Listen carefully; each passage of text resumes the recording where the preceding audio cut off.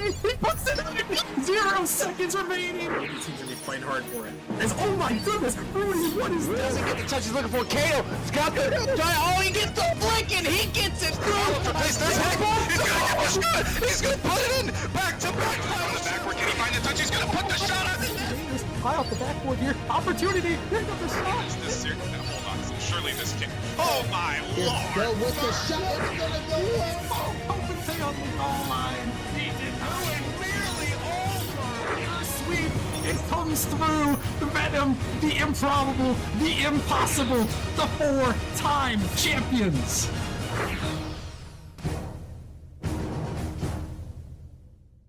All right, what is going on, everybody? Welcome back to playoffs day number 2 of the Nemesis Gaming League. It has been a thrilling start to the play-in tournament and the playoffs. I mean, the matches on Monday, I mean, that was insane. I'm excited to be back here in the booth, joined by the one and only Mr. Mallow. Mallow, how are you doing tonight? Rocker man, I'm super excited. That night one, Monday, oh my goodness, that was such a good way to start the playoffs, not the play-ins, but the postseason in general has been great. But the playoffs, day one, seeing that was absolutely great. Absolute cinema, as we say, right? So the last two matches especially, I caught those, and oh man, the way those happened, I fully expect the same thing tonight throughout the night. And this first one here, it's going to be a banger. So we're going to be seeing banger after banger after banger after banger after banger. Yeah, we got 5 bangers coming your way, and yeah, hopefully we'll see some more Game 7s. We saw some crazy action, some 0-second goals in multiple series there, including the Game 7 winner for Vortex. That was insane. So we'll see what we got in store tonight. We've got a lot of great matches. First up on the docket here for you guys, we have Velocity taking on Rooks, 2 versus 7. I do want to bring up the playoff bracket here just to go over quickly because we did have some movement to the semifinals, Mallow, with the Blackhawks moving on. Yeah, and the Blackhawks moving on there, and I actually don't know if I have it up real quick. I wish I did, but the Blackhawks moving on there as the number 4 seed, taking down the Warhawks, and honestly was another thriller. That there really wasn't much in the way of inaction when it came to Monday night, but the Blackhawks and Warhawks, they delivered. And them advancing, we have multiple matches. I think, if I'm not mistaken, I think we have 2 prospects tonight, right? Yep, Is that correct? Yeah, back to back. So we're gonna be filling up the majority of the matchups for this playoff bracket tonight. We start with the Velocity and Rooks, who both of them on huge winning streaks. And Rockerman, I don't know if you knew. I know that this is a very interesting stat in general. This is the Rooks' first playoff appearance. Not play-ins, but playoffs. So like they've been in the play-ins. They're 2-3 in the play-ins, but they are 0-0 in playoffs, and they're facing a very tough Velocity team. So it's going to be very interesting to see what they do. But the Origin and Gladiators, I can't wait to see that one either. Yeah, no, there's a lot of great matches here tonight, and yeah, we'll see who is going to advance between Velocity and Rooks. And yeah, you mentioned Rooks making their first ever playoff appearance, and Velocity, they were also great this season.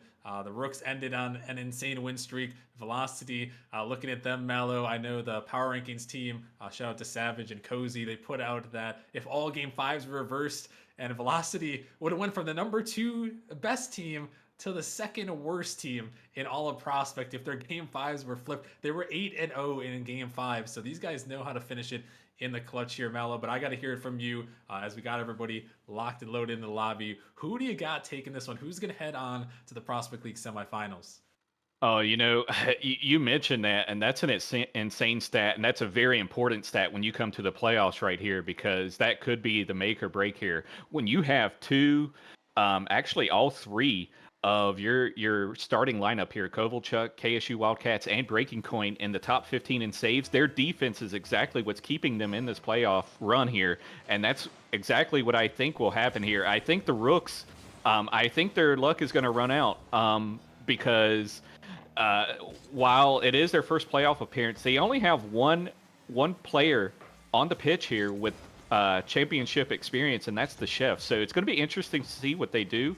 But Velocity, I see them winning, edging out 4-2 against the Rooks. Well, we're going to have to see, Mallow, as things are getting started here in game number 1, Velocity versus Rooks. And Velocity taking a shot towards net. It's Kovalchuk. He's going to start out the scoring for them. Yeah, Kovalchuk, what a great pass there by KSU. And Kovalchuk able to just barely sneak it by Crimson there. And, you know, this Rook lineup, it's not a cakewalk against them either. You got Speed, you got Chef, who, as I mentioned, is already a champion. He was season 7 champion, I believe, in Novice, and on Ignite, if I'm not mistaken. And you have Breaking Coin on the other side there, who is also a champion on Velocity. But, you know, Speed, as GM, I know he is hungry for a championships here, so I fully expect him to try and do some wild things here and potentially throw, you know, everything but the kitchen sink here. Yeah, no, he definitely will. And yeah, we can talk a little bit about these rosters. Mallow mentioned Velocity. They are in the red with Kovalchuk, KSU, and Breaking Coin. We already got introduced to Kovalchuk pretty early. And then the Rooks here with Speed Demon, Chef, and Crimson. And this roster, Mallow, the Rooks, we mentioned a couple of teams that were on some win streaks. Rooks, 11 straight wins right now, leading up to this matchup there, playing with Crimson, making that switch up there in the middle of the season. The Rooks were seemingly down and out at the beginning of the season, but were able to squeak it back into the play-in tournament with some massive wins. And it's been a big key to their success, you know, making this run and, you know, surviving that long without taking a single loss.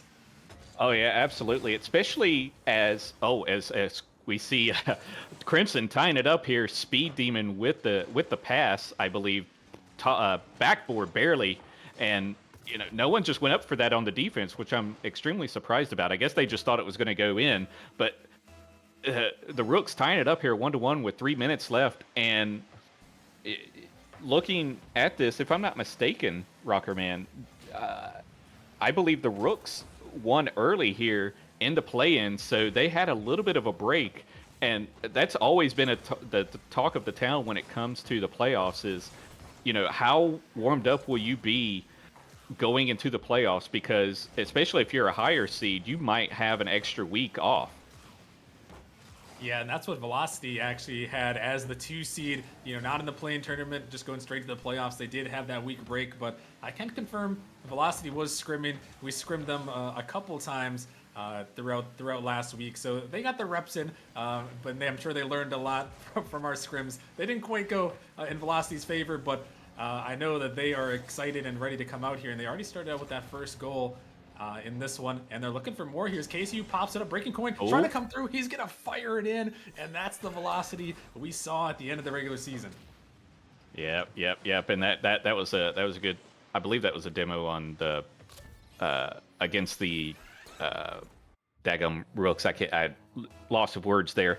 But you got Breaking Coin here, who is one of the most winningest players in this lobby at 2/3. So, you know, that's a big thing to go into this playoff matchup with, is to win 2/3 of your games. You got to feel pretty comfortable about that stat alone. Yeah, definitely. I think him and Crimson are 2 of the top players in win percentage in the Prospect League this season. Both of them kind of being picked up mid-season there as kind of that starting roster member, and both of them have made big impacts, and no bigger impact right there from Breaking Coin, putting that one in the back of the net, giving his team the lead here as Coin, again, going to look to take control, going to leave it for Kovalchuk. Koval trying to get to that one, but Crimson, he's on top of that one, going to find the pinch back in the Velocity end here, trying to keep it up there, but Breaking Coin able to get to the backboard, able to beat out 2 attackers right there, as Coin still trying to stay with it. This one going to be pitched back towards the net, a little bit dangerous, but it's coming out, but Crimson there just in time to make the save, as we're down to about a minute remaining here, and the Rooks trying to fire one back, and that one is just going to be put on net. No one putting a hand up. I don't know if there was some sort of miscommunication there, but I surely thought that Kovalchuk was maybe going to get to that. It looks like he went wide there, and that's just unfortunate for the Velocity team there, allowing the Rooks to get back into this game with that touch. We got about a minute remaining, Rocker Man. It's tied up, and Oh, oh no. my goodness, no way! That's that I know KSU wants that one back already. Oh man, that was as wide open as it gets right there. Just gotta finish. And KSU, he's normally that guy. And no. oh no, another big mistake on the end of Velocity. Speed Demon's gonna get the goal. Oh, and we saw something similar in the series, the last series of the night, Monday night, with the Kiwis and Pawns. This same actual org here, but it's going the other way here with Velocity being the ones doing the own goal. Will that cost them in the long term? We'll have to see. Rook's up right now with about 35 seconds remaining. Yeah, and that one, a big turn of events from up one to down one, and now Velocity in a position where they might end up losing this game if they can't find one back quickly here. As Speed Demon gonna find the touch. It's back at the Velocity end, breaking coin. Gonna touch it off to the side. KSU trying to bang it down. He's gonna send it out. It's just Chef back there, but a big backflip. Oh. KSU, he can't put it in. Here comes Kovalchuk though. He is gonna send it in and tie it up with only 13 seconds left.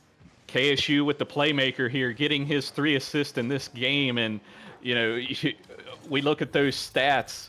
KSU, one of the ones surprisingly not on the top of the list. So considering how much he's done this game, you would expect him to be on that list, and it's actually Kovalchuk on the top 10 leaderboard with assists per game. But with the oh my goodness, I thought that was going to be a save, but the ball had other plans there. Yeah, and Chef, he just sends this one in, and it looks like, oh, it is just going to be own goal. I thought the touch came through from Crimson there, but the Rooks, with only 6 seconds remaining, find one in the back of the net, and now Velocity. Oh no, a big mistake on the kickoff. Everybody's flying by. Kovalchuk, he's going to be bumped into it. It's off the backboard. Chef, he can't get the touch. It's off the post, and that one is going to stay in the corner. Crimson is going to send it down, and now Velocity going to try to take it the length of the pitch. Kovalchuk, he's trying to save it from being own goal there. This one into the corner. KSU, he finds a touch. The Rooks trying to send it down, and they will. And oh my goodness, Mallow, some chaos there to end game one. I mean, is this Forbidden Temple or is this Sovereign Heights? I'm pretty positive that was a kickoff strategy by Velocity, and it almost worked. It almost worked. Oh my goodness, what a play there! I believe I even saw a bump pop up there by one of the Velocity members, and the Rooks on defense, 5 saves. That's what's kept them in this series is the defense of the Rooks. Well, I say series, but that game, because it is only game 1, and it is only game 1, Rockerman, and we have seen so much already. Yeah, I mean, that was a close matchup here, Mallow. And the one thing I always like to talk about in these matchups, obviously Velocity, the 2 seed in this matchup, the Rooks, the 7 seed. When you are that lower seed, Mallow, it's so important for you to come out with that first goal, or the first game win, excuse me, and really put the pressure on that higher seed to show them, hey, we're here to play as a good save comes in. Oh yeah, absolutely. And a lot would say that, well, we're using game 1 to kind of scout you out, see what you're capable of. As Crimson gets a demo there. What a demo by Crimson. Speed able to correct his touch there, able to get it in. I know he was about to sweat that one as it went off wide, but able to correct it. That's one thing you got to do. Keep your composure. Don't give up. Make sure that ball goes in, and that's exactly what Speed did there to get the lead early here for the Rooks in game 2. Yeah, the Rooks gonna take an early lead after seemingly stealing away that last game. A couple of big Velocity mistakes in that game number 1, and Rooks capitalized on all of them. They capitalized on another opportunity right there as they find themselves in the lead. Breaking coin, not a lot of boost, but he's gonna find the 50. Speed Demon off the backboard. This ball popping out. Chef gonna find that pinch, but it's going towards net. Crimson is gonna make that touch here. As Kovalchuk is coming right back and firing it in. The Velocity offense, led by Kovalchuk, ties it up. Back and forth, Rocker Man. We're just seeing an answer after each goal here, and that's kind of what I expected, considering how the Rooks have been. You mentioned that winning streak at the end of the season, and number 2 Velocity here, the way they've been. I'm not surprised by this so far. I'm just surprised that we're seeing the score the way it is, considering the defense that we at least know is possible on the, if I'm not mistaken, I think I said it earlier, the velocity side, where they have at least two of their members in the top part of the top 10 of the saves per game. Yeah, as we have seen a lot of great saves. We've seen a lot of chaos, really, though, too. Is Kovalchuk going to double that one off the backboard? And that one is followed up by Breaking Coin. And once again, Kovalchuk leading the way. Yeah, Kovalchuk with his number 7 per game assist, number 7 in the league assist per game, showing why he is up there in that, doing a fantastic double touch off that back wall, getting it to his teammate, and getting the Velocity team a somewhat early lead in this game. Plenty of time left. Yeah, and a good answer from Velocity here. You need to come back and win this game and stop the Rooks' momentum that they garnered from that game 1 victory. Because this one's sent down, a little bit of a triple commit from the Rooks there. Just going to leave it off to the side. KSU going to send it out in the midfield. Chef is trying to find a 50. KSU dropping it down. Crimson is there, but blocked by Breaking Coin Speed.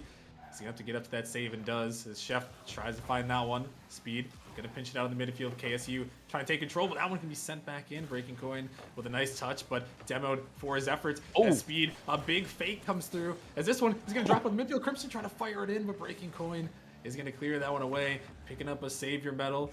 As this one's sent back in. Opportunity again. The Chef trying to drop it in, but no one from the Rooks quite able to follow there. As that one, another opportunity. Speed Demon now off the backboard. Crimson trying to touch. He's going to hit it past Speed Demon, though. A little bit of miscommunication there from the Rooks, Mallow, as they had another good opportunity.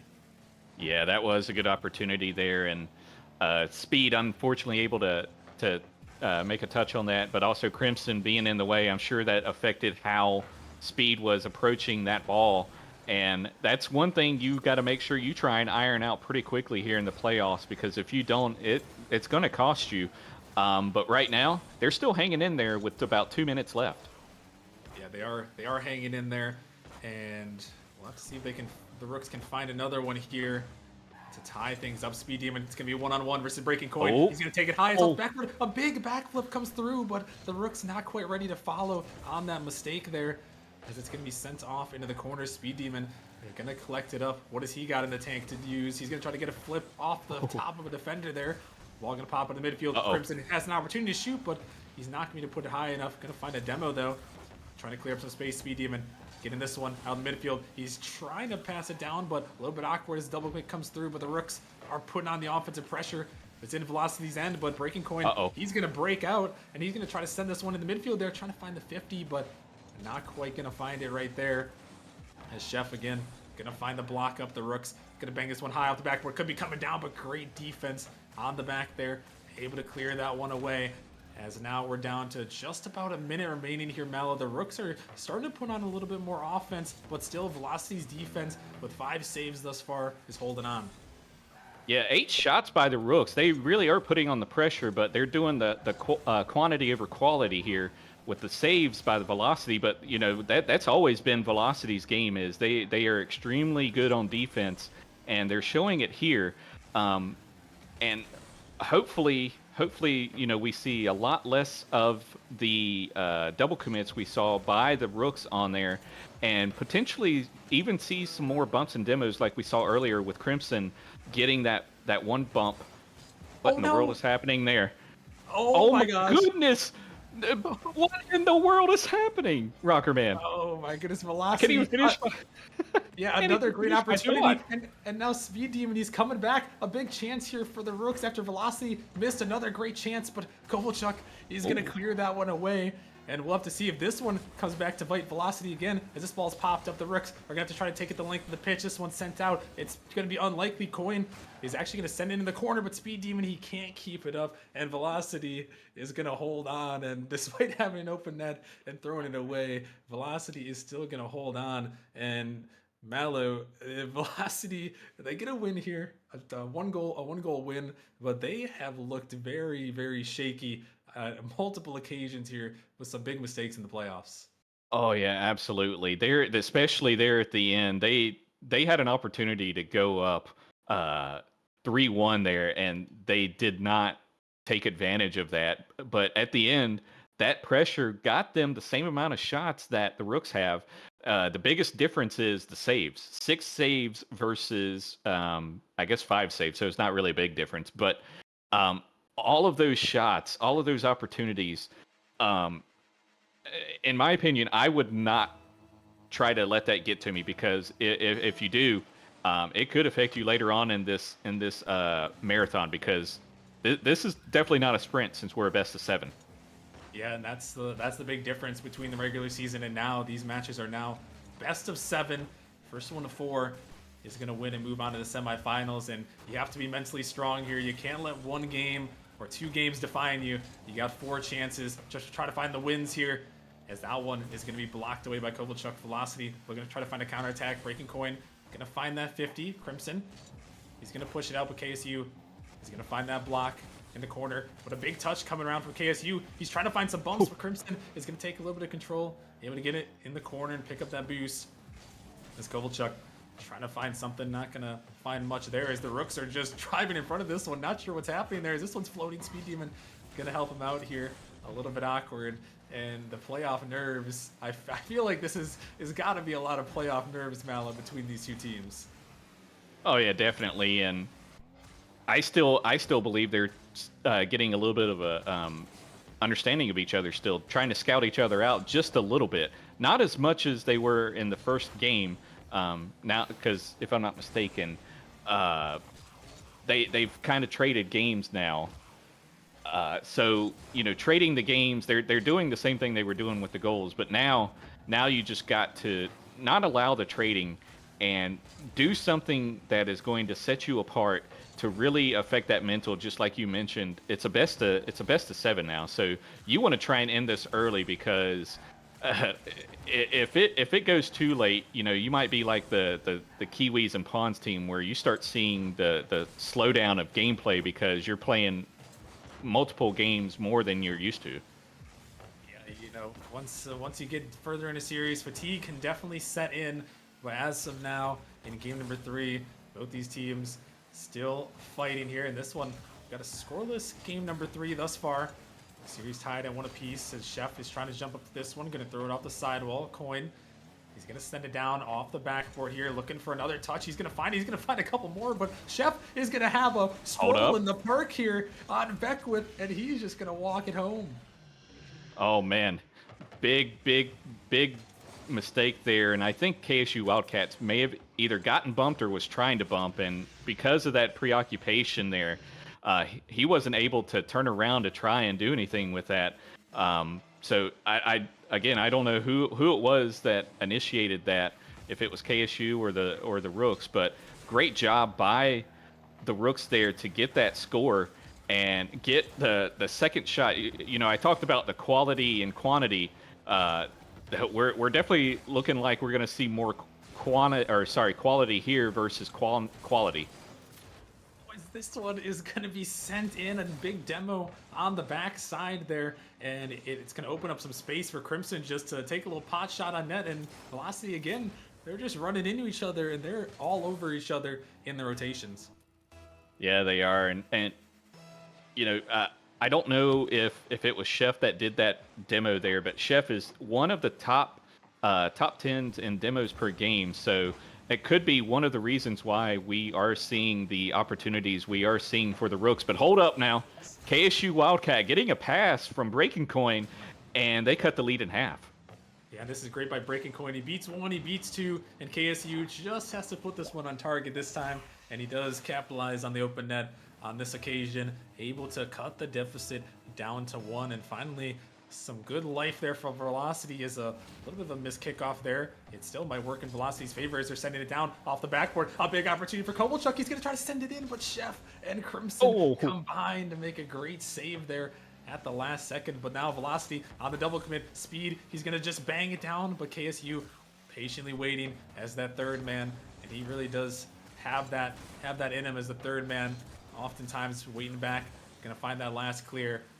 He's going to find that save there, but now Velocity, they're going to need the attack here. Is this one sent up and dropped down? It's right to Coin. The demo, but Crimson is there just in time to get that ball off target, and a couple of great Velocity attempts there, Mallow, but the Rooks' defense is still standing strong. Yeah, they are. And Oh, that's still standing strong, Rocker Man. But the one thing I will say that I do like that um, the Velocity team is doing is they're mostly keeping the ball close to themselves. They're not banging the ball like we saw Speed did. I do like that type of gameplay in Novice, but not here in Prospect. I think you need to keep it more to yourself because you're going to give yourself more opportunities. Otherwise, you're going to open it up like Breaking Coin did, or what KSU Wildcats did there with that nice little double tap. I know Speed Demon was not expecting that, but keeping that ball close, that allows the offense to keep pushing and to make good plays just like that one. Yeah, that was a great play right there, but a big miss on the Rooks end there. Seemed like Chef had an opportunity for a touch, but that's what happens when you have unrelenting pressure like Velocity had in the last 2 minutes or so, as they find a way to tie things up here in this series. Who's going to come out with a 2-1 lead? Breaking Coin, he's on the hunt right now, but that's going to allow Crimson to get to that ball. No one from Velocity quite ready. And this one, it just could be a shot on net, and nobody from Velocity is out to challenge. Oh man, yeah, I'm not sure. I'm not sure uh, what was going on there, but Speed Demon, I just talked about him booming the ball, but that was a great job there. You're pretty close to the net. If you hit that ball hard, they're not going to be able to react to that, and that's exactly what happened. Speed able to get it by and get that lead back up there for the Rooks here in Game 3.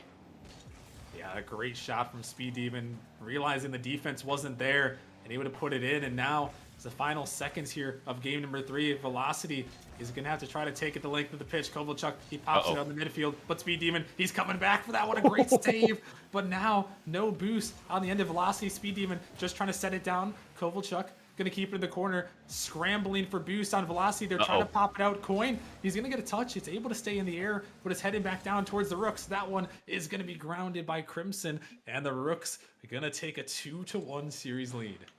Yeah, it was a good play there by Crimson to end that. You're in the position now. You don't want to just keep the ball up just to keep it up. You're in playoff. You're in the playoffs now. You don't want to do anything crazy. So good job there by Crimson. Velocity, you got to start thinking. Are you going to take your timeout now, or are you going to wait another game? Because you don't want to go too far down here, Rocker Man, and then take it, and then it's too late. You lose the momentum, and you just essentially delay the inevitable. So I don't see that they're taking it right now. Do you think they will? I think they're going to play on through this one. It is something to possibly consider, and it looks like actually they are going to take the timeout. They're calling for it here, so we'll get an extra 60 seconds in between. But yeah, that is interesting. I mean, to be honest, it's not a bad timeout. A lot of times teams wait until they get down to match point, and then at that time, Mallow, it's a little bit too late. So I'm not too opposed to this timeout by Velocity. You got to talk about these rotations because right now they are not connected at all in this game and in this match. There's been double commits and then there's been no commits. It's they really haven't found that rhythm in between, and it's really been their downfall, and they allowed the Rooks to capitalize on their mistakes. Yeah, we saw Breaking Coin do like a backflip on a defensive play earlier, and I was convinced that was actually communication.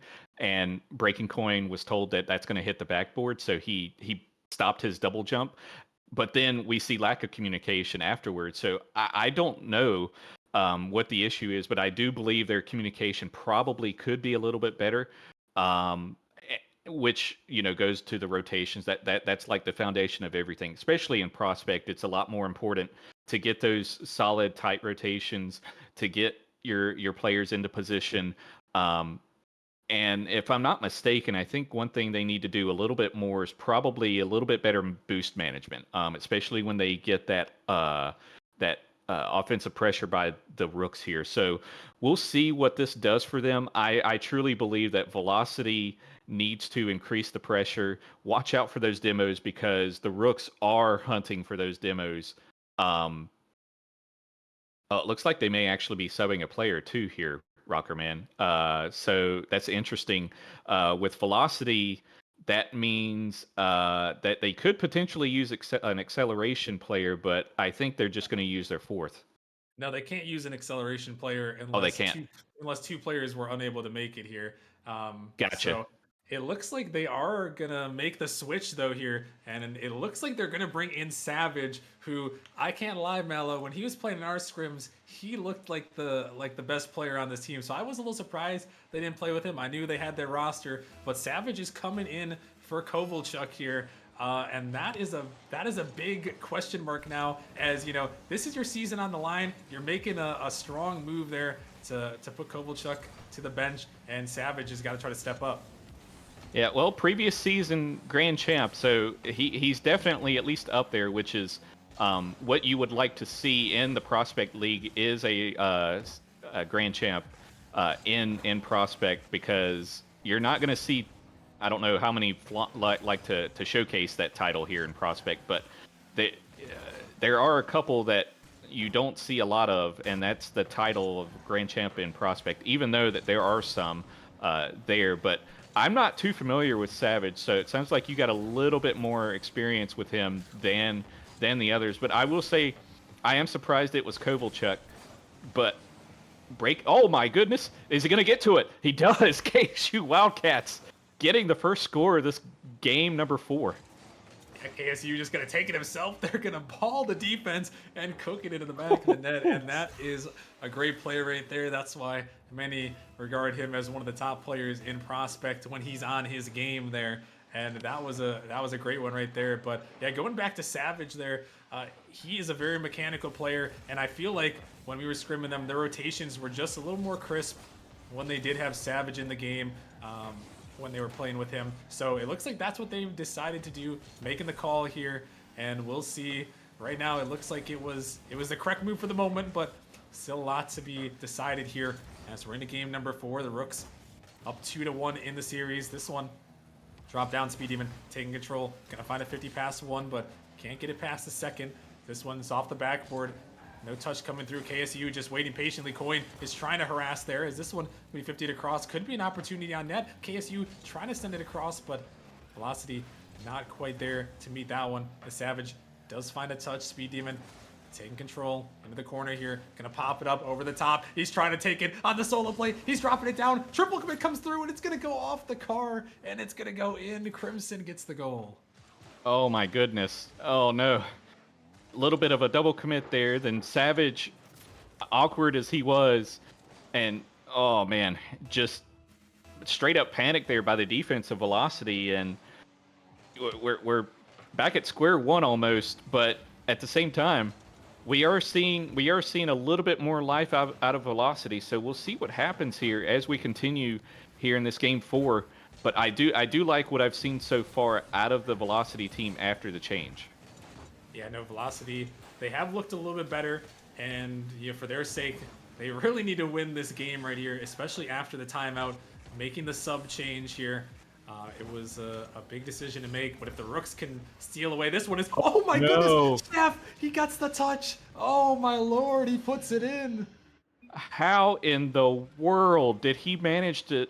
Okay, it looked like on Darren real time, it looked like someone got a piece of that there, but it looks like it just went through the car, and man, oh man, what a touch there by Chef, able to get that and showcasing why he is a previous champion here, which is, if you're the Rooks, bringing a champion onto your team, that's what you want to see right now. And I know Speed is extremely happy with his gameplay. Yeah, most definitely. Chef is a great player here. He was on the Vipers in the beginning of the season, but moved over to the Rooks, and he was definitely probably their most mechanical player by far. And you can see it showcased right there as he's going to put that goal in the back of the net. And now Velocity down by 1 with 2 minutes remaining. This ball is up. Savage has an opportunity. It's going to go off the car. He missed the shot originally, but it bounces off the Rooks defender, and let's just call it calculated. Savage says, "Thank you for the assist there, Crimson, getting the if you will, the double backboard shot, getting it off the crossbar, then off of Crimson's car into the goal, tied the game up. And if you're Crimson, you just got to blow that one off, because you can't let that one get to you. You're still tied up. You're still in this game. You're still able to get to match point if you win this one. So nothing to worry about, nothing to sweat if you're Crimson. Yeah, just a tough opportunity right there if you're Crimson. And now Velocity, though, they are back tied up in this one in a game that is almost a must Hold win. up. It's going to be Savage sending it down the pitch, and the Rooks not ready for that one. I think I saw a little bit of boost over ball attempt right there. I think Speed was going over to the other one to grab boost, and unfortunately, no one else was in the goal there. And Savage able to squeak one by. Now Velocity, they're winning 3-2 with 1:33 left.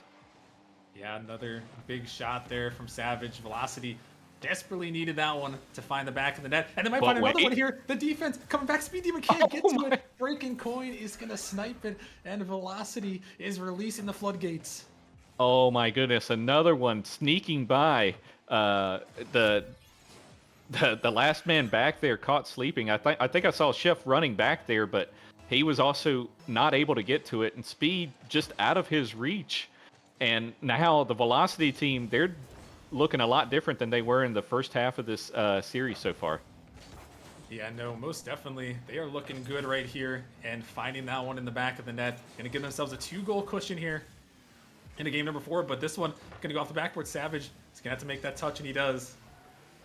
It's Crimson into the corner. Velocity trying to find another one, dropping it down, but Speed Demon is going to get to that one first. KSU popping it up. Doesn't have the boost. He's going to take it underneath. What else does he have in the tank? Got nothing, but he's going to try to flick it. Chef is going to bail out Crimson. That one almost a big opportunity. This one is floating towards the net, and Speed Demon just there in time, and Chef makes a great save on the goal line, but KSU is back. Oh my goodness. The defense from the Rooks holds on, but they've got to try to turn it into offense here in the final 30 seconds. Yeah, that was an immense amount of pressure there, but they're still going. And the Rooks, they need to get it out of their half. They need to score quickly. Otherwise, they're going to lose this game 4 here. But Velocity, they have exactly what they're doing. They have the gas to the bottom of that car there, and pedal to the metal. That's what I was looking for, but I couldn't freaking think of it. But anyway, Velocity, I think they're going to win this game 4 here, Rockerman. Yeah, they're going to win this. And that timeout, that substitute so far is proving a good thing. Yeah, words are hard, indeed. Yeah, words are hard. Words are difficult here in the booth sometimes, but we understood what you meant there. And Velocity, they also understood the assignment. It was let Savage roll, and he puts in 2 goals in the back of the net, leading the way there for his team. And the Rooks, they held it together at the beginning, but Velocity, once the things got rolling, they really started to roll. And now heading into game number 5 here. Now this one all tied up, Mallow. The Rooks, how are you going to bounce back here heading into this game number 5? It doesn't look like they're planning to use the timeout. It looks like they're going to play on here. But what are you thinking heading into game number 5 if you're them? Yeah, you gotta get a little bit more offense. Maybe think about ditching the demos as much as you're doing, because the speed of Velocity right now, no pun intended, because they are going fast. It's actually hurting you more than it is helping trying to go for those demos. So you might have to think about being more strategic with those demos here. Get that offensive pressure going again. Go faster. Go like the Velocity team is doing. Put that pedal to the metal and get some good passes in. That's one thing that I have noticed from this Rooks team is they don't seem to do a lot of passing plays. It's kind of a bit of a single solo play by 3 players here sometimes, because they do a little bit of bang ball as well. So hopefully they keep that ball close. Exactly what Chef was doing there, which I thought was going to be a double tap, but he did leave it for his teammate Speed there, and that's one thing I do like. Go for those fakes. I think that could open up some opportunities.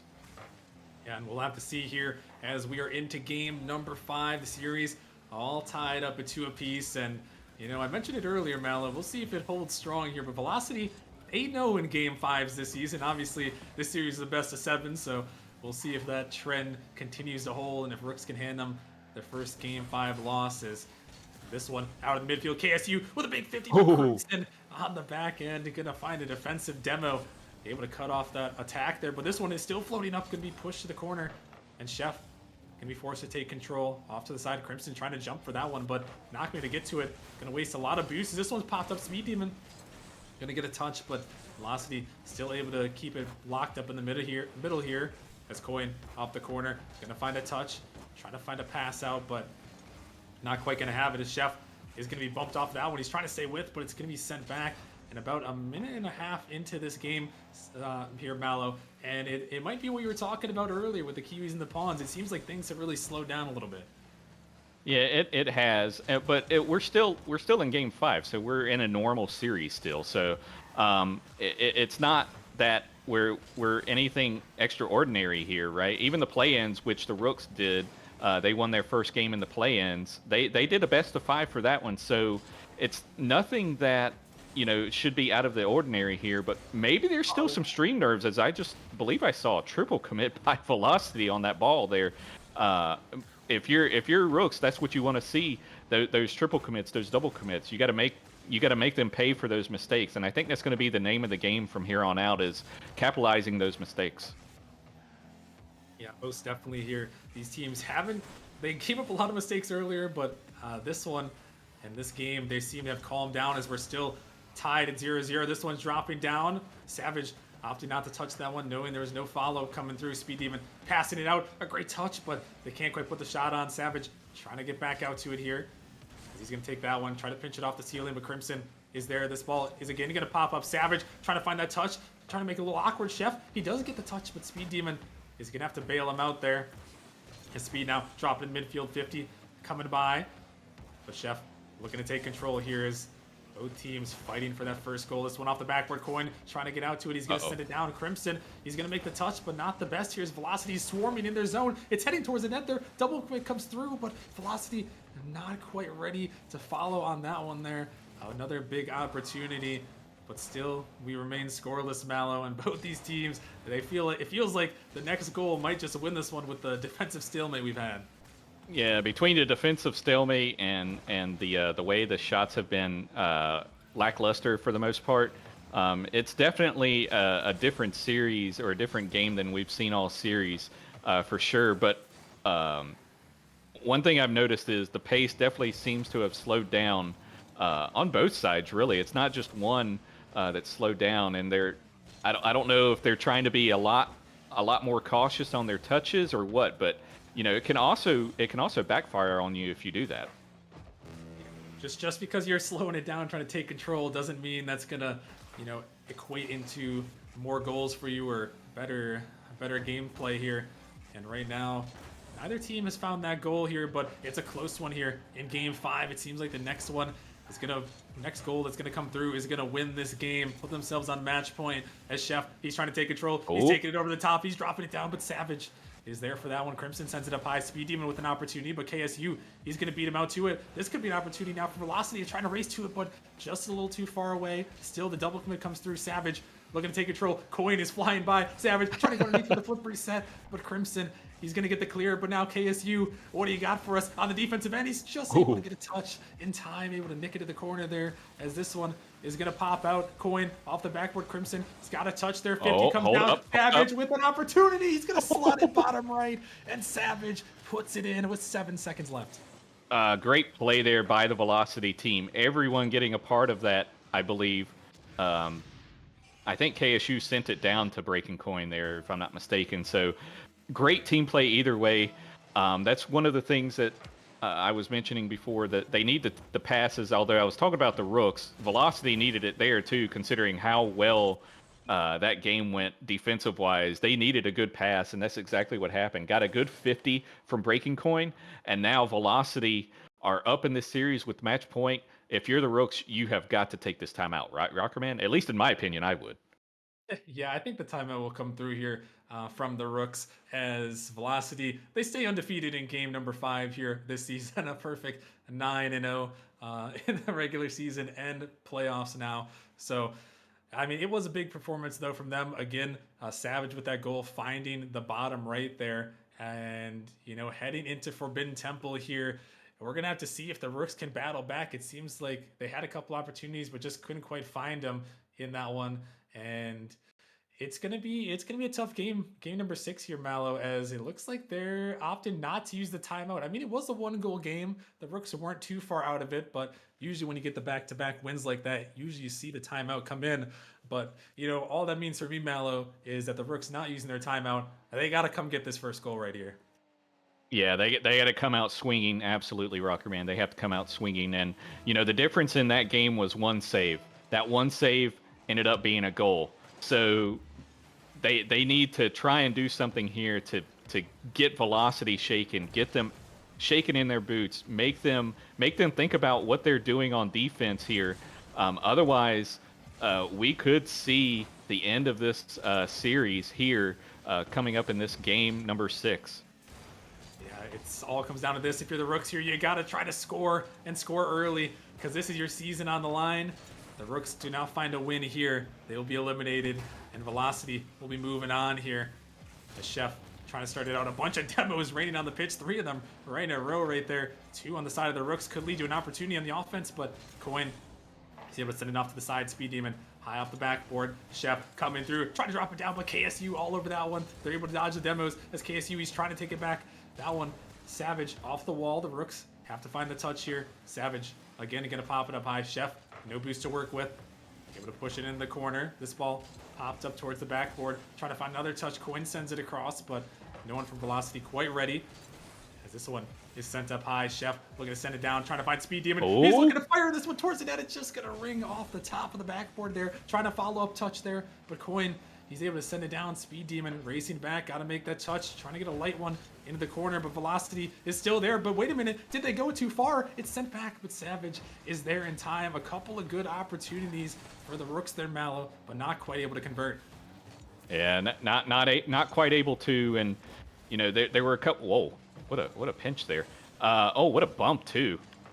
And, my goodness, what just happened? Because at first I thought Speed was on offense there for a second. Then I realized where they were. Apparently, I'm partially colorblind. But anyway, it was a good attempt there by the by that defensive or that offensive player on the backboard. I didn't see who it was, but because I was so focused on Speed's attempted touch there. But Velocity, they're up here 1-0 with about 3 minutes remaining, and they're on the match point. Are they going to be able to hold on to it? But hey, it's Forbidden Temple, Ruckerman. Yeah, I know crazy things can happen, and we saw a couple of misses by the Rooks there, trying to save that ball away, trying to do anything they could, but they couldn't quite make it happen. And now the Rooks, they got to go back on the attack. How can they break through this Velocity defense? They seem like they finally found their footing here, as Chef has an opportunity to shoot towards the net, but not enough boost to get the power on that one that he wanted. Is this one in the corner? KSU is taking control here, looking to follow that one. Crimson is going to send it up high, but Savage is there for one touch. Chef trying to come through. A second one comes by. Speed Demon going to hit it off the wall there, trying to get it by another one. Speed, he can't quite, but Chef is going to find that. This one is going to be cleared out. The Rooks trying to sustain their pressure. Breaking Coin, going to find a 50. That one going to the side. Going to allow KSU just to get a touch. He's looking for another one. Going to find the 50, though, as this one's popping out. Crimson trying to dive in, but he can't quite put it on target, as here comes Chef, dropping that one up high. Speed Demon trying to get up to it. The Rooks really sustaining this pressure right now, but this one's sent a long way. No one quite on that side to find the follow, though, as the Rooks still looking to try to find their attack. Mallow is this one. Wait a minute. Gonna drop right down. Chef, he's just able to get a touch, but KSU is trying to get their Speed Demon. Gonna find that 50, and the Rooks still, they desperately need to find a goal here. Yeah, they do. And I don't know why Crimson almost gave that ball away there, but they got to keep that ball close. They are on the offense with 5 shots, but they're not able to do anything with that. Oh my goodness, the Savage almost sneaks that one by Speed, but the Rooks, they're doing the quantity over quality again, and they need to reverse that they need to reverse it quickly, because we have about a minute left in this series, and it is the series, Rockerman. Yeah, it is the series of Chef. Oh my goodness! On the goal line, he makes the save. That one could have ended their season, but instead they live a little longer. These Rooks, they somehow find a way time after time, but with 50 seconds remaining, that time is slowly dwindling away as they're starved on the back end here. The ball in the corner, the Rooks gonna try to take this one down. It's pushed out here. Chef, he can't quite get to it. The Rooks just giving possession away. Not a lot of boost. Crimson, he's gonna make a touch out of the midfield. KSU, he knows they're starved. The bump comes through. KSU trying to dunk it in off the backboard, but it's saved away. Follow-up attempt denied again by Speed. But now, can they convert it into offense? They're trying to break out. Crimson, he's going to send it up high as they all look for boost here. Crimson into the corner. Velocity, can they hold off the backboard? Wait. Opportunity here. Speed, he's not quite ready though. As Coin looking to take control. That one is pinched by the defense. And now Rooks. One last opportunity here. Can they send it down? It's out of the midfield. This one push off the sidewall. Speed. He's going to try to send it up here. Do they have a 0-second miracle? Ball in the midfield. Opportunity. And but that's it's it. denied away. And Velocity are going to hold strong there and are going to advance to the semifinals. Oh man, congrats to the Velocity team there getting that win. That substitute with Savage was proven helpful here in the series, Rocker man. That substitute and that timeout definitely turned their series around.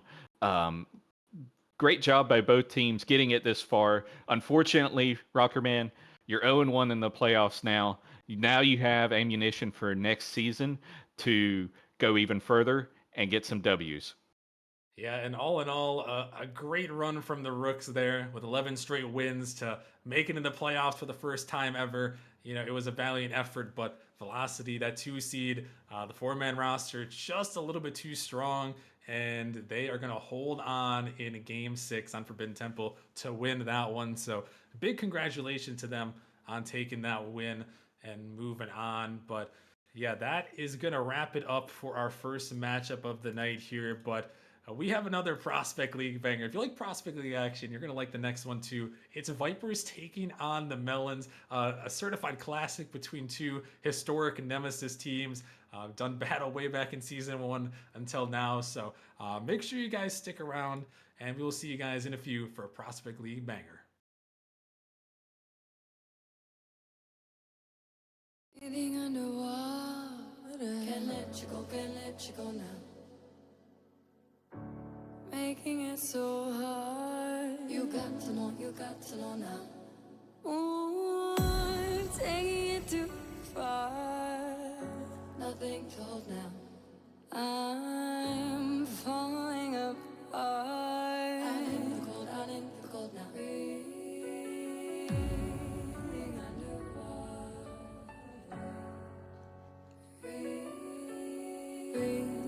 Breathing underwater now. I can't let go.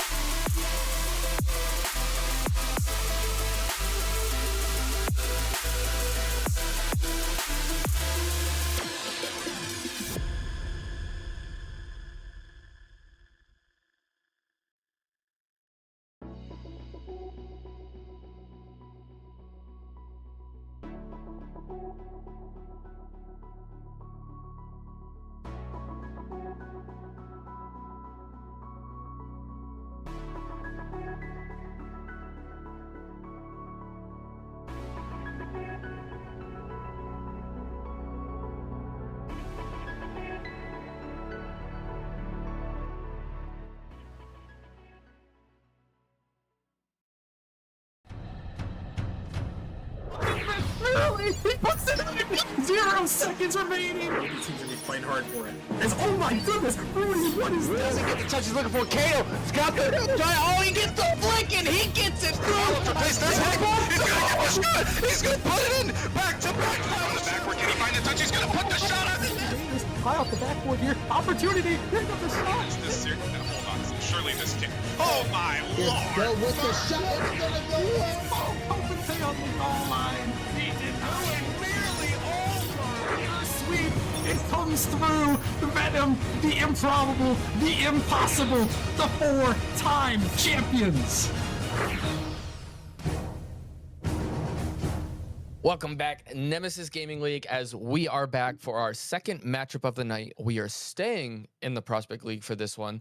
We're going to have the 3-seeded Vipers taking on the 6-seeded Melons. In the booth with me for this one, I'm going to have Mr. Chunklight. How you doing tonight? Good. We get to see the other game in the same side of the bracket. So winner of this will be playing that Velocity team we just saw. Yes, they will. This is the bottom side of that bracket, which we will bring up real quick. And I know we talked about it before the Rooks Velocity game, but we'll re-bring it up. It's not updated, obviously. But Velocity just did take down the Rooks. And you do see here the Vipers playing the Melons in this one. So that bottom side of the bracket will be taken care of and full. And then we're just waiting on the Origin Gladiators game in our 4 semifinalists will be taken care of here in the Prospect League. Trunk, I'm going to ask you super early here what your prediction is for this Vipers Melons matchup. I'd say if you're LK here, you got to keep the mental up if things go wrong, right? But I have LK keeping that mental up and Vipers winning 4-2. Vipers winning 4-2. I like that prediction. I really think this game's gonna boil down to Mr. Brad McSnackwrap. He's had some connection issues in the last couple weeks of the season, and we actually scrimmed the Vipers the other day, and it was like every game he was DCing. So I'm hoping that is fixed for the time being, but we are underway here as Hypnotic's going to send this one down. Can't get the touch, but he's going to get the demo on Gallium. Temo's going to 50 this one across the middle. Brad going to take his time. Plenty of time to work with. Flicks it over one. Can he get it past another one? No. Gallium's right there, but Hypnotic's going to keep this one up. Brindy up.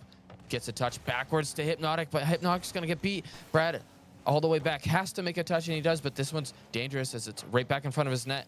Gets 50 out by Gallium, and Brad's just going to get a little doink and relieve a little bit of pressure here, but this so far in the first 45 seconds, huge pressure coming out here from the Melons as Brad's still not able to get the greatest clear. Tragic on the ball. And finally, Trunklight Brindy gets this ball cleared out of their defensive half and gives them a little breathing room.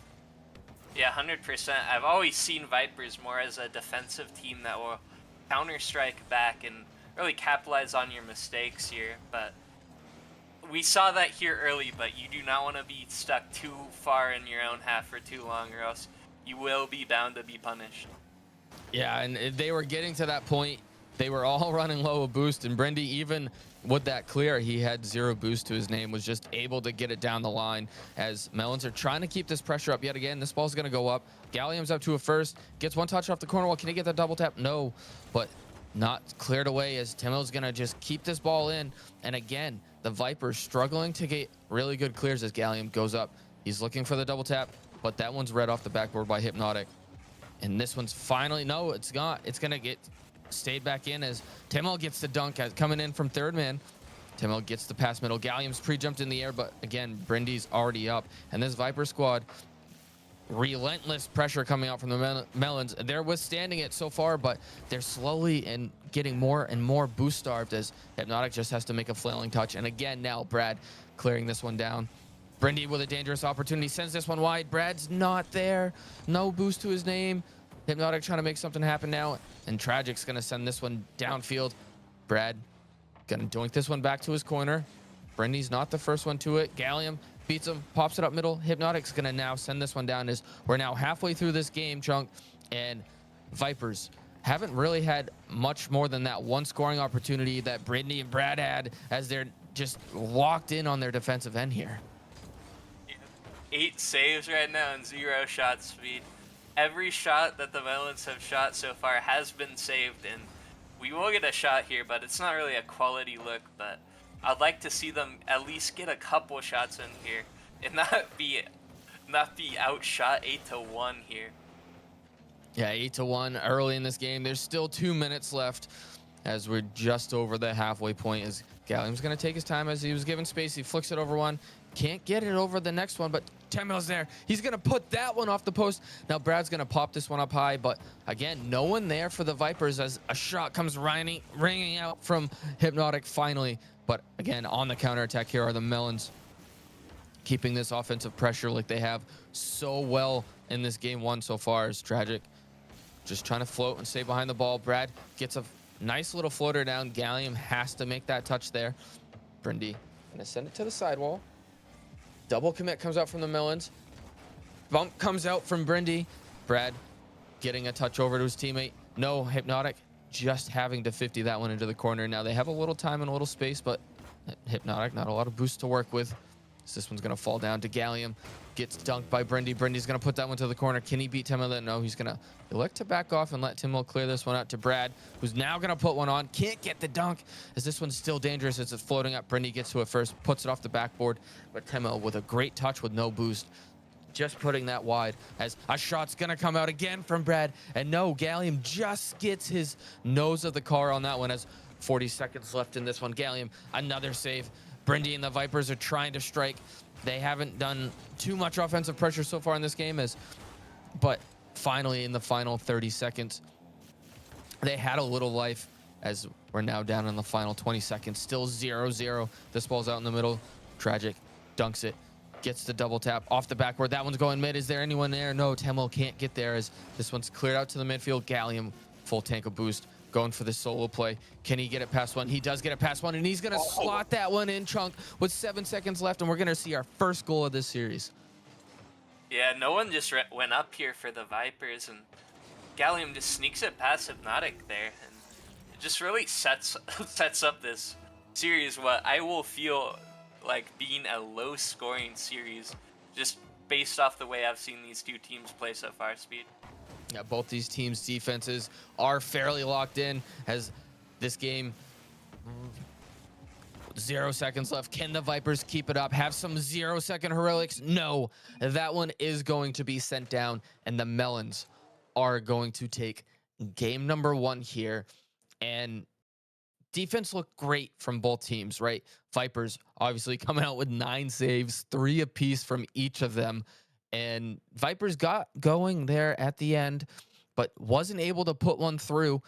And then I don't know what happened to their defense on that one play that Gallium had. Hypnotic was sitting low, full tank of boost. Brindy was on the backboard, full tank of boost, and just no one challenged. Yeah, 100%. Someone probably should have gone there for them, but what I need to see here from the Vipers team to bounce back, Brindy averages 1 goal a game, and he had 0 shots last game. They need to get him involved if they want to have a shot at this series.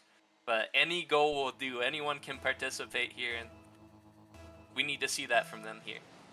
I agree. Yeah, Brindy on the season averaged over a goal a game, like you mentioned. Definitely the leading scorer for this Vipers squad. Is we definitely want to see him get rolling as he's going to take this one to the air. Gallium gets the 50. But Brindy powers that one through, and this one's floating up. He gets a pass back to Hypnotic, but he dunks his own teammate. Now Tragic trying to put this one on, and Brindy is going to own goal this one, and Melons are up early in this game number 2, Chunk. Yeah, just fed off a ton of mistakes there. I feel like Brad was trying to pop it out to Hypnotic, ends up dunking him. It goes back to Brindy, who's not expecting that, and he puts it in his own goal, but there was pressure there, so he kind of had to do it, but that is not what you want to see. You got to limit those mistakes here if you're Vipers, because your playstyle really doesn't let you come back from large deficits. No, they are more of a defensive counter-based team, and You know, the Melons, they are a very smart team, and you know they still need more than one goal here, but they're not going to necessarily be super over aggressive to get that goal where it's going to open them up and be susceptible to those counterattacks that the Vipers religiously live on. As another shot comes off the crossbar by Gallium, a little bit of a double commit coming out from the Vipers, and now you can kind of see the panic. They lost that last game late. They let up a goal early here, and they still haven't found the back of the net, and we've had almost 7 minutes of gameplay as Brindy trying to make something happen. He's going to get a good 50 there. Can he get another one? No. Gallium's going to send that one wide, but Brad's going to put this one off the backboard. But again, Gallium and this Melons defense are locked in, and they're just there in the right spot. As this one's going to go on, that one's over Brindy. No, he dives back. Tragic kind of put this one back in front of the net. No one there again for the Melons. Has a great defensive effort there from Brindy, making up from his little bit of a defensive mistake from earlier. Yeah, 100%. It's good to see that, but I saw a little bit of miscommunication there from Vipers. We saw a little double commit that could have been punished. They really need to clean up that act. Like I said, if they don't want to get put into an even farther hole that is so hard for them to break out of. So Melon's getting a lot more pressure here as this game number 2 has gone on, but Hypnotic gets it clear. Brindy's up early. Can he get the touch? No. Tragic's there catching it, flicks it over one. Brad's the last man back. Tragic pushes it to the corner. Can't get the double touch, but Temel is there to read that miss. And again, Melons just opening up the scoring and just locking down on defense. Hypnotic left out of the play as we see in that camera, but it's hard to play alone in a 1v1. Or not a 1v1, but a 2v1 back there for Brad, and he just misses the touch and kind of lets up a free goal as we are halfway through this game speed, and Vipers 0 shots, not able to get on that offensive half. No, they can't. This Melons team is very dangerous as we see a third goal coming out here. Brindy not getting the greatest touch. Temel just throws this one off the backboard. Brad, not a lot of boost, dives early, leaving Hypnotic again in those really awkward 2v1 situations. And Melons, halfway through this game, have a 3-goal lead now as this ball's back in the corner. Temel gets a good 50, but this one's going to be in favor of the Vipers, and another missed touch coming out from the Vipers. This one's dangerous, though. Back off the backboard. Getting harassed in the net is Brad, and just leaves the net wide open for Tragic, who's having himself a game number 2 with 3 goals already. 100%. I heard a little birdie that said Tragic was peaking here before this series, and I'm starting to think that rumor was true here. Speed he's played so well so far in the series. He really has. As Temel's up early, can he beat Brindy? He can, but Brindy playing smart, doesn't dive early on that, and lets him force that one wide. Gallium hit 50. This one's going to be in good favor for the Vipers. Brad up early, putting it off the corner. Brindy's there, electing to wait, tries to slot that one near post, and that one again is going to be saved away by the Melons. And again, the Vipers just have no offensive answer here and cannot break down this Melons defense as Hypnotic and Brad trying to make something happen. Their ball's in the corner. Brad sends that one across, but Gallium slingshots that one off his roof of his car. Gonna send it to the opposite side. Now Gallium looking to get as the counter attack here, pops it up high. Brad sends that one high. Brindy up early, gets a good 50 in a pinch, drops this one middle, but again, no one there for his pass as Hypnotic and both Brad kind of sitting back with not a lot of boost, and you could just see their offensive mindset is just not quite there. And with letting up so many goals at this point in time, they really got to just put on the offensive mindset and just try to get one and just get their first goal of this series. 100%. They need to get something going. Just see the ball go in the back of the net will just completely help them realize that we can score, we can put up points. One goal is really all you need to win an individual game, so it can just prove that you can win a game here. It really can, but it has to start with finding the back of the net as a 50 comes out on a pretty good looking attempt there by Brad. Hip can't get the 50. Brindy's gonna send this one to the wall, but there's no one back. Brindy able to get back. This one's gonna bounce awkwardly in front of the net. Brindy, great 50. Now Hypnotic is gonna clear this one but Timo's right there.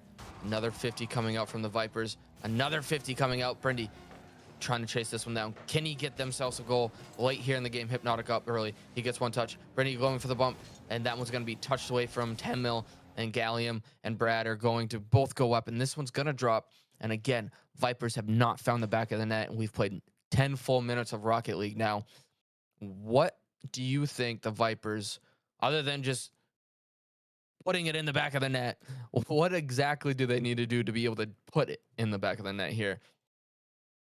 They gotta disrupt this Melons defense somehow, right? To get it back in that net, they gotta do something different here, as they will call that timeout speed. And I don't know what they personally can do to change up. This team isn't really known to have like a demoer, but I really think that you gotta definitely change something up. You can't allow yourself to make or get punished for the mistakes you've made. That I've seen them be punished for a lot, and maybe we've seen Brendy be up alone. Maybe someone can go up with him and maybe get a pass from him and put something in the back of net speed. Yeah, Brendy's been trying to make something happen in the offensive end, but it turns out that, Hypnotic and Brad both kind of having issues with boost management. They're not pushing up with them because they don't have a lot of boost. And I think at this point in time, you know, y- you got to try to make something happen. You have to have a second man there, whether it's Brendy up as first man, Brad or Hypnotic. You got to have a second man there with them. You're not going to score if you don't have that person there. So I think, again, they just need to really focus on relying on their defensive skills. They have it, and just releasing just a little bit sooner with their second man, and just and knowing in the back of their mind, hey, our defense is good, when we don't make mistakes, but we can't win if we don't score. So as we are winding down this timeout here, Vipers, Melons heading into game number 3. Melons up 2-0 in this series. Haven't allowed a goal yet. Looking very dominant offensively and defensively. Vipers looking to make a change coming out of this timeout. We do have seen, historically speaking, teams who take their timeout generally do come out playing better. I don't know exactly the statistics, but I feel like it's definitely over 50%. Those teams generally win the next game because they're really focusing on a game plan versus the other team who's kind of just, let's do the same thing, and they're not as able to be adapted to what's going on and making the other team making those changes. As a demo comes out in front of the net, Melons not quite there to put that one away, but Tragic gets a great shot on there, but saved away from Hypnotic. Hypnotic's going to send this one downfield, but Gallium's straight there. Pops it up for Temo. Temo gets a touch over to the wall. Tragic elects to go for the bump instead of trying to touch the ball. Excuse me. As this one's going to finally get cleared away. Hypnotic over one. Gallium's back. Half a tank of boost. Can he get the 50? No. Gallium's going to send that one to the corner. Going to take his time. Low on boost. Pops it up high, making it difficult for the Vipers. Brendy's going to put this one down on net. Temo's there, though. Easy save, pushing it wide, but straight back to Brendy. And again, no one there helping Brendy. Brendy's up all alone, as now Brendy's back, as we do have a DC here. Brad DC'd. It looks like he has joined back already, though. So we're waiting for this to happen. Brad, quick DC and a quick join back here, Chunk, which is, not usually what happens when Brad DCs. It usually takes him a little bit.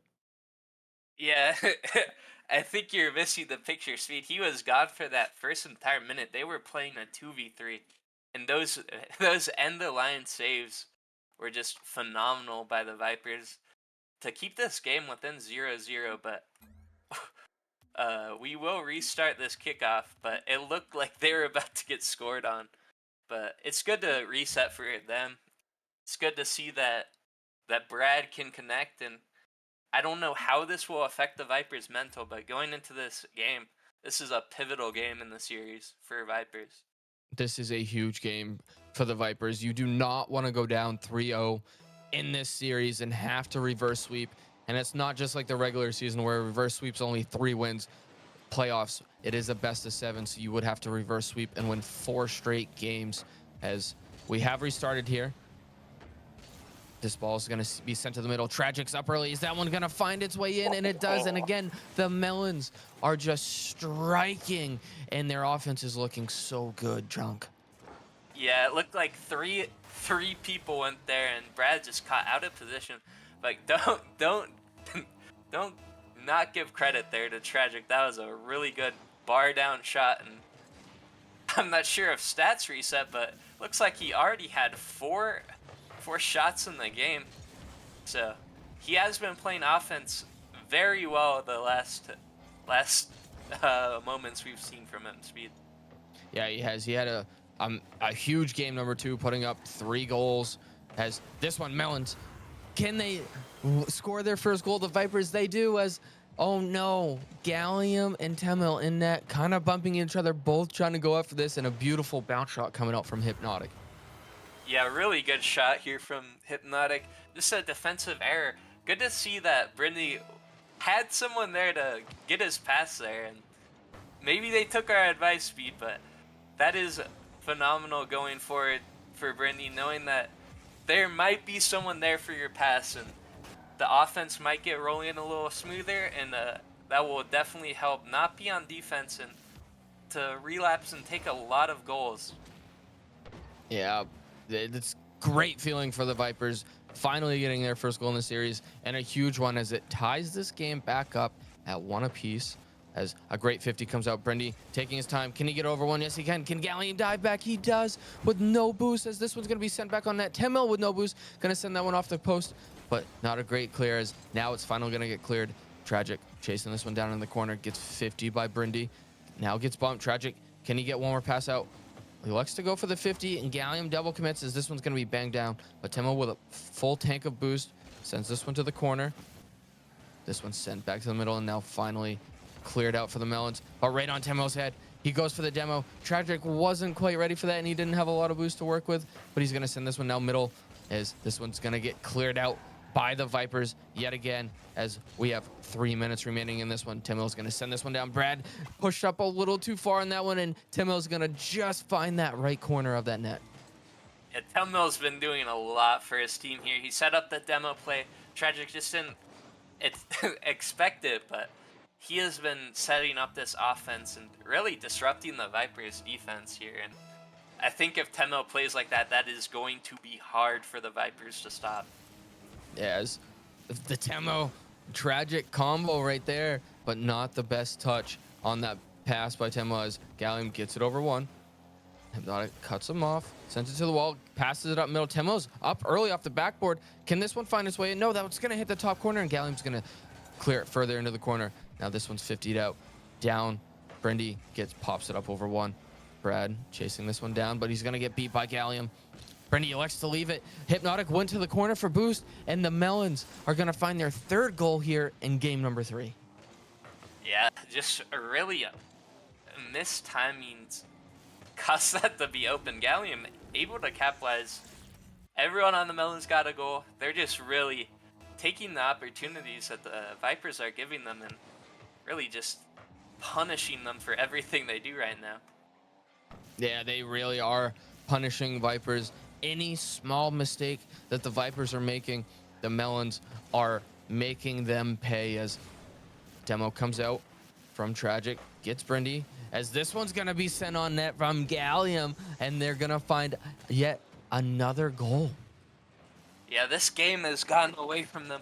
Gallium has really been able to put in these shots after a demo comes out. And if you're Melons, you've seen the success of this in like the last 2 minutes, and if you implement this in your next game, it is, like I said, gonna be hard for this Vipers team to stop, as they just can't get anything to go their way offensively. No, they can't. You know, I thought the timeout, it looked promising, as the Vipers did have this game tied at 1 apiece. They found their first goal, but now with 2 minutes left, they're still down by 3 as another demo comes out, but a great touch there by Hip. Tragic just keeps it in, gets a small little touch. Brindy elects to leave it. The pass does come out middle, but no one there from the Melons, as Brad's going to send this one down, but Timo with a great touch. And it looks like the Vipers, they're kind of just playing too timid. They're not challenging early when they should.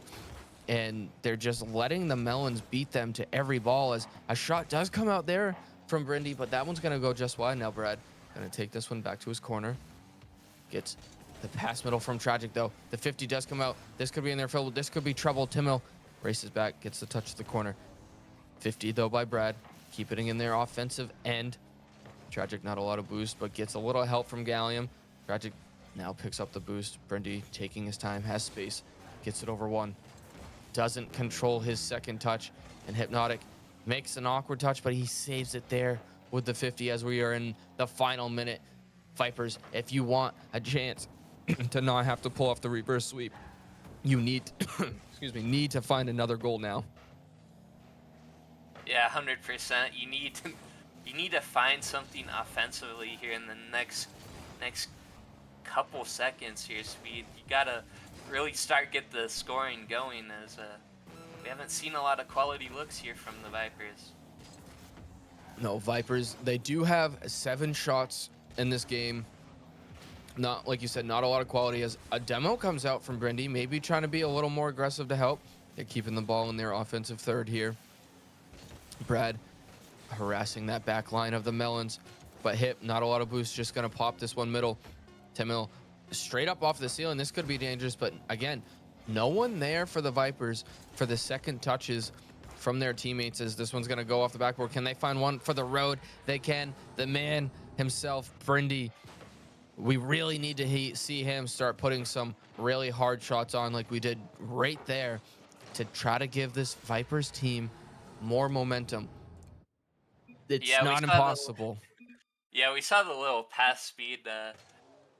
Both passes here in the last couple of seconds have really worked for the, or not the last second, the last game have worked for the Vipers, and you really gotta really gotta see that coming into the next game. If you want to extend the series, it is going to be hard to win 4 in a row based off what I've seen from the Melons so far, but anything's possible. We've seen crazy things so far in this postseason, Speed.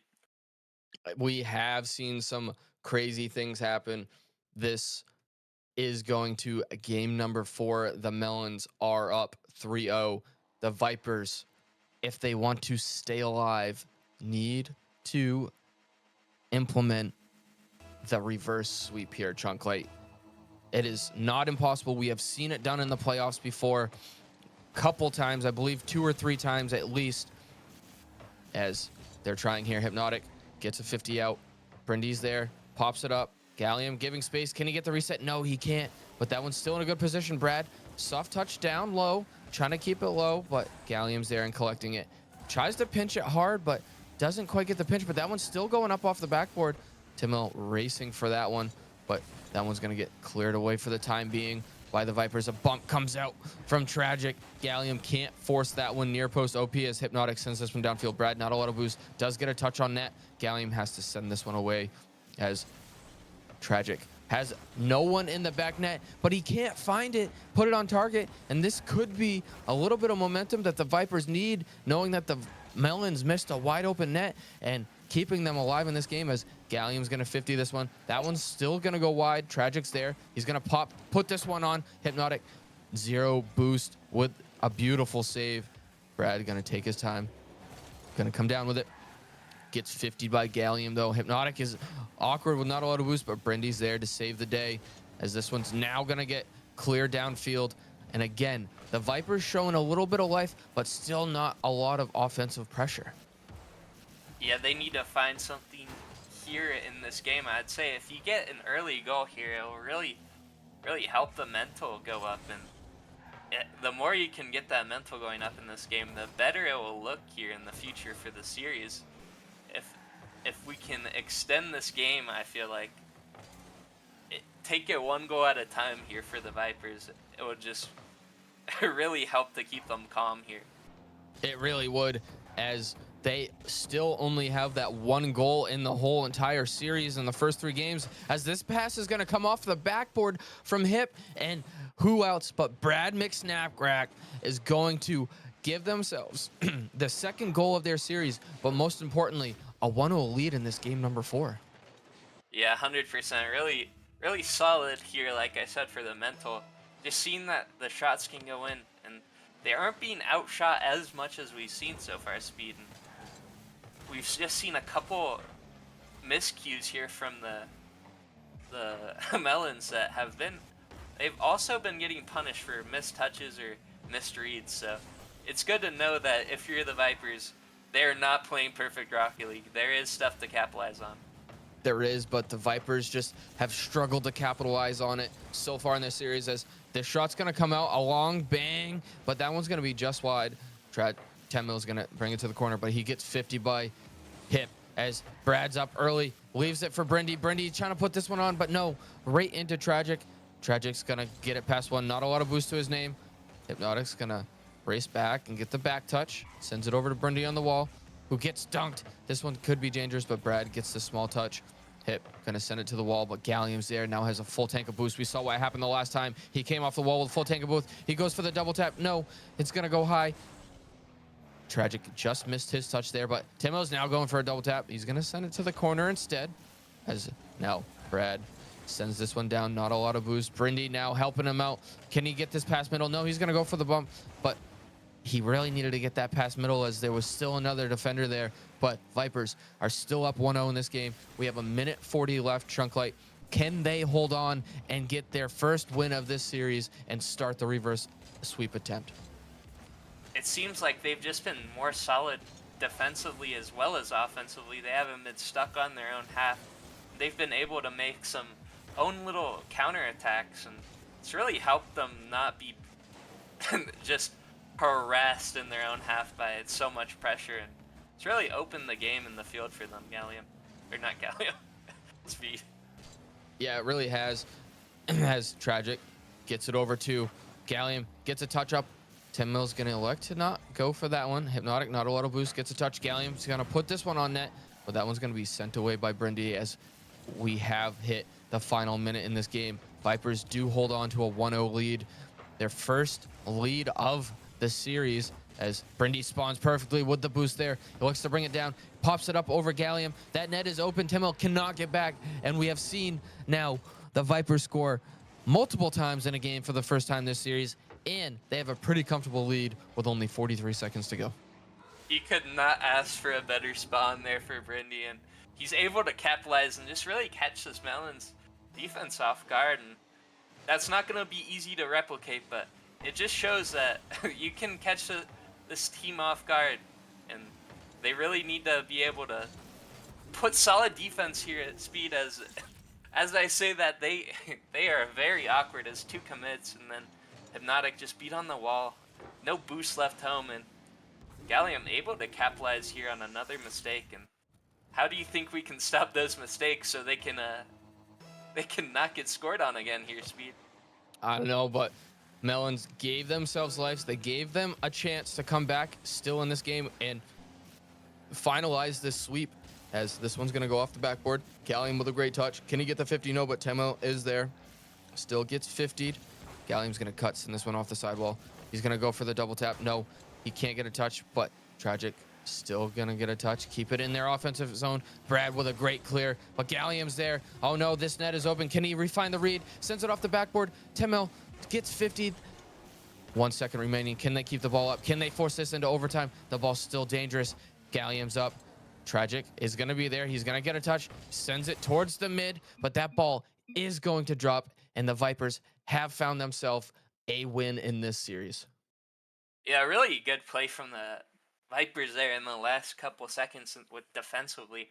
They were able to shut down those, as we see Hypnotic have 5 saves in that game. They've really still stuck to that defensive play style, but they were able to find the opportunities they needed here, Speed, to win that game.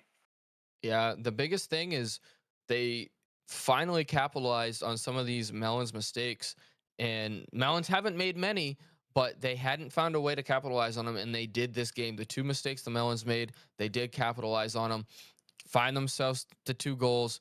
They did get a little sloppy there at the end, letting the Melons score another one. We saw a mistake come out from the Vipers, and the biggest thing is the Melons have punished them all series long on any mistake that they've made. So they really need to try to limit as many mistakes as they can, the Vipers, in this next game, and continue to punish the Melons with their mistakes, as we are going to head to a game number 5. Melons still on match point, up 3-1 in this series. Can the Vipers, Trunklight, get another game and, give themselves a little more momentum in this series? I'd say this is another one of those important games here, really for the series. They really all are, because it's a must-win scenario, but it's important for the Melons not to lose here, as 2 games in a row there's something starting to brew when there's 2 games in a row. There really is, as Brad trying to get it started early here. He does get it past one. He's going to send that one down to hip, but a great touch sent out there by the Melons, as Brendy's going to send this one back, but right to Temil, who has plenty of boost. Temil's going to try to get the 50 off the corner. Hypnotic does get the beat. Brendy and Brad there, and the one who has scored over a goal a game this season, puts it in and gives the Vipers an early lead yet again. What a beautiful bounce that Hypnotic got off that bang, and it just bounces straight down to Brindy, and he catches the Melons defenders lacking there. And it's really good to see Brindy start to get going here in these later games. As if you want to win the series, that is the guy the Vipers need to look for. Brindy, exactly. Mr. Champion from last season in the Prospect League, went on that huge run with Ember from the 10 seed, and he's looking to get himself back-to-back championships here now with the Vipers. But Gallium's going to sauce up the Vipers defense and throw that one up to Temil and tie this game back up. Yeah, really good good control here by Gallium, and Hypnotic just stuck floating, and Temil able to capitalize here, and not really a mistake here from the Vipers, just phenomenal play by Gallium to set up his team so well. Easily one of the top 5 players in Prospect. Gallium, beautiful catch, beautiful passes. Now Temil gets it past one defender, looks for a bump. This ball's floating in the midfield. Gallium's gonna send this one down to the corner. Get another touch. Can he get one more? No, but Tragic's there. Now he can't get the 50. Now counterattack potentially started, but that one's gonna be shut down real quick by Temil. Is he gonna send that one back in his offensive zone?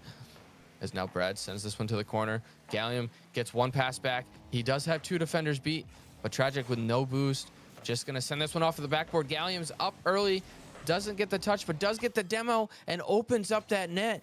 And then here comes the Melon storming right back.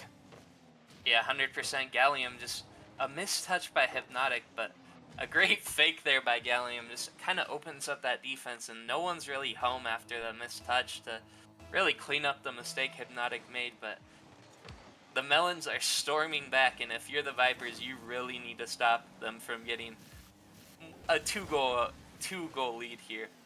Yeah, I think a 2-goal lead here from the Melons might just seal it, as Tragic just trying to make that happen, but that one's going to be 50'd out by Hypnotic. Brad up early, sends it down to the corner, but Temil's there. Hip, he likes to send it over to Brindy on the left. Brindy trying to put that one on. Can't get the follow. Tragic's going to send that one out, and now Temil's going to pick up a demo, create a little more space for this Melons offense. Hypnotic full boost. Not the greatest touch, right to Gallium in the midfield, but he's going to get bumped by Brad, who's rotating back.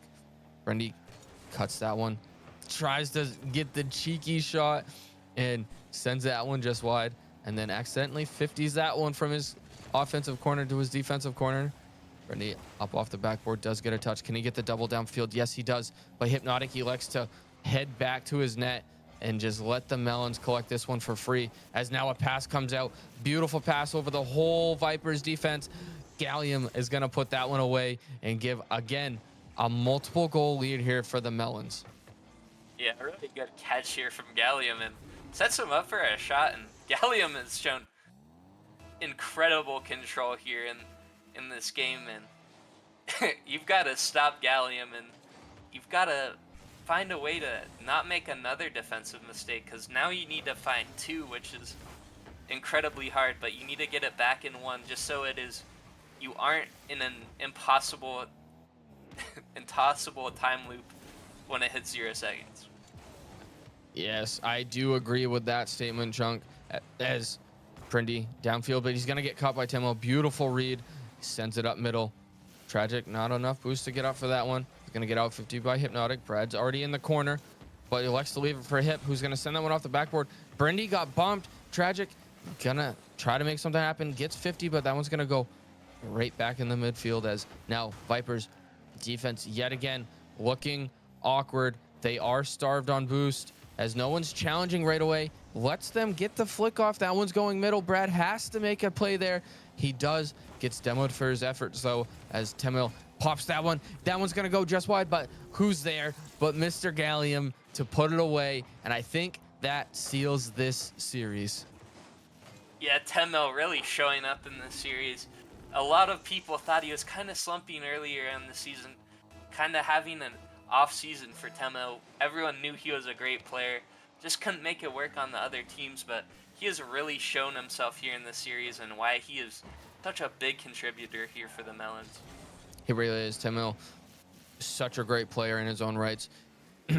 Requires a little bit of a certain play style to play with, just the way he likes to play. He likes to really sit back and have the boost in the time, and that's when he's most dangerous, and we've seen that.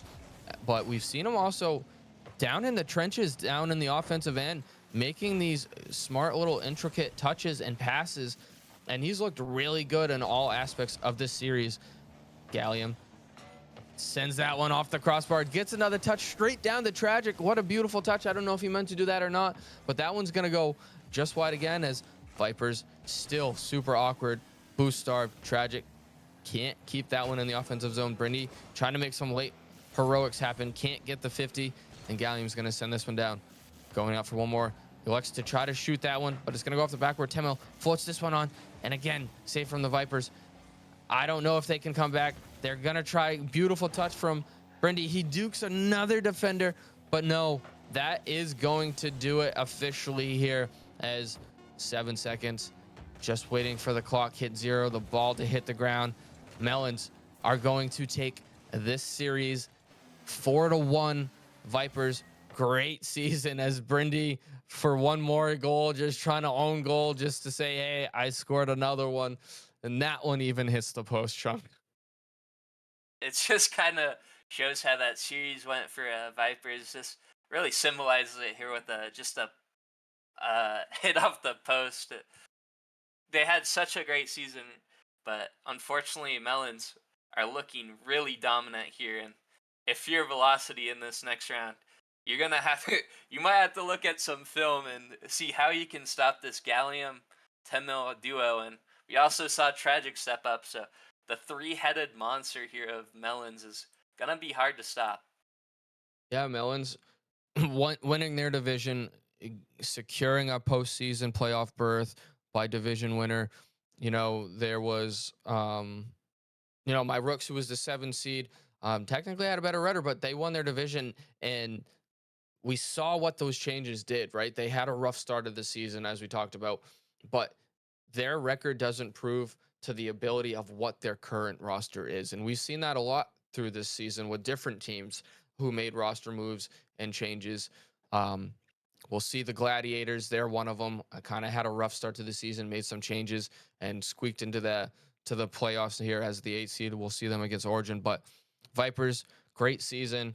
You know, a valiant effort tonight, but you just ran into a very, very tough Melon squad. And like you said, Velocity is going to have a tough matchup. That's going to be another great matchup next week in the semifinals. Yeah, But 100%. but But yeah, Chunk, I appreciate you having me in the booth. I don't know if you have anything else that you want to say before we take a little break for the next match. if you're in prospect, all these teams so far that have made the semifinals, 100% have proved that they are able to win the title here, and I really think that it's anyone's game here so far, Speed. So it will be interesting to look how these semifinal matches look for the Prospect League. Yeah, it's going to be an intense semifinals. Still got one more match to determine the 4th team for the semifinals there.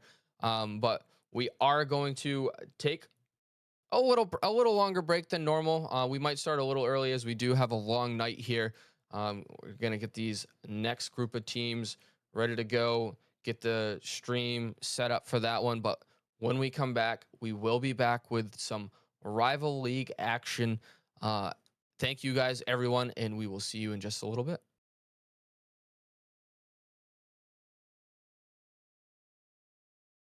It's a beautiful night. We're looking for something dumb to do. Hey baby, I think I wanna marry you. Well, I know this little chapel on the boulevard we can go. No one will know. Oh, come on, girl. Who cares if we're trash? Got a pocket full of cash we can blow. Shots of Patron, and it's on, girl. Don't say no, no, no, no, no. Just say yeah, yeah, yeah, yeah. And we'll go, go, go, go, go. If you're ready, like I'm ready. 'Cause it's a beautiful night. We're looking for something dumb to do. Hey baby, I think I wanna marry you. Is it the look in your eyes, or is it this dancing juice? Who cares, baby? I think I wanna marry you. Just say I do. Just say I do. Who cares, baby? I think I wanna marry you. I'll go get a ring, let the choir bells sing like ooh. So what you wanna do? Let's just run, go. And if we wake up and you wanna break up, that's cool. No, I won't blame you. It was fun, girl. Don't say no, no, no, no, no. Just say yeah, yeah, yeah, yeah, yeah. And we'll go, go, go, go, go. If you're ready, like I'm ready. 'Cause it's a beautiful night. We're looking for something dumb to do.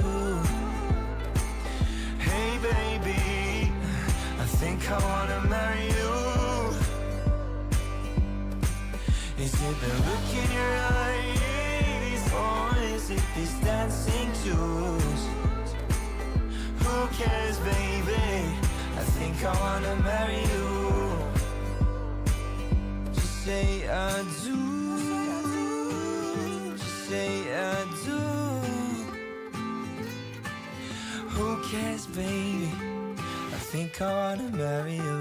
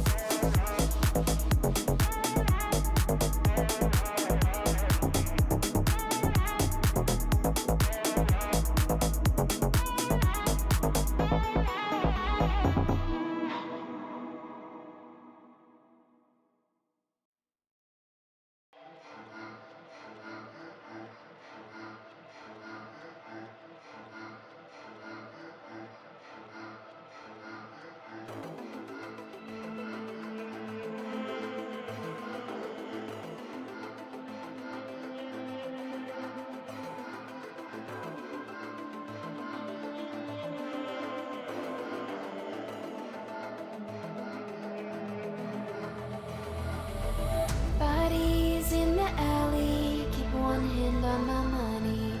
I try to lose them in the dark. Colors bleed together, I can't run any faster. It will end before it starts. I'm up against a wall. How can it be growing taller? I'm high on adrenaline. I see the world burning in a vision. Hands up as you fall, don't know anything at all. Hands up as you fall, spinning faster. Hands up as you fall, don't know anything at all. Hands up as you fall, spinning faster.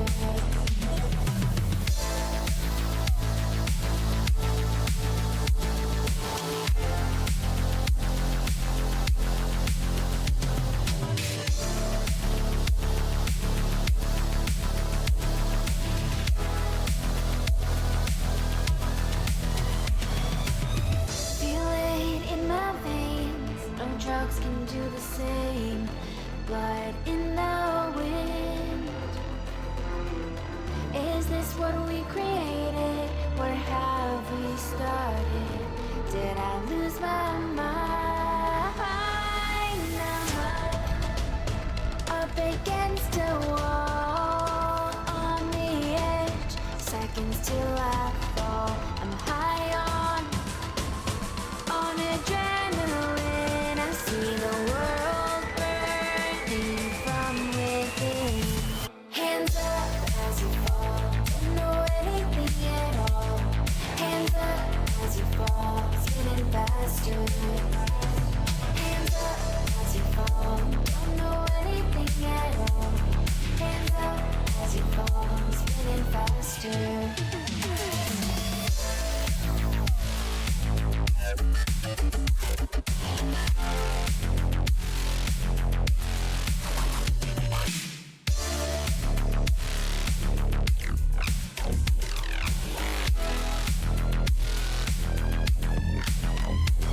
Hands up as we fall, don't know anything at all. Hands up as we fall, spinning faster. Hands up as we fall, don't know anything at all. Hands up as we fall, spinning faster.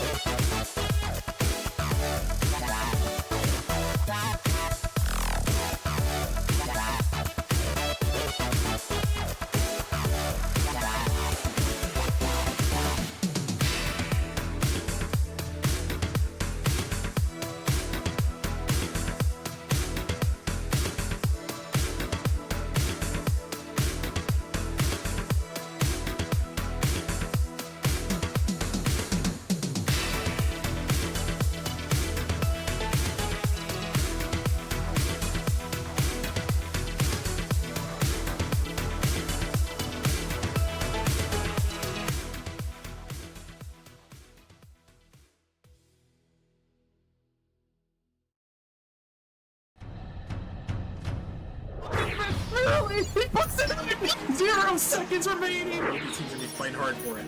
Oh my goodness, Rudy, what is this? Doesn't get the touch he's looking for. Kato, he's got the try. Oh, he gets the flick and he gets it through. Place there's Heck. He's gonna get the shot. He's gonna put it in. Back to back. On the backward, can he find the touch? He's gonna put the shot on the net. High off the backboard here. Opportunity. Here comes the shot. This here, hold on. Surely this kick. Oh my lord! Still with the shot. It's gonna go in. Oh, Copenhagen on the goal line. He did not nearly over. Sweep. It comes through. The Venom, the improbable, the impossible, the 4-time champions. Yo, what is up, the Nemesis Gaming League? It is time for more playoff action. And joining me in the booth is the GOAT, Merely. Yo, I see a Team Rocket, banner back there. I see a Gengar behind me. We got a little action going on, Are you talking to me? Last I knew, my name was Mealy, not Merely. But Oh that is my totally goodness. okay. We love Merely as You're the well. same person. Shout out to the real goat, to be honest. But no, I had a good day. Yes, that is a Team Rocket flag back there. Back to my college days. But this ain't about me, Flip. This is about Nemesis Gaming League. We are here now with a rival matchup. We have, was it Blaze versus Knights? This should be absolutely insane. What could you possibly tell me about this matchup and what we're getting in store here? Look, I'm going through some PTSD. I'm not gonna lie. It is Blaze. I just scrimmed Blaze before this Melee before this, and it was they pulled out the belt and they hit me so hard I didn't know if I wanted to show up to cast them. I'm not gonna lie. Like this Blaze team is just that good. I will say this Knights team, it's been foam all season. Light and Sifri, they got picked up halfway through the season. But those 3 players, they've teamed together in other leagues for about a year and a half now. Like, that's how long they've been teaming. And so Foam saw they were available, that he snatched them up real quick. They've been kind of, I wouldn't say like smooth sailing, but they haven't showed up a whole lot either. So it's like playoffs are a different beast for these guys. I'm not even kidding. Light is literally just a different player in playoffs. So we're going to get definitely some peak action, but you're about to see one of the best rival teams I've ever seen. I'm concerned. I'm not going to lie. Yeah, I can't wait either. Like I said, that chemistry, that previous chemistry, we could see that come into play here. And honestly, I would expect that we do, especially up in Rival League. That's kind of where you start to see, teams differentiate. So when you start playing with each other for a certain amount of time or for a whole season, you can just kind of open up the playbook a little bit more. But I'm going to hand it off to you as we are getting started here. Flip, take it away. Man, we are getting started early already. Kisby going to be a name that you're going to want to look out for. Sanzo trying to get a touch in the corner. Zimity already there. This Blaze team likes to play fast and Chow. Kisby with no boost his last min, though. His light gets a good 50. That one to the sidewall. Sanzo now with some boost. A little bit of time. Doesn't get the touch. Sifri was off the wall. Zimity now going for the fake. Going into a shot. A demo from Sanzo as well. Kisby with not a lot of boost, though. Kisby looking for the pass. No, it's just a shot. Foam with the save. And Blaze once again starting up some more pressure, but Foam's able to get the clear. That one going to the corner, trying to get some offense going. Couldn't get the beat on Zimity. Sifri's already there, though. That one bouncing mid. Can Light be there for the shot? Doesn't have the angle, and Zimity's able to get that ball clear. Kisby now trying to pass it out to Sanzo, who doesn't have any boost, and so far the boost control doesn't seem to be favoring Blaze. I feel like they've had a couple opportunities where they just don't have a lot of boost, but still 0-0. Now they're getting another offensive opportunity started here. That one's 50 to the corner, and a minute in already. We're seeing both these teams kind of poking and prodding. Nobody's really put on a good quality shot yet, but both these teams are trying to find that one opening goal here, Mealy. And who do you think it's going to be? If I was a betting man, which sometimes I feel like I am, my bet would honestly be for Blaze. They just came out hot in this game, Flip. I thought actually they were going to score in like the first 15-20 seconds. They kind of had the openings being developed. But Knights have done a great job turning around though and kind of putting on some counter pressure of their own. It's been kind of back and forth, but to be honest, it's not really ping-pongy. I feel like they're getting the good opportunities and the looks that they're wanting. As Kisby gonna put the ball in the back of the net to put in the first goal of this series. That's first a really good pinch from Sanzo, and then he gets the beat on Foam, and Light's just super awkward in net. So a really good play from Sanzo. Kisby already beating Sifri to the ball as well. Just the speed from Blaze being on display right there. Minute and a half in, and we have our first goal of the series. Kisby trying to make a play happen for another one. Sifri, that's last man. Dangerous challenge there. Kisby trying to race back to this one. Gets one touch. Couldn't get the follow. Does get the demo, though. Sanzo going to try to pass it across net. Can he get the Doomsy? Foam with 0 boost, able to make that save. Sifri already up in the air, but Kisby's already beating him to it. Sanzo also there off of Light's touch. Zibity, last man back. Doesn't get the greatest touch, but Kisby got a bump. Foam gets a bump now, but Light on 0 boost could not make the shot go through. Kisby now. 100 boost to work with. Gets it past Foam. Popping it up high. Going for the bump. Sifri able to dodge it and get the clear. Zimity, last man back, who is kind of that defensive rock. Him and Sanzo, they just kind of let Kisby go and let him cook. Those two, you're going to see last man back a lot. Kisby with 0 boost this time, though. Going to try to get this clear. And Knight's starting to mount a little bit of pressure here, but still not able to get a good shot on target yet. There's Kisby now, last man, trying to get that shot, but that one going to fall right on Sifri's head, but Sanzo already up. That one hits the corner, and Zimity gets beat out by Foam. Sifri already there. Sifri looking for the pass towards mid, and Kisby barely able to get the touch.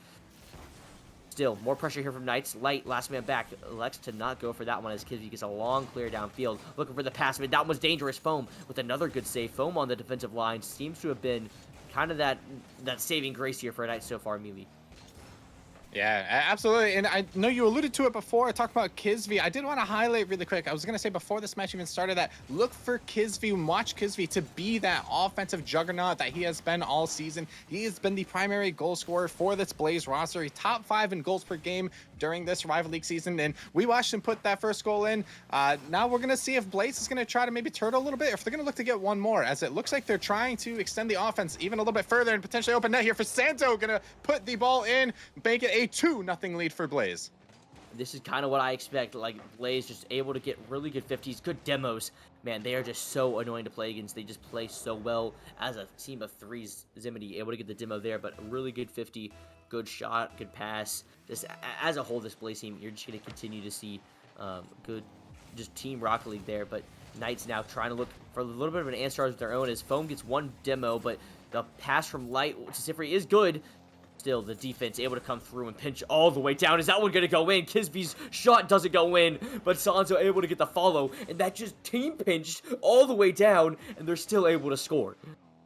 Yeah, kind of an unfortunate breakdown for Knights as Foam left with 0 boost, not quite able to get one of those 12 pads, which would have been critical for him to get there.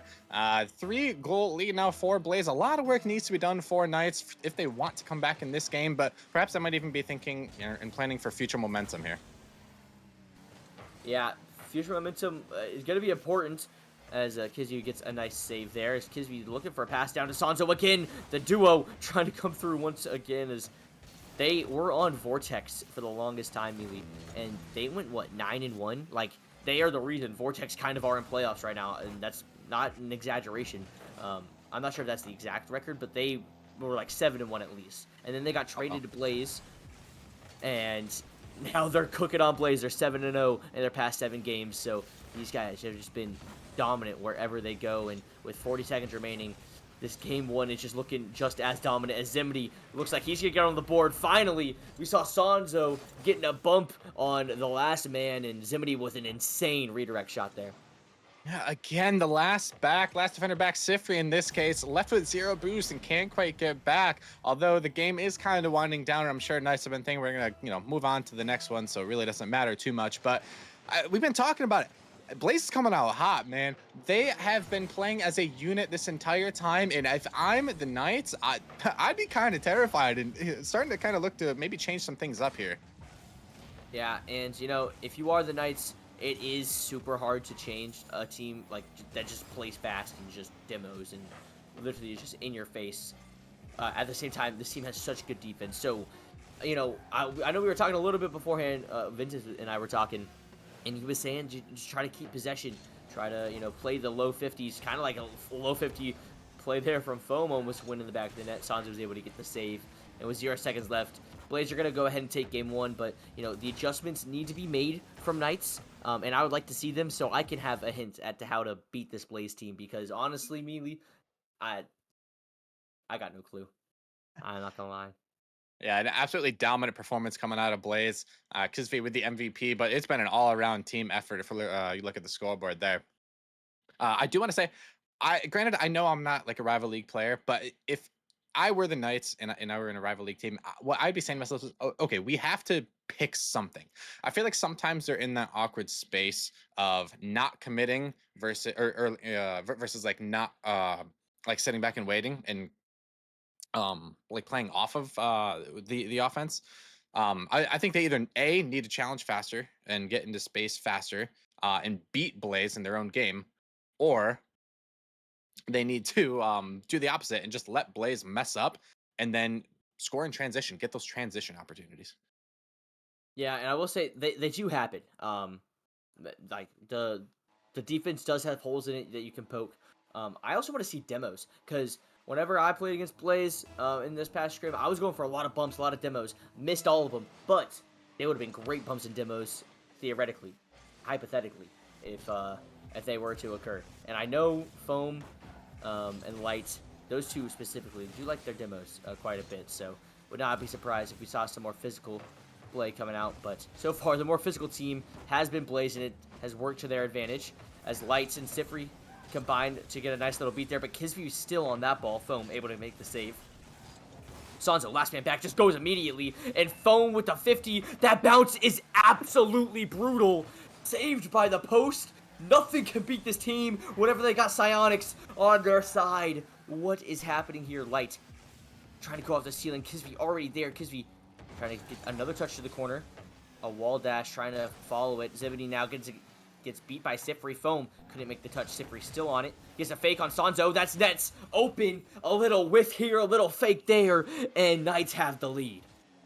Hey, it does not matter how this ball goes in the net. If you're on the Knights or you're a Knights fan, that I feel like it's a sigh of relief. And honestly, it's just like it's a nice like a thing to happen to be like, okay, we can score, like we can do this. A nice little motivation kicker, you know? Yeah, it's definitely a good. It helps the mental. I can definitely assure you of that. But Kisby, he is a mental boomer. That man will just continuously score. But this time it's going to be Sanzo and Zimity combining. But Sifri on no boost makes a great save. That one off the backboard. Guess who's there? It's Kisby with the shot. Light with the save and the follow. It's coming through, but it's off the post. And the post this time on the side of Knights. The post is all but even. Everybody gets a piece of that action as now the Knights still trying to break out of their own half. No boost really to work with. Light able to get the clear down to Sifri, who was able to pick up a 100 pad.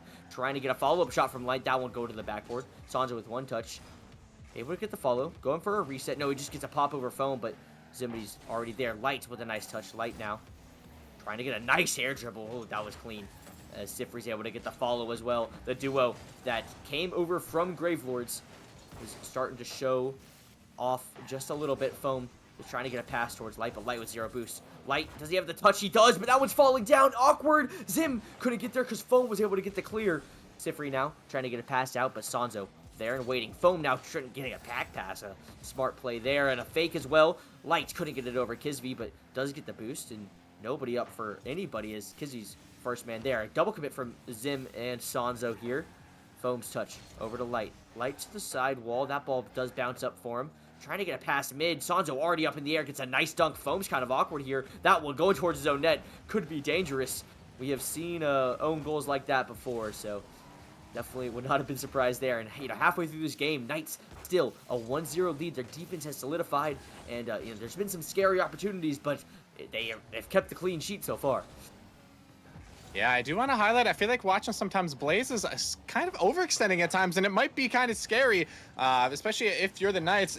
Notice that they're losing the boost battle a lot. It seems like when they're stuck on defense for even 3 to 5 seconds, they combined, they might have 100 boost. And I know Blaze loves to thrive on their opponents not having any boost, and they love overextending. So I'm kind of surprised that it hasn't really resulted in anything other than, that one unfortunate open net miss. But hey, Knights are hanging on this game. They're looking a lot better. I think it is just looking a lot cleaner as a whole. As I just feel like Blaze, their shots just aren't getting through. Like the defense from Knights just is hanging on, and whenever you have a 1-0 lead like that, hanging on is sometimes all you need to do. Sanzo with a good 50, but Foam with a better pass. Light with the shots, making it 2-0 lead. What a pass here from Foam. Yeah, that is a very important goal if you're the Knights. Going up 2-0 on a Blaze team that just shut you out in game 1. Couldn't be a better feeling. A great passing play. Foam to Light. Minute and a half left. Flip. I don't know. Actually still scared. I would not be comfortable with this lead if I was Knights. Nope. I still don't think they're losing this game. I don't know what it is. This is biased, but only because it's biased because like PTSD, man. Like this team, they can always come back in a double air triple bump coming through there. But Light, who has been that playoff step up, and this man is just known to step up in playoffs, and he's doing it right here. Able to make that save, has 2 goals this game already. Foam looking to be that disruptor. Light trying to get his hat trick. Sanzo not letting him have it that easily. Sanzo now able to get a long clear. Foam just able to send it off. That one could have been very dangerous. Kizzy now, first man, able to get the pass mid, but Foam was 0 boost. And it's the 0 boost saves that I think are absolutely crucial for this Knights team. If those don't start, making contact, it can be a lot more dangerous. Foam, though, still prowling for a shot, still on 0 boost. That man he doesn't need boost to challenge as he goes once again. Kisby up in the air. Sifri gets the beat. Zimmedy's already there. Trying to get the pass mid. Sif got a nice pop as Kisby now trying to get another touch mid. A long clear there from Foam. Light with 1 touch. Foam couldn't get a follow. Zim towards Sanzo. Sanzo shot gets saved by Sifri. And another great save coming out there from Foam. Sanzo trying to get a pass mid. Nobody's there for Blaze. Trying to pick up boost as Sanzo misses the mid. And with 0 seconds left, the ball hits the ground. Knights tie up the series with a 2-0 victory here. Blaze looked very, very, I don't know, just not threatening. It was I don't know. Light made some great saves. Sifri made some great saves. Sean makes some great saves. I don't know. I think this Knights team just stepped up on defense, and Blaze just had no answer to it. Yeah, I think what the difference maker was this time, Flip, is it looked like Knights were doing a lot better job controlling the ball. Like you said, you were talking with Ventus about this. They were controlling the ball well. They would get 1 to 2 setup touches and then give it to their teammate and let their teammate do something else. They're not necessarily playing at the same speed as Blaze, and they might not be outpacing them, but they don't have to. And that's the beauty of this game, right? Like there are multiple different play styles. And Knights this game seem to maybe have found something that could work. And obviously 1-1, we're going to find out next game, who's actually going to take the advantage and whose play style now might be a little bit better, or if more adjustments might need to be made. I do want to ask though, Flip, because we didn't do really any prediction, and now that we're back to 1-1 here, best of we're 5. going to have a series, man. We're going to have a series. Yeah, best of 5 here. I'm going to go with Blaze. And if it was a best of 5, it might as well be a sweep because I'm going 4-1 Blaze here. It's just the one I think is going to change right here, Mealy, is we're going to see a lot more demos. We saw it in game 1, and it really opened up the space for Blaze. I think a lot more physicality is going to come through here. We saw it a couple times, just didn't work quite as well, but I feel like Blaze will tighten that up. But I got Blaze 4-1. Who do you got, Mealy? Honestly, I'm going to take Blaze as well, but I think this is going to go to 7, to be honest. I think we're going to have an absolute, crazy series. It's going to be a bloodbath, goal scoring back, left and right. It's going to be absolutely insane. We're going to be in for another treat tonight. Look, man, I would not complain at all if Knights won. It would be an absolute classic. Sanzo not going to let it happen that easily as Kisby now with a car change to the Finnick. Kisby is off the car, buddy. It's your brain. As now, Light's going to take that one. Not a great touch, but still Sanzo kind of awkward. Sanzo with 1 touch and got it past Foam. Able to get a follow-up, but Kizzy's also right there with him. A demo on the back end. Foam has to challenge now, and he's able to. Zimity, 0 boost, so Sanzo takes it as Sifri's able to get the clear. Sifri now trying to get a pass mid to the Light. Doesn't have the boost for it. Kisby shot. That's a clanger. Hits the crossbar and out. Would have been an absolute beaut, but Light is able to get the clear. Zimity now, a good challenge. That ball floating mid. Foam, long clear. 0 boost. Can he get the follow? It's going to be Sanzo hitting it to the sidewall. That ball going to be met by Sifri, sending it right back. Kisby now to the back wall. A little bit of time, a little bit of space. Not that much space, though. Foam already up. This man is everywhere on this Knights team. He is just on top of Blaze any chance he can. He's already turning for that one, too, as he gets a nice pop up to Sifri. Zimity does get the beat, though, and Light, if Sanzo got that demo on Light, it would have been an open net, as the bump does come through this time, but he's still able to make the 50, a great 50 there. But a demo on the back end, and now the net's open. Light's there again. Oh my goodness. The defensive masterclass here from the Knights. Demoed doesn't matter. Bumped doesn't matter. They are finding a way to make these saves. This is an entire different Knights team than from game 1. It looks like they've gotten a lot more comfortable playing against this high fast pace, or this fast pace. Sorry, I thought we were about to have another goal there. This fast paced Blaze team, and I know we've been calling out Foam's name a lot, and he's been doing a lot, especially in that mid space, not allowing Blaze to set up any of these plays that they're wanting. And Light and Sifri are both doing a great job as well, continuing in this transition. We're scoreless here, 2 minutes into this game 3. I honestly have no idea what's gonna happen. I feel like the longer the game goes scoreless, the better chance the Knights have is this is able to break open. You don't want to see Blaze on the offense. I think the longer they can keep this game controlled and slowed down, like the Knights seem to be playing it, I think that just favors them more and more as the clock winds down.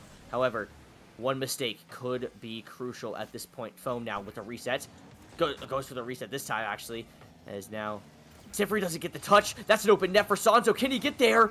Is it on target? No! Light was racing back, messed up Kisvi with the pass. Sanzo couldn't get the shot on target. Blaze now trying to find a way through. Is it Sanzo? Maybe has another touch, and he does. That one gonna get saved away by Sifri. Kisvi was looking for the demo on Foam. Light now, 100 boost to work with, trying to get a beat. Zimity's gonna be there, sending it to the corner, to the sidewall actually is Sanzo. 100 boost. A delayed flip as Sifri off the back wall able to get it one touch. Kisby, the nice pinch, trying to get a 50. That one's launching long. That one not going to be on target, and Sanzo is going to be back as well. Zimity, not a lot of boost. Sanzo gets the touch. That one's going mid. Light's going for the demo. Sanzo able to combine with Zimity for the clear. But Kisby does get dunked. This pressure continues. That ball popped up high. Sifri doesn't have the touch. Neither does Zimity. Sanzo to the sidewall once again. Light's there. Light some time. Light maybe a 50. He does, but not a great one. He's going to have to get another touch. Sanzo already there, though. This man kind of playing like Foam. I feel like those two players have just been everywhere on the pitch so far.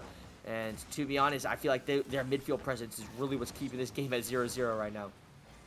Yeah, I agree. I think, like I said, it's the battle of the midfield. It's whoever is going to either A, going to get the defense with low boost, or B, going to score in transition, I feel like, Flip.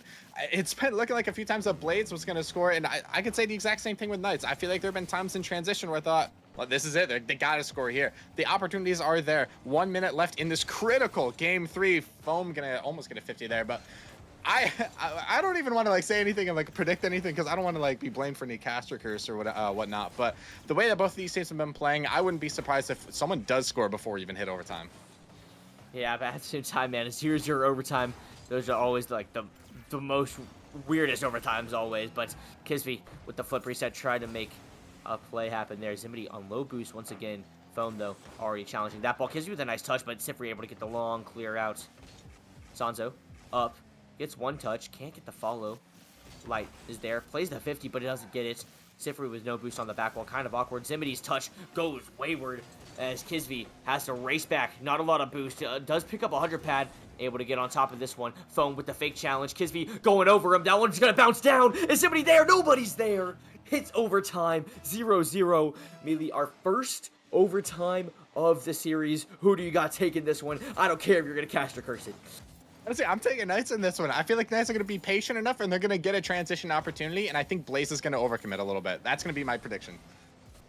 Blaze overcommit, definitely possible. Sanzo and Kisby might combine right here for the shot, though. But now that could be the overcommit you're talking about. Light racing to the wall. Zimity doesn't get the touch. Light in the air. Light going for the reset. He gets it over Sanzo. The double, not there. Foam couldn't beat Kisby. Kisby now with the counterattack himself. Sifri trying to buy time for his teammates. Kisby's looking for the bump. Sifri with a great dodge. Foam able to get the clear as well. Zimity still keeping up the pressure to the corner. That one bouncing up awkward. Sifri able to get the touch high. Kisby's already there, though. That one bouncing up the ceiling. Can he get the double? He's not going for it. He's leaving it for his teammate. He's going for the bump. Sanzo with the goal. Is it bad of me to say that I'm really not surprised? Like, this is exactly how they've been playing all series so far, and this is exactly what we've kind of been highlighting with this Blaze team. They're aggressive. They play forward. They play in the offensive third. That's what they like to do. Play as a team, create opportunities. Unfortunately for Knights, you know, being left last back, there's not much you can do when you see someone on the opposing team just coming right for you. A great effort, but, you know, textbook play and a very, very important game 3 win for Blaze, giving him the 1 game advantage, Flip. Yeah, I just want to point out, Foam had 88 points, but that man was all over the pitch. How? I don't know. How? It's literally like, okay, it's weird in Rocket League. Whenever you 50 a ball, it's the person that got the first touch. They're the ones that get the 2 points, you know. So whenever you 50 a ball, sometimes you don't touch the ball first, and you don't get any points for it. You don't get like a center or a clear or anything like that. So instead, Foam just gets left with diddly squat for being the man, challenging every ball, turning on every ball, giving Light and Sifri free balls to save and clear. So it's the first man challenge. Just it goes unappreciated sometimes, and so Foam. You did good, King. I promise. And I think that is, in my opinion, how Knights need to play these games, though. Like, they were able to win 2-0 kind of because their defense was so rock solid, and they were able to get a couple, like, 2-on-1 goals. Like, that's just how they had to play. And I think the same thing happened in this game. Just this time, the shots didn't go in. A better defensive performance from Blaze, in my opinion, as well. But I think the Knights have the formula. It's just about putting in the execution. Going into game 4, Light looking to make it happen here. No. My goodness, Kisby putting on skates. Oh man, what a way to start this game for Light. Absolutely breaking the axles of Kisby. The 1 goal in 3 seconds into the game. This is exactly what the Knights needed to bounce back. The Knights immediately strike back, and it kind of reminds me of game 2, where like they just kind of bounce back immediately, and they're going to get a great save there. Zimity, I thought for sure, had a goal. Instead, it's going to be a great save from Sifri. But, oh my goodness, Sanzo just made a 3-man beat. None of his teammates believed in him. Neither did I. Zimity now with the pop as Foam. Tries to get a pass over to Sifri, but I think Kisby got a touch on him, so he wasn't able to make a touch on the ball as Foam. Once again, 0 boost, challenge. Why not? Zimity's already there as Light with a nice touch. Kisby barely able to get a touch. Sifri doesn't get the touch. Foam gonna pass it over to him. Foam was just shot, actually. Sanzo able to make the save. Kisby now, oh my goodness, a dangerous 50. Still does get saved away. Light popping it up high. Not a lot of boost on the side of Blaze. Light trying to take advantage of that with the flip reset the pass. Sanzo with the save. Foam and Sifri both there, but Foam takes control. Sifri with the shot. That one's gonna go wide. Another dangerous opportunity, though, as Knights seem to be the ones applying all the pressure, and it is lethal. Yeah, nice taking a little bit of play from the Blaze playbook. Demo coming out on one, and great passing play. Just great pressure all around for like the last 30 seconds there from Knights. This is looking like a completely different team and a very interesting start to this game 4. Very, very interesting indeed. I feel like a couple defensive mistakes that the Knights are just taking advantage of, and you cannot make those in playoff time. In rival, oh man, these teams are all hyped up and waiting to pounce on opportunities like that. Boom, trying to get a touch. It's going to be Light getting the 50 in the middle of the air as Kisby now 100 boost, trying to make a play happen, going for a reset. The slowest air dribble you will ever see. Sanzo now getting a pop on one. Kisby going for the pump on so many. What a menace. God, that just a train wreck happened behind the ball as Sanzo now racing Light to that ball, and he gets the win. Sifri with a nice pop. Nobody from Blaze challenging. Actually, Kisby was just floating, waiting for him. Light gets a nice demo on Zim, so Foam has a little time on the ball. He passes it over to Sifri. Sifri going to give it back to Foam. Light up in the air to the corner. Not a great touch, so Zimity's going to get there. Zimity now, not a lot of boost. Trying to get a pass, but doesn't get the best touch. A great 50 from Sifri, but no longer, as that man does get demoed for his efforts. And 2 minutes have gone. 2 goals have been scored by Knights. Blaze trying kind of in a similar situation as the game 2. They're down by 2. They got to figure out a way to score. A double commit does not help as that shot gets saved, and now it's a counterattack opportunity here for the Knights, but Sanzo with a great challenge. Sifri and Foam, double commit here. Here's an opportunity for Blaze Zimity with a long pinch out. That's not what you want to see, and halfway through this game, Mealy, it just kind of seems like this Knights team, they are just playing so solid that it doesn't look like Blaze is getting like any opportunities at all. Yeah, Knights have full control of this game. I mean, it's been relatively like tame and calm, to be honest. Hasn't been like too much action. A couple shots here and there and a couple scares for both teams, but nothing really concerning on the side of the Knights. They've actually been playing a very consistent game as a great passing play. Zim to Kisby. We've been talking about him all series long. Kisby as the main goal scorer of this Blaze team absolutely slots that ball. 80 miles an hour flip. Yeah, a great pass. But a great, idea, he's rotating back, he's flipping back, he just picked up their corner boots, he's like, yeah, I'll cut mid, I'll shoot it, easy peasy lemon squeezy. Turning on a dime like that, trusting the pass is going to be there.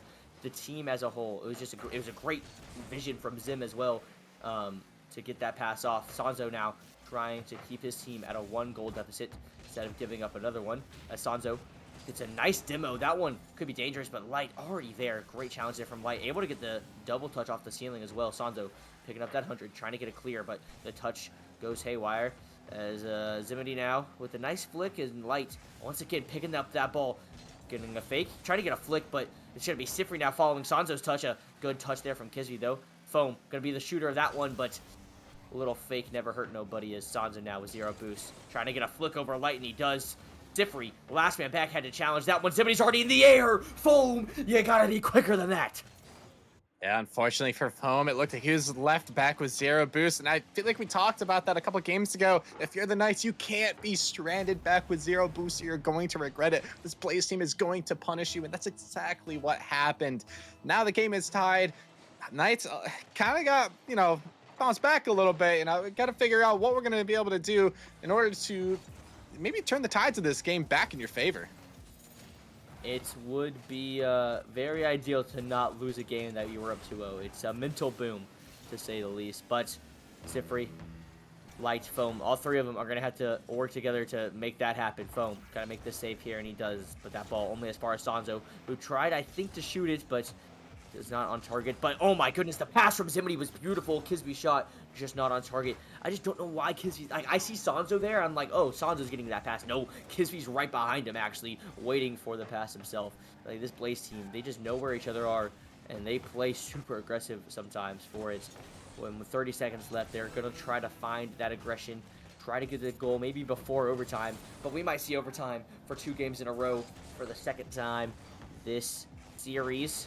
Sanzo able to get a touch there with 20 seconds remaining. Looks like Knights are the ones putting on all the pressure, but a counterattack could be lethal. Light's touch goes high. He has to get a follow. He gets the reset, gets another little pop, and it's beautiful. Foam able to pop that ball high. Kisby's up in the air, just floating. Doesn't have the boost to get it. Sifri, is he going to get the goal? No, it hits the crossbar, and Knights would have begged the post to give him that one, but instead we're back to overtime. Oh no, I thought that was gonna go bar down and there would be some kind of help there. Looked like it was gonna go in.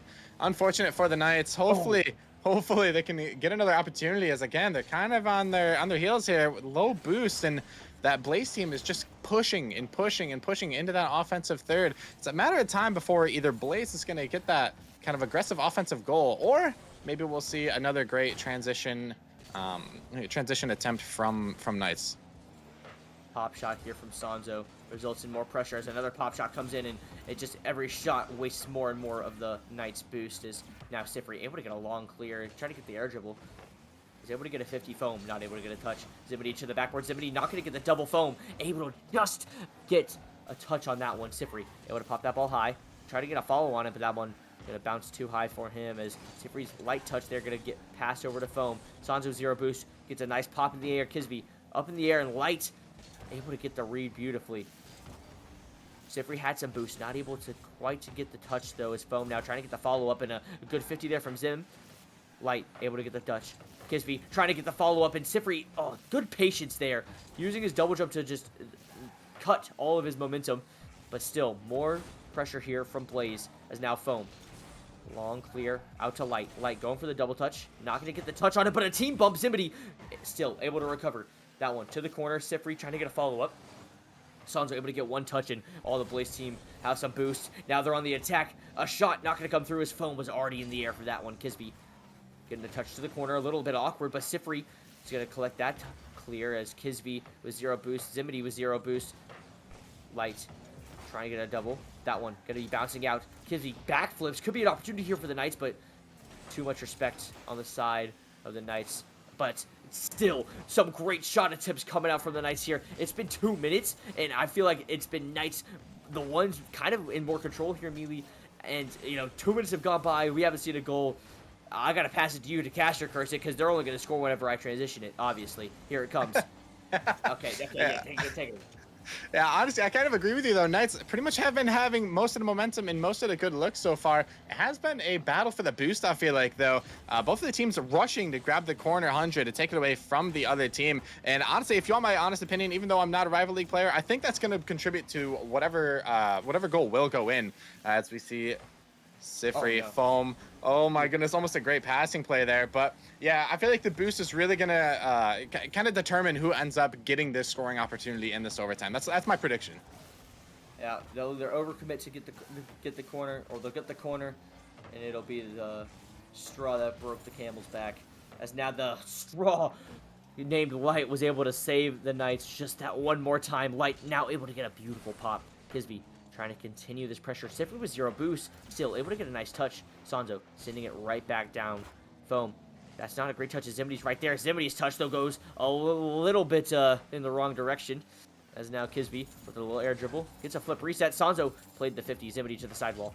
Zimity with one touch, trying to get a 50 onto Sifri. That ball going to be falling down quickly. Sanzo towards the sidewall, going to look for a pass towards Kisby. That one going to go wide. Sifri going to take that one. A demo from Kisby and a bump as well. Zimity now a little bit of time, has a teammate mid. Can he get the bump on Light? No, and Light's able to get the save. Light has just been that third man that, like, whenever you need him most, he is there. Kisby now trying to be the savior for Blaze himself. We are almost 4 minutes into this overtime. Sanzo, can he make the play happen here? The pass over to Kisby. Sifri with a great read on that pre-jump. Sanzo going to steal the corner boost, and Foam's able to get the long clear, but at the cost of his life, as now Zimity in the corner. Trying to get some boost, trying to get a ball, trying to get a play started. Still, not a whole lot going for Blazes. Some not great wall dashes come out from Kisby. He's not 100% on him yet. You know, it's still like 85% of the time, but that's okay. We'll forgive him for that one. As now it could be an opportunity for the Knights, but Kisby still gonna be back in time for that one. A great 50 as well. Zimity gonna take it from him and try to get another 50, but Light able to pop that one. But now there's only Foam back, and he had to pre-jump. Both players are up off the backboard. Kisby gonna go for the shot. That one gonna get saved away by Sifri. Zimity, last man back with a great touch and a great bounce for him. That one going mid. Sanzo off the post. My goodness. Blaze just threw away a free open net. And guess what? The Knights, they need to capitalize on this one, but they're not going to. Oh my goodness, the team save. That's 2 miracles to save this Knights team from going down 3-1. And can happen. We are a whole extra game of Rocket League and 2 open nets away. Oh, I'm lost because this game should be over. What is happening? That was absolutely insane, Flip. We are now in officially what I'd like to consider game 4.5. A 2-2, 5-minute overtime, absolutely long. Endurance comes into play here, as I think that we just watched and witnessed from that open net miss, as well as the team save. That's kind of what's going to happen during these long overtimes. You're going to get crazy and weird things like that happen.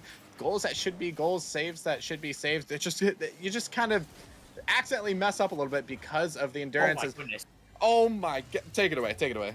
Oh my goodness. We saw a great air dribble flip reset out of Zimity right over Sifri. And the shot from Kisby, you couldn't place it any better. Top left beauty.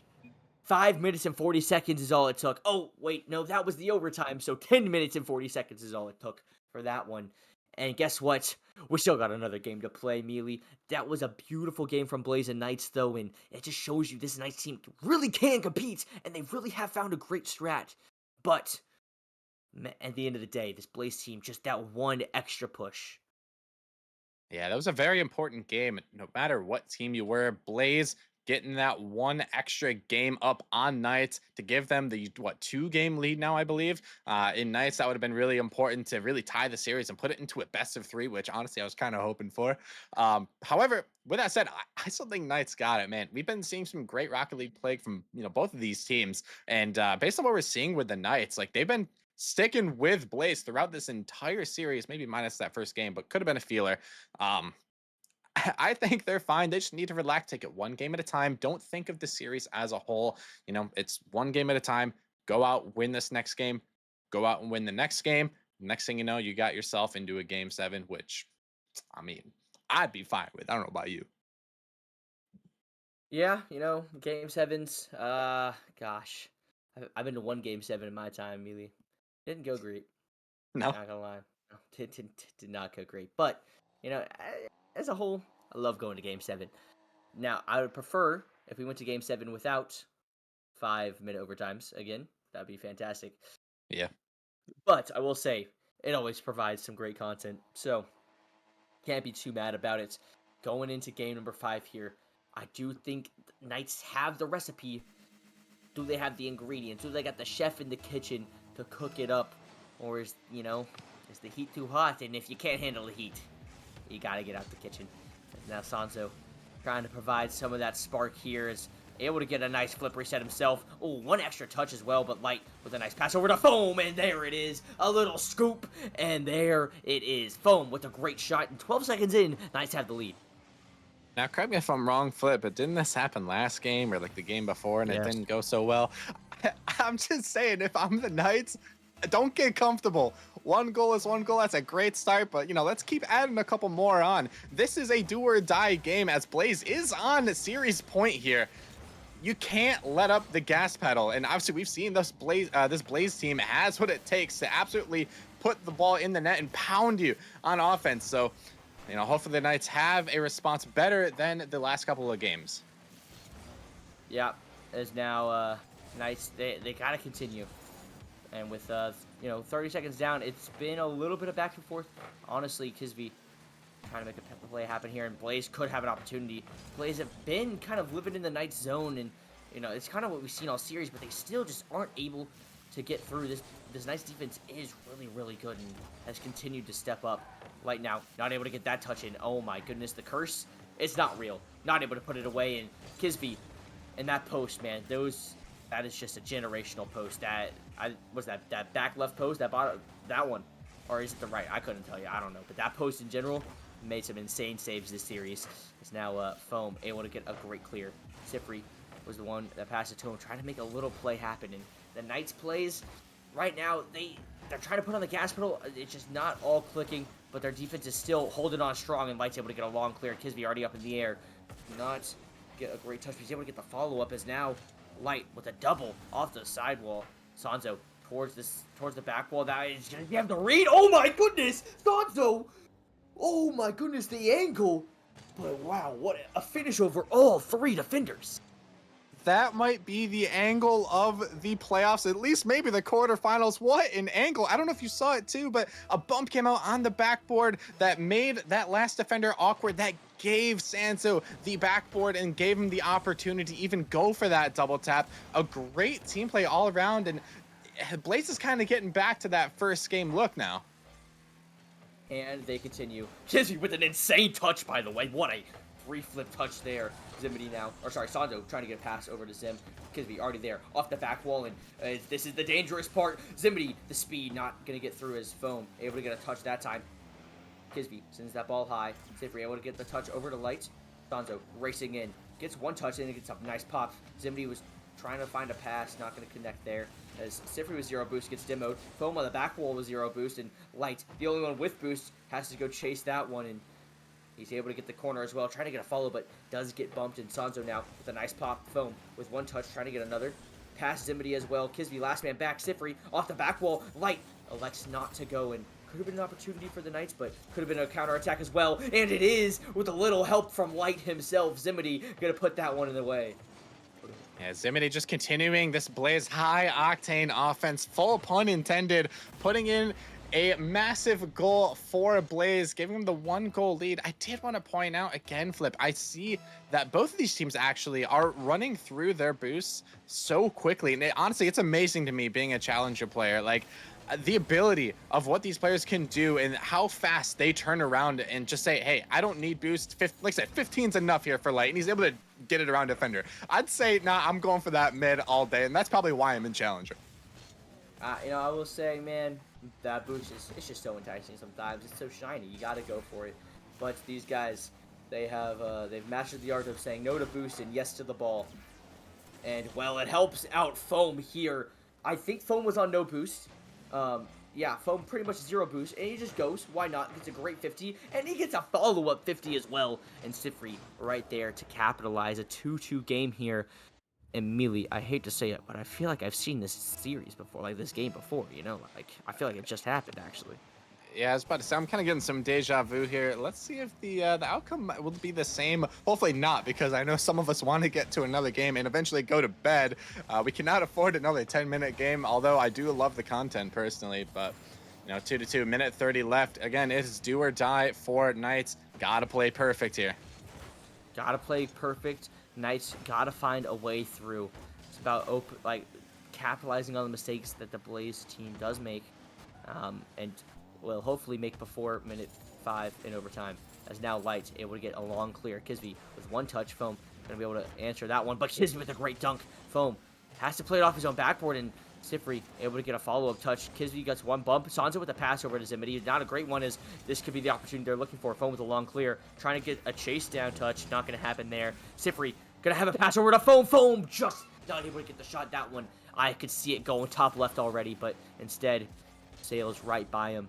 As Sifri now, last man, doesn't go for the ball. Goes for the fake. Kisby missed the demo because of it. A great play there from Sifri. He's able to get a pop as well. Could be the opportunity. He puts the ball wide. Kisby, I don't think, would have been back in time. The opportunity there from Knights squandered.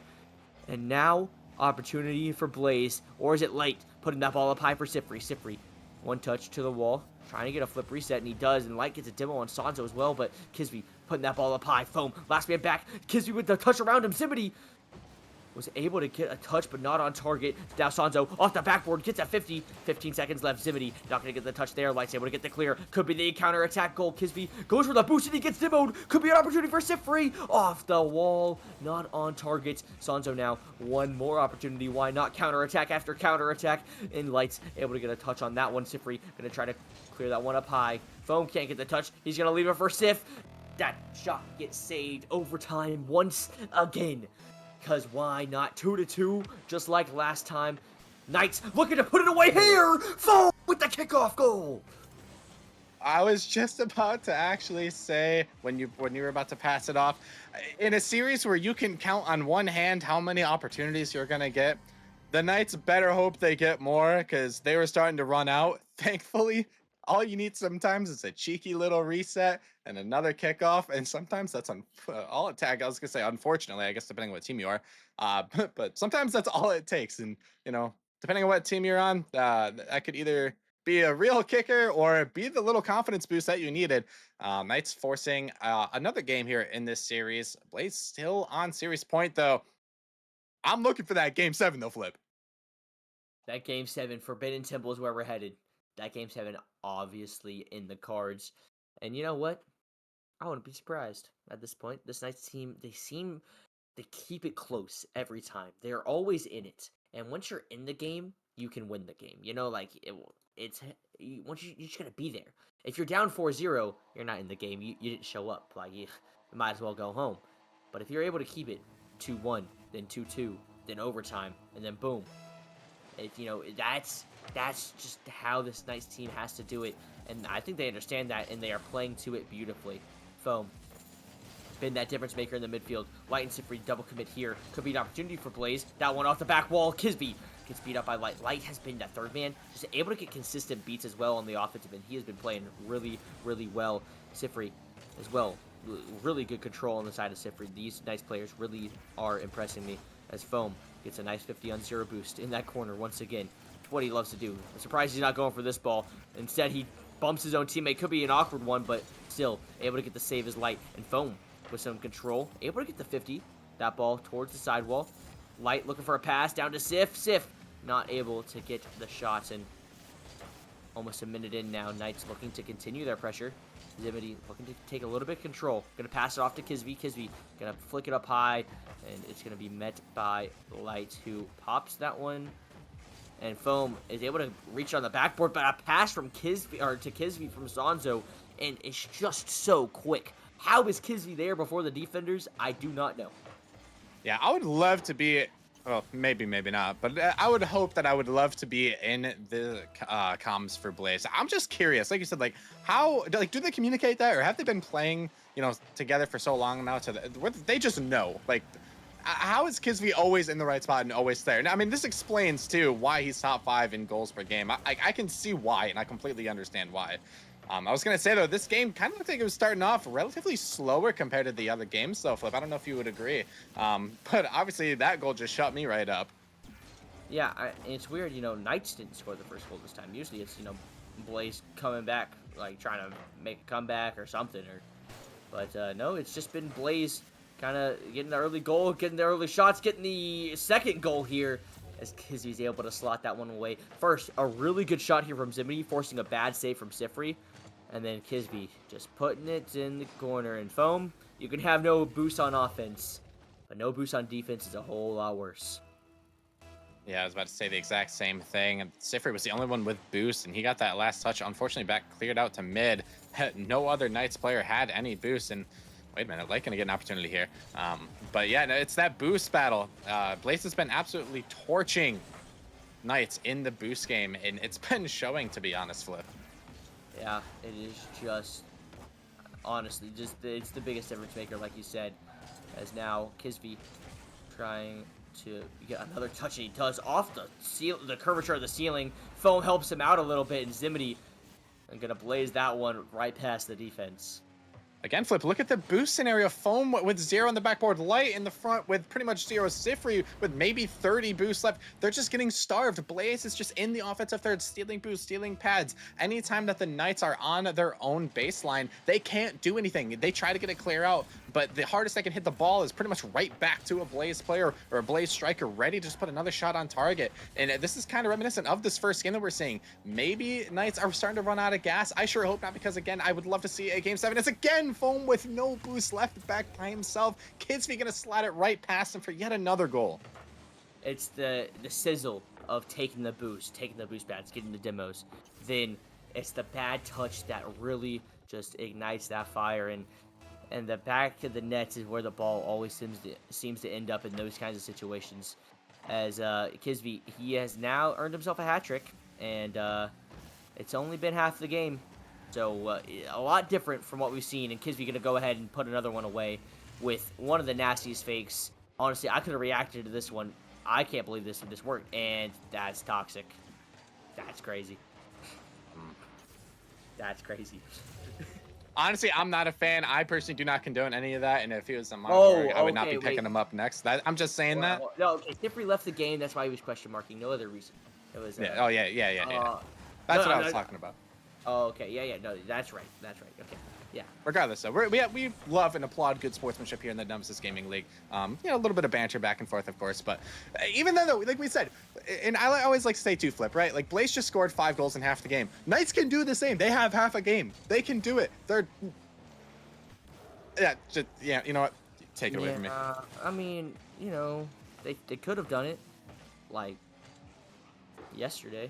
Not today, though. This team, they're just on a different level right now. You know what, Knights? I will say, you played it tough, and they played the way they needed to.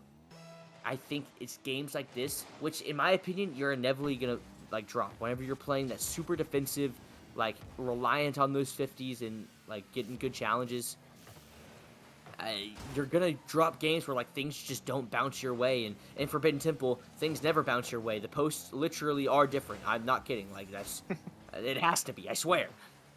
So, this, it just makes so much sense. It had to be this map where Blaze are finally able to open it up. And whenever you get a 6-0 lead, it's sometimes you know that it's over. But like I said, Knights still trying to claw their way back.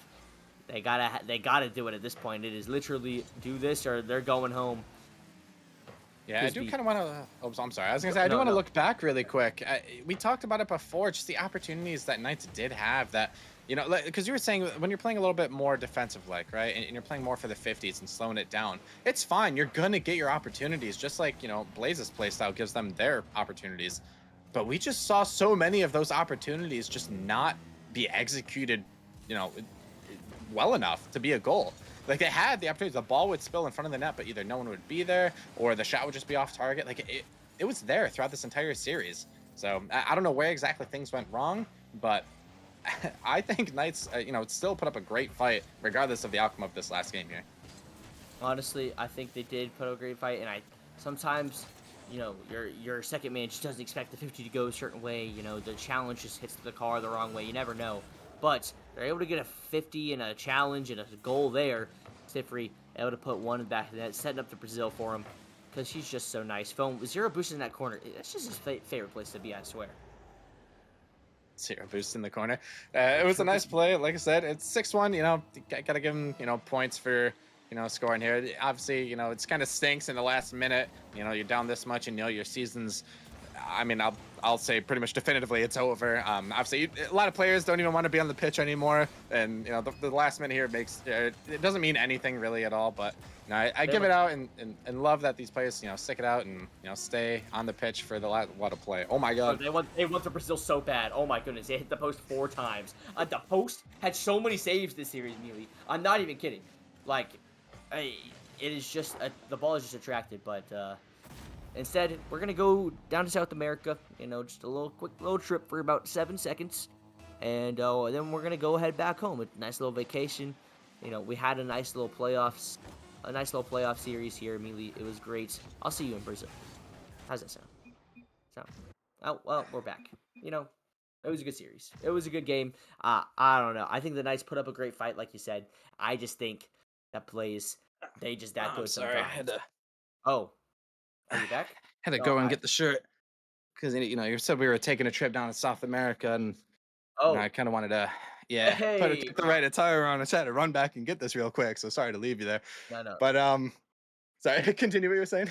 No, I'm just saying, like, I think Knights actually played the way that they were supposed to, and I mean, if they won that 5-minute overtime game, first off, this is a whole literally that game could have been was a coin flip. Now there was a team save from Blaze and an open net miss as well.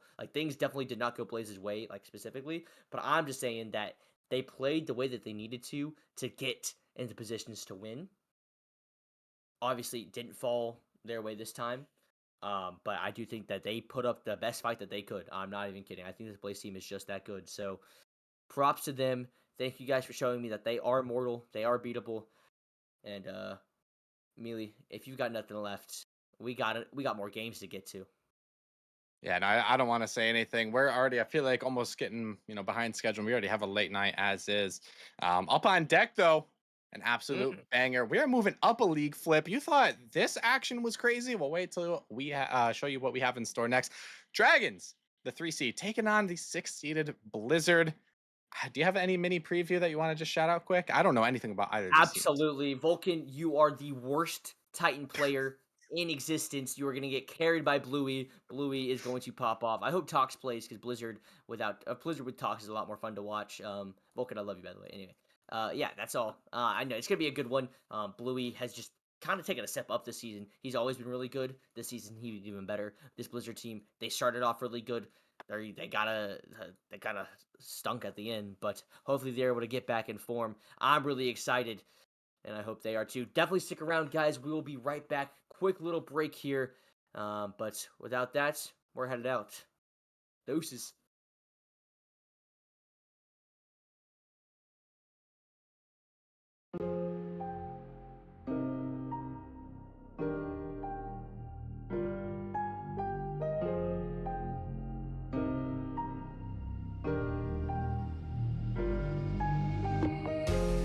Everything comes from nothing. Everything is something. So just let it all keep happening. Don't be a means to someone's end. It's all just beginning. Why can't we send an invitation to every end? All hands can clap, all hearts are beating equally. The pulse of the air we're breathing. We can leave one heartbeat, then we can leave it all of it. So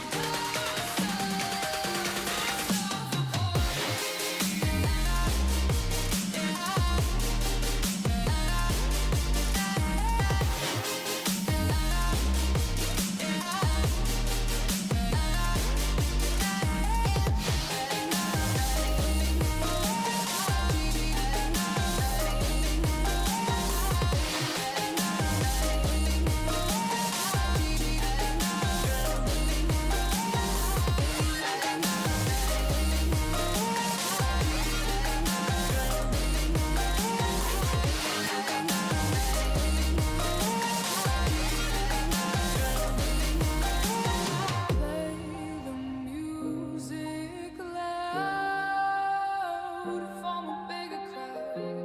Don't let the lights go out. Don't be a means to someone's end. It's all just beginning. Why can't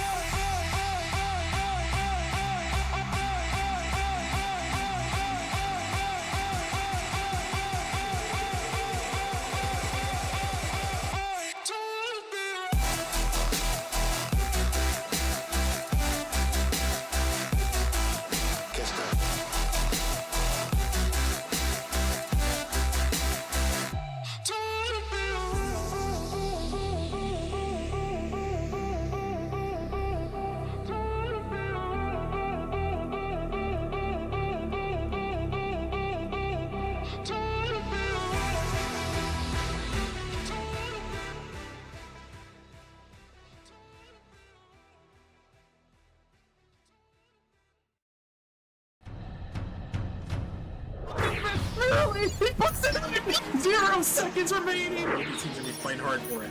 Oh my goodness, Rudy, what is this? Doesn't get the touch he's looking for. Kato, Scott, oh, he gets the flick and he gets it through. Place this heck. He's gonna get the shot. He's gonna put it in. Back to back. On the backward, can he find the touch? He's gonna put the shot on the net.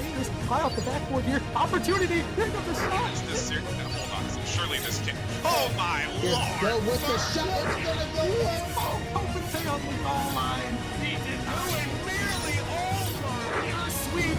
It comes through. The Venom, the improbable, the impossible, the 4-time champions. Hey, what's going on, guys? Welcome back to the Nemesis Gaming League. I'm your very best friend, Gallium, and I'm here with some late night Rocket League, and I'm here with a good friend of mine, Ventus. How you doing? I'm doing fantastic, especially because you just called me a great friend. I mean, we have a great couple of matchups here. Both are in the Titan League. Both have the ability to go to the distance. I mean, we have the 3 and 6 seed, and I believe we have the 4 versus the 5 seed later, immediately after this, because we're not trying to go that late. You know, obviously starting a match at, I believe, like around 11:45 is going to be as tough as it is. Hopefully, we'll be able to get this match started soon, but I mean, both these teams insanely good. If Tox plays, Blizzard is very good, but he's missed like half the season, so I don't know if Blizzard is really even the 6th seed. Yeah, I mean, definitely. I mean, there's some teams obviously who have had kind of a rocky regular season due to availability issues, and if that's the case for Blizzard, I do think they're a dark horse to make a run, because Tox has always been good, especially for the Sub-Zero org. He's been on the Sub-Zero org forever. Like, I believe he's won like 3 Titanships. If you guys might have to fact check me on that, but yeah, he's been around the block, so I have a lot of faith in him. But it's not to say it's going to be easy, because this Dragons team, I've seen Vulcan and Bluey play together longer than like I've seen most like NFL teams keep a player, right? They have played with each other for like 2 years straight in Nemesis. It's been crazy. So they have insane connection, and they were both all-stars, I believe, or played in that like 2v2 hoops tournament that it turned out to be. So yeah, I do think Dragons definitely have the edge, but Blizzard, I mean, don't be surprised if they make a run here. Yeah, I mean, Blizzard is 8-0 in the playoffs, so they have that clutch factor. When they make it to the playoffs, they are unstoppable. I mean, we can't count Blizzard out. I think that Bluey and the Dragons have a great team chemistry that they have, but Blizzard is just as good. They had a couple roster changes in the early beginning. They had to get rid of Isak. And I believe there was another player that I can't remember at the top of my head. But, I mean, it seems like they've found the rhythm. They haven't had to use all of the available cap space. They have 300 cap space still available for Titan League, which is absolutely insane when you're talking about you could choose a guy who's a 2,100 player. But Blizzard is confident in their 3 players, and they are really looking to make a name for themselves. I mean, yeah, considering Tox is like one of the lowest MMR players in Titan, it's kind of a no-brainer, right? That is probably the best value player you're going to get. I don't know if he's like completely washed now, but Tox, I mean, in his prime, absolute beast. And I wouldn't be surprised if he, makes a little bit of appearances. It seems like Blizzard might be missing their 3rd right now. I don't know what the rules are on forfeiting a match. I think it's 15 minutes after start time, so a little bit of a time crunch for Blizzard to get here. But in the meantime, Crip, throw up that Titan League bracket. Throw it up here, buddy. Let's get it up on the screen. And Ventus, I mean, you're a Titan League extraordinaire. Give us like your favorite matchups that you're looking forward to in the playoffs.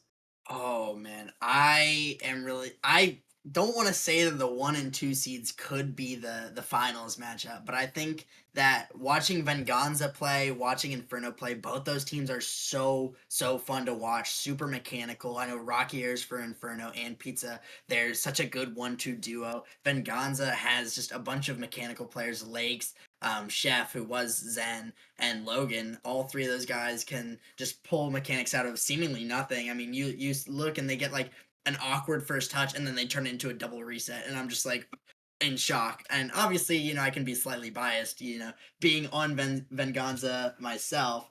I mean, I think that those two, the semifinals for the Titan League, are going to be great watches no matter what, because whoever comes out of this, the 3 and 6 seed and the 4 and 5 seed, going up against these two top teams in the Titan, I mean, it's going to be a good time. Oh yeah, I mean Titan always tends to delight. I mean, especially the grand finals. I feel like every Titan League grand final is very close. You know, because you got two like insane teams going at it. And as you mentioned, the Venganza and Inferno definitely the favorites to win the entire thing. I mean, I think you'd be stupid if you didn't put at least one of them to make it to the grand finals. They are both insanely talented, but a matchup I'm looking forward to is Spartans versus Godfathers. You want to know why? It's because Spartans are my dark horse team to make a run, right? I think the Spartans have what it takes. They have the roster that it takes to make a little bit of a run here, right? They have Kratos, who has been in the league since the dawn of time, since the dinosaurs were roaming the earth. Then they have Marv and Aciduc, and they have Teshega as a sub, and he was a solid rival player for a while. So they have a lot of depth on that team, and honestly, I think they can definitely take it to the Godfathers, but they're going to have to look out for the duo of JP and Dimitri. Those two are absolutely disgusting, Ventus. Yeah, I mean, I played on a team with Dimitri when we were doing RLCS quals, and I mean, he is just such an amazing player. He basically lets nothing ever go in the back of his net when he's on defense. He is super mechanical. I mean, he's the #1 rated player in all of Titan League for a reason. He is just such a great player for all assets. I mean, a great player on defense, able to create a bunch of shots. I mean, he's top 10 in every single stat category. He's #2 in saves with 2.24 saves. He has 0.65 assists per game. He has 0.81 goals per game. I mean, he does it all pretty much. And it looks like we finally have the Blizzard roster is here. We can finally kick off the series. We have it. Dragons taking on Blizzard for game #1. Oh boy, this is going to be a good one here as Blizzard finally gets 3 players in the lobby, and the player we were waiting on instantly gets demoed, and Bluey almost getting a chance there. Early talks off the sidewall. Vulcan and Prism both going to be up for that one. Bluey and Vulcan making a good play, and now it's Bluey going to get the nice 50 out to the sidewall. We see Tox up with it. Can he get one? He does, but not able to get that second touch. Midas early cannot get back to that ball, and I'm kind of unfamiliar with Midas and Comet. They might be new Titan League players, but do you have a little bit of insight on both of them? Yeah, I mean, Comet is super fast, and that's what the thing I know about him is he's really quick to get to all of his reads. He's super quick on the field. He's pretty efficient with his boost usage as well, and he can just like understand the ball in an insane way. He's just able to read it so well off touches that you would not normally think, and he gets a great touch like that off the backboard to send a great clear. I mean, I know that he is super fast, super consistent, and I mean, Midas I'm not super familiar with. I mean, he's a new face in Nemesis. I know he knows Tox, and I think he might be somebody who Tox has played with a good amount. And so I think that he was more of a chemistry pick, that somebody that they can mesh well together. And I believe Comet is also knows Midas as well, so they might be teaming, especially, you know, their names are the same, the club they're in. But I mean, a great shot coming up from Vulcan, and you know, Vulcan doesn't miss these double taps. Good speed, getting the double. Comet just not able to get the read after all of that, you know, glazing that I was doing with how well he's able to read the ball. And he's not able to make that touch, and Vulcan just get a nice easy double tap for that one. Yeah, it was a beautiful play set up by Prism, and instead of getting that first touch and going for maybe a flip reset to kind of send it a little more towards the net, he makes a smart play and goes for another touch off of the ceiling, which basically freezes the defenders, allowing Vulcan to fly in for that double tap. It's a play that kind of goes unnoticed, but those are the type of plays that win you games with Midas. Top left corner, what a shot. Yeah, I mean, that's a great one there. Just a good touch from Comet out, or a good 50 in the corner, and not a great touch from Bluey. And Midas just putting a perfect shot. Prism with low boost, not able to get that one. And I mean, the Blizzard roster instantly strikes back, even though Dragons have had a lot of the pressure for the majority of this game #1. It seems like Blizzard is no stranger to scoring goals. Yeah, they, I mean, historically have been very, very dominant in the playoffs, so it's nice to see them finally back here. I see a touch kind of going the way of the Dragons here. Bluey Sends it over to Prism, but Prism pre-jumped that one. Bluey gets one, tries to get a second. He 50s out Tox, and now Vulcan's up with it. He accidentally gets bumped, or actually, that might have been on purpose from Comet. Bluey to the sidewall. He gets one. He has a full tank of boost, just opts to send it down, and now Comet making a great play. Now it's a 2v1. Now it's a 2v... Yeah, it's still a 2v1. As Bluey races back. I thought it was a 2v2, but Bluey finally makes his way back. Tox gonna get one. He's gonna chase this ball down the entire length of the field here. Nice 50 from Comet. And he's been really a great player for this Blizzard team. He's getting all the right 50s and all the right touches. He's very fast, like you mentioned.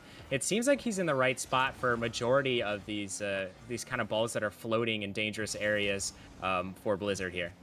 Yeah, I mean, he's done really well. He did just have a couple misses, so I think the caster curse is real. Anytime we talk about him, he just seems to make a slight mistake on the side of his speed, but I mean, he has been really good. I think that the Dragons have just been really suffocating. I mean, Bluey and Vulcan. Vulcan is a player who just is so aggressive, super quick to the ball, and I mean, he loves to just play super aggressive. I mean, he goes for a bunch of mechanical plays.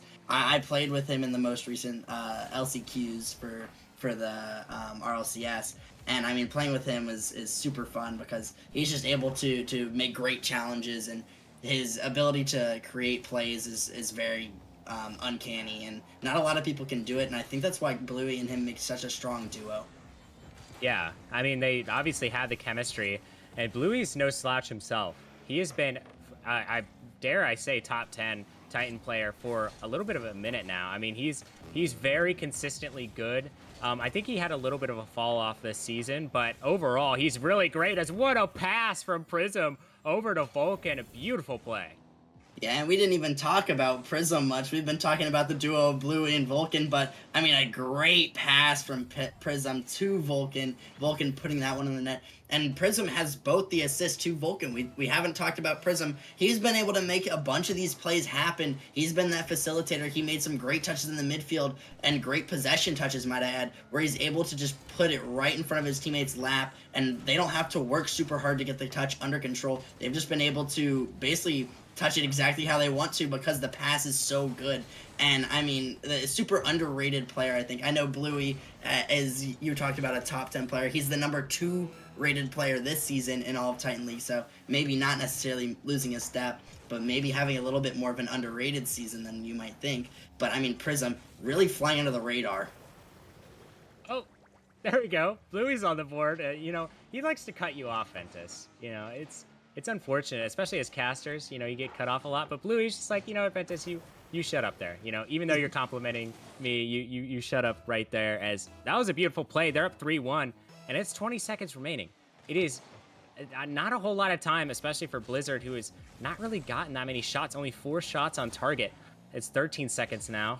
Comet can't find the touch, and now it's Tox up with it. Vulcan, no boost. Prism gets up there. He can't find the touch, and now Midas with a full tank of boost. He has some control. I don't think it's going to be enough, and the Dragons handedly take game number 1. Yeah, I mean, the Dragons, their pressure is just absolutely insane. I mean, they're able to keep possession really well in the midfield. They were able to just put up great shots. I mean, they completely outshot Blizzard. I believe it was like 11-4. Yeah, I mean, and the demos as well. 6 demos on the side of Dragons to 1 for the Blizzard. I mean, the pressure the Dragons were able to generate is just insane. They were able to boost starve the Blizzard defense and make sure they couldn't break out. We might be moving servers. It looks like we are changing servers. We will have to restart the matchup.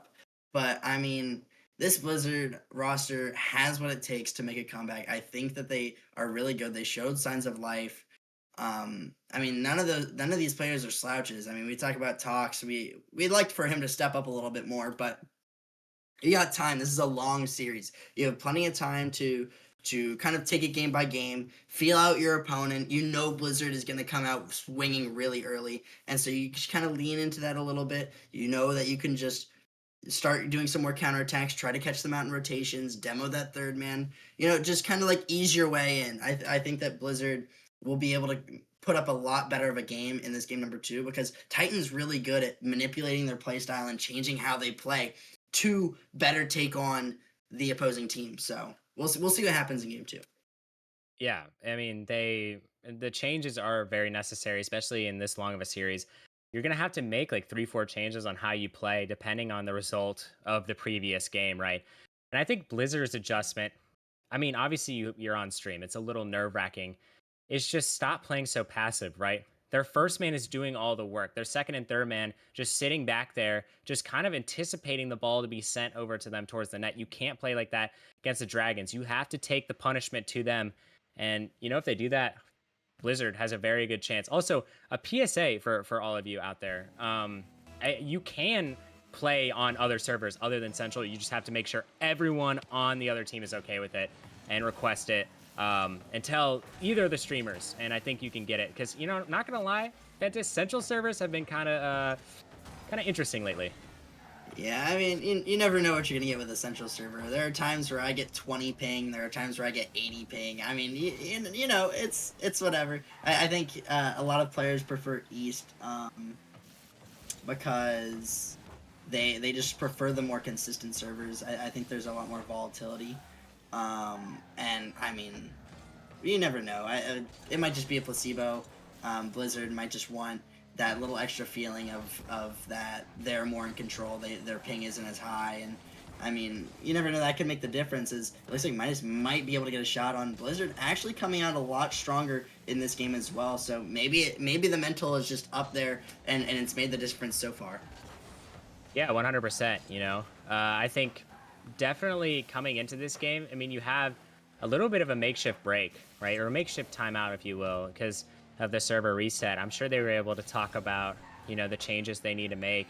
And already, I mean, they just look like a completely different team, right? They're not letting the Dragons just have everything for free. They're challenging them in the midfield and really just taking it to them as, Bluey tries to sneak it behind Comet. Unfortunately for him, not going to go as Prism takes it off the backboard. Bluey now with a nice touch off the backboard. Midas sends it down over to Tox, and Tox gets one.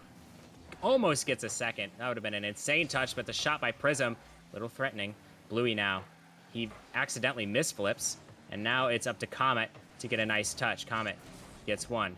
Can he get a second? He doesn't have the boost to work with, so he's just going to end up sending it down the pitch, which is a smart option there. Bluey, a little bit of control here. He's going to get a nice 50, and I'm a huge fan of Bluey's car, matter of fact. I feel like that goes kind of undersaid as, whoa, oh my goodness, Bluey's car is being used to be an assist god.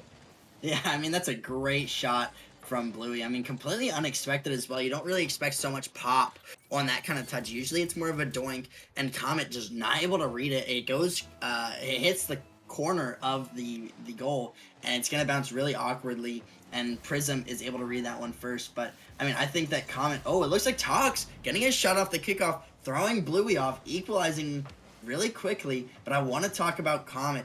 There was a time where he took some great 50s in the Blizzard corner when both him and his teammates had completely zero boost. Dragons had all the pressure, had all the boost. They were able to steal all of them. But Comet was able to make 2 great 50s, able to control the pace of play and control the possession really well, and was able to help the Blizzard break out back onto the offensive side of the ball.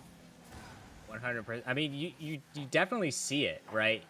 Because when you're zero boost, especially 2 players zero boost, the play slows down exponentially, because if you are the other team, you can just take your time. You have all the boosts. As Bluey trying to get a nice play going. Fortunately, cannot make the touch, and now it's up to Comet.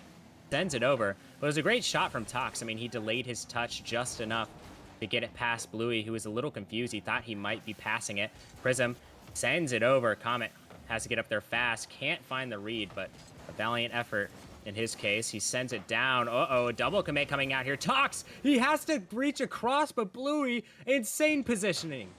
Yeah, I mean, Bluey just read that play incredibly well, staying in the play enough where he slows down. You see him slow down right at that back post, waiting for that touch to go across net, and he just read it so well. His understanding of the rotation in the gameplay was insane, where he's just able to completely read that play, understand Tox's low boost, and has to just play it across to try to get it to the corner, and just put himself right in harm's way, and put that one in the back of the net. I mean, a great play from Bluey. Yeah, I mean, I think Bluey is that guy right now. You know, he's doing a lot of the dirty work, and that's very much needed here. As wait a second, this might be an open net. As Midas, he can't corral it towards the net. I mean, he was getting chased by Vulcan, who had 100 boosts. You know, a little bit scary there. But Tox, he's been great so far. Been getting some much needed goals. Midas off the sidewall. Midas had that insane top left shot in game 1. Can he replicate that kind of performance in game 2 when his team needs it the most? So you see Prism up with it, gets a nice redirect, and now Prism gonna fake it out for Vulcan, and Midas gets bumped off the backboard. Comet has no boost, and now Tox with a little bit of boost. He's gonna go for it. Bluey sends it over, and now Prism just waiting for it, but Comet, an insane flip reset there. So we have less than a minute remaining in this one. Tox sends it up. Bluey gonna get a nice touch, and now Prism controls it, but not enough. It kind of gets away from him a little bit. Tox gets the full boost, but there's no one there. Midas just a little bit late for that touch. And now it's up to Comet. He pops it high with a little bit of boost. He gets it over there, but unfortunately cannot get more than that. But wait a second, a double tap opportunity coming out for Midas, but unfortunately cannot make it go in. Comet being 50'd out by Bluey, and now it's up to Midas, who has 100 boosts. He gets one beautiful pass. Unfortunately, Tox, you know, he didn't take his protein shake today because, I mean, he couldn't power that one through. Midas sends it down. Comet now with 1. He's going to attempt to read it, but, you know, with 0 boost, that's kind of hard to do. 9 seconds left.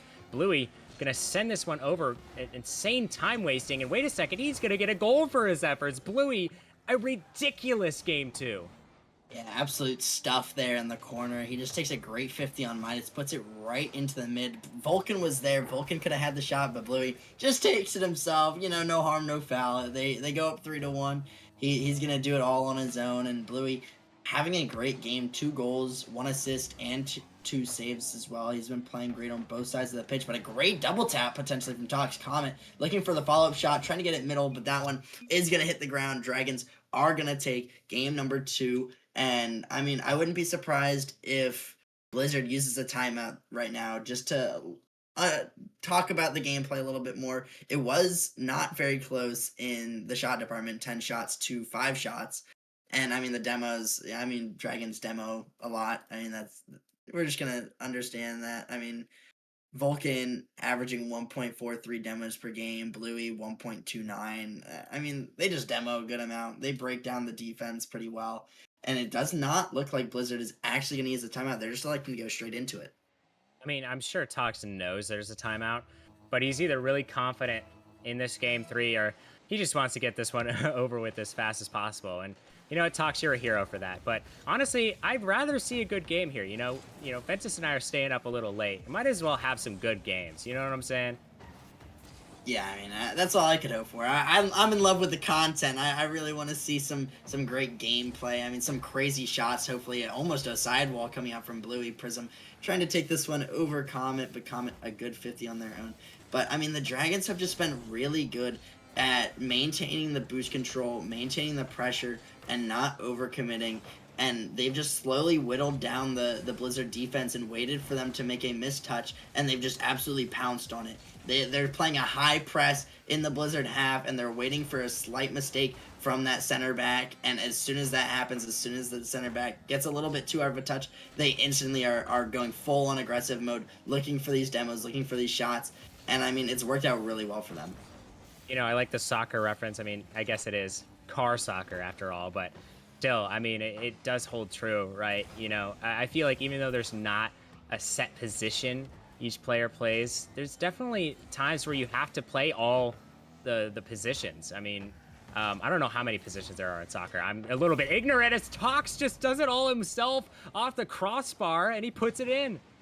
Yeah, I mean, that's an ego challenge if I've ever seen it. Bluey looking like he has full possession, could get the pop past Tox, didn't use his flip yet, not really expecting the challenge from Tox, and Tox just gonna challenge that one, put it off the crossbar, and is able to get the read and put that one in. A much needed goal from Blizzard, and they strike first here in game number 3, something we have not really seen from them. Yeah, I mean, it just took a really ballsy challenge from Tox to get them back in this one, and sometimes that's all you need, right? I mean, if you're down, why not throw some insane plays into the mix, right? You can't be predictable all the time. And Tox using a great example there. As we see Bluey takes it down. Vulcan gonna send it into this Blizzard zone. Now Comet gets a touch. And now it's over to Prism, who tries to pop it high. Unfortunately, gets 50'd out. Comet over to Midas. And now it's Tox with maybe a redirect, but he doesn't have enough boost to really make it work. But wait a second, Prism missed his touch.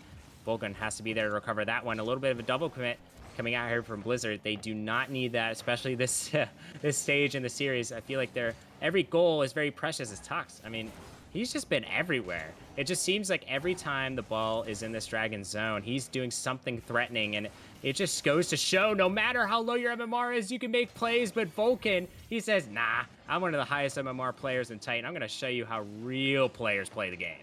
Yeah, I mean, you just see Bluey absolutely hawking down Tox on defense, making him go for a squishy save. Diabolical behavior coming out from Bluey, but I absolutely love it. Force the defense into that awkward position. I mean, it's tough for the Blizzard defense. Comet already on that sidewall playing the high shot, and then Tox getting the option of the low shot taken away as he has to go for a squishy save. Usually you have to play the high shot there as well. So with nobody covering the low shot, a good play there by Vulcan to understand that and place it very well. And Vulcan, another great shot. Comet, a good save. But once again, we see the Blizzard roster very low on boost, not able to break out very well. I mean, I think it just comes from the fact that Bluey and Vulcan are that duo. But honestly, Prism's been kind of impressing me the most because he does the things that are so unnoticed, right? He is that midfield presence. And what I really appreciate about his game... Oh my gosh, Midas. You just did it again. This dude just cannot miss.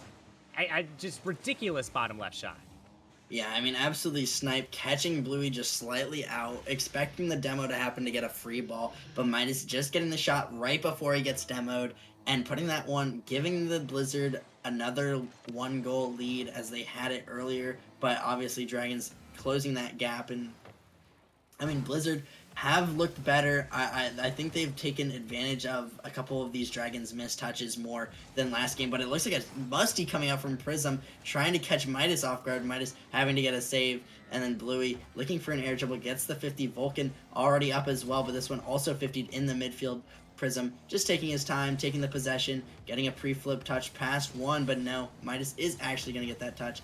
I mean, it's a lot of midfield presence. Once we see who really takes the midfield, we're probably going to see a goal come out, because Titan, once you establish your midfield presence, it's really hard to break out. It's a almost beautiful play coming out from the Dragons, but, you know, I do think you're completely correct. I think that actually goes for most leagues, but especially Titan, because it just seems like everything they do, I mean, Titan is the highest level of consistency, right? So you're going to get those great touches. It's Bluey. What a save. That one was certainly going in the back of the net. But Bluey makes an insane touch to keep it away.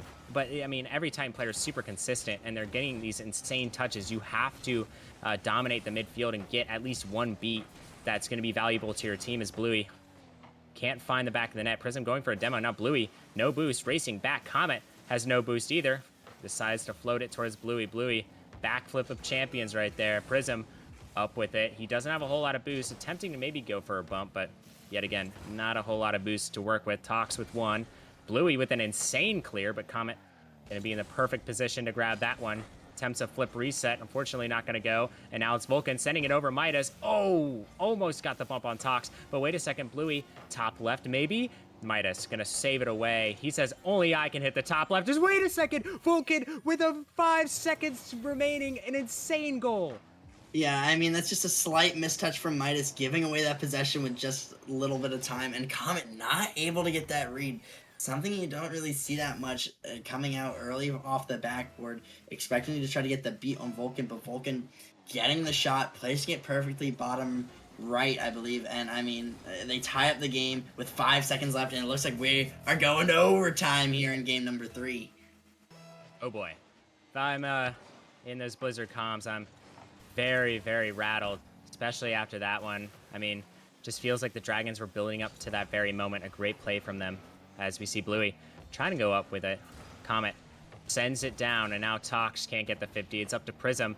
He's going to fake it out. Now Bluey with the demo. It's a 3v1. Insane save come out from Midas. He's been exceptional in the defensive end so far. I mean, he has 4 saves to his name. But overall, his team has 9. So it seems like they're just saving everything as Tox. Wait. Oh my goodness. Oh my goodness. What are we witnessing here? Oh my gosh, what a crazy angle from Tox. Gets the beat on Vulcan, going up for the double. And I mean, that's insane. If only that went in, we would be talking about this for a long time. I mean, that double from Blizzard was absolutely insane and good on, I believe that was Comet, to finish that one off, getting the read off the post. And I mean, Blizzard sneak out the win. They were closer in the shot department. They had to hunker down on defense. I think they played a lot better defense this game.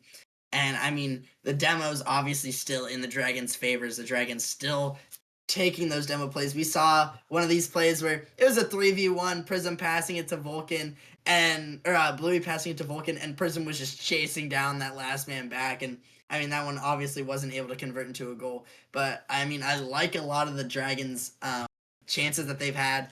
I mean, Blizzard looked very good as well. I think they're starting to become more solidified.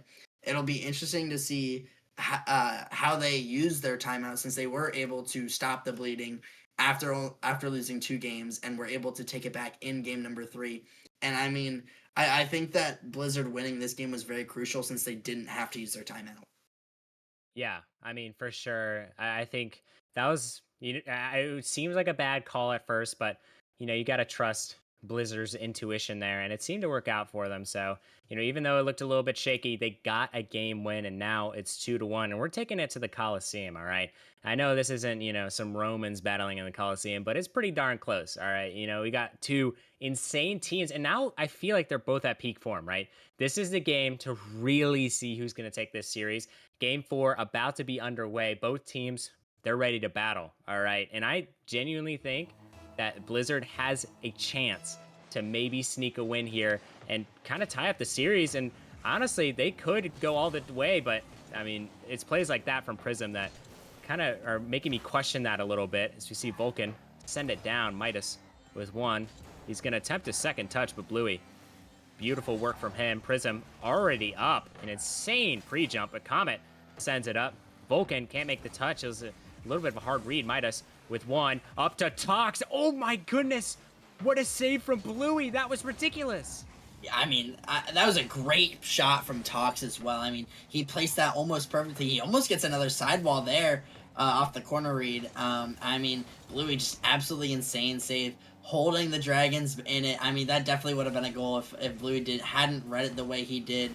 But now Dragons having the pressure, Vulcan putting a shot almost on target, and now the Dragons once again trying to hold that midfield line, but a great possession play from Comet. Comet looking for the double, not going to happen, and Blizzard gonna stall back and have to run back to play defense as Bluey is taking this one up. Bluey gonna get a nice touch. Can he get the double? Oh my goodness, I thought he was gonna read that for a second, but good clearance from Blizzard. Whoa, what a bang for Prism. Bluey, can he get the read? He doesn't need to. Prism with an insane clear to get the first goal of the game. I think that might have been a little bit of an own goal from Comet, trying to, I don't know if he was trying to block the touch from Bluey or not, but I mean, a crazy play from Prism, an absolute clanger from the back corner, able to generate so much power. It didn't hit ceiling. I mean, overall, just a really good play. Almost another play. Bluey putting a shot on target, capitalizing off that mistake from Tox. Tox, not a great shot. A demo in the midfield from Bluey on Comet, allowing that extra pressure. And I mean, when you have to make that touch, you have to try to block Prism's shot as well.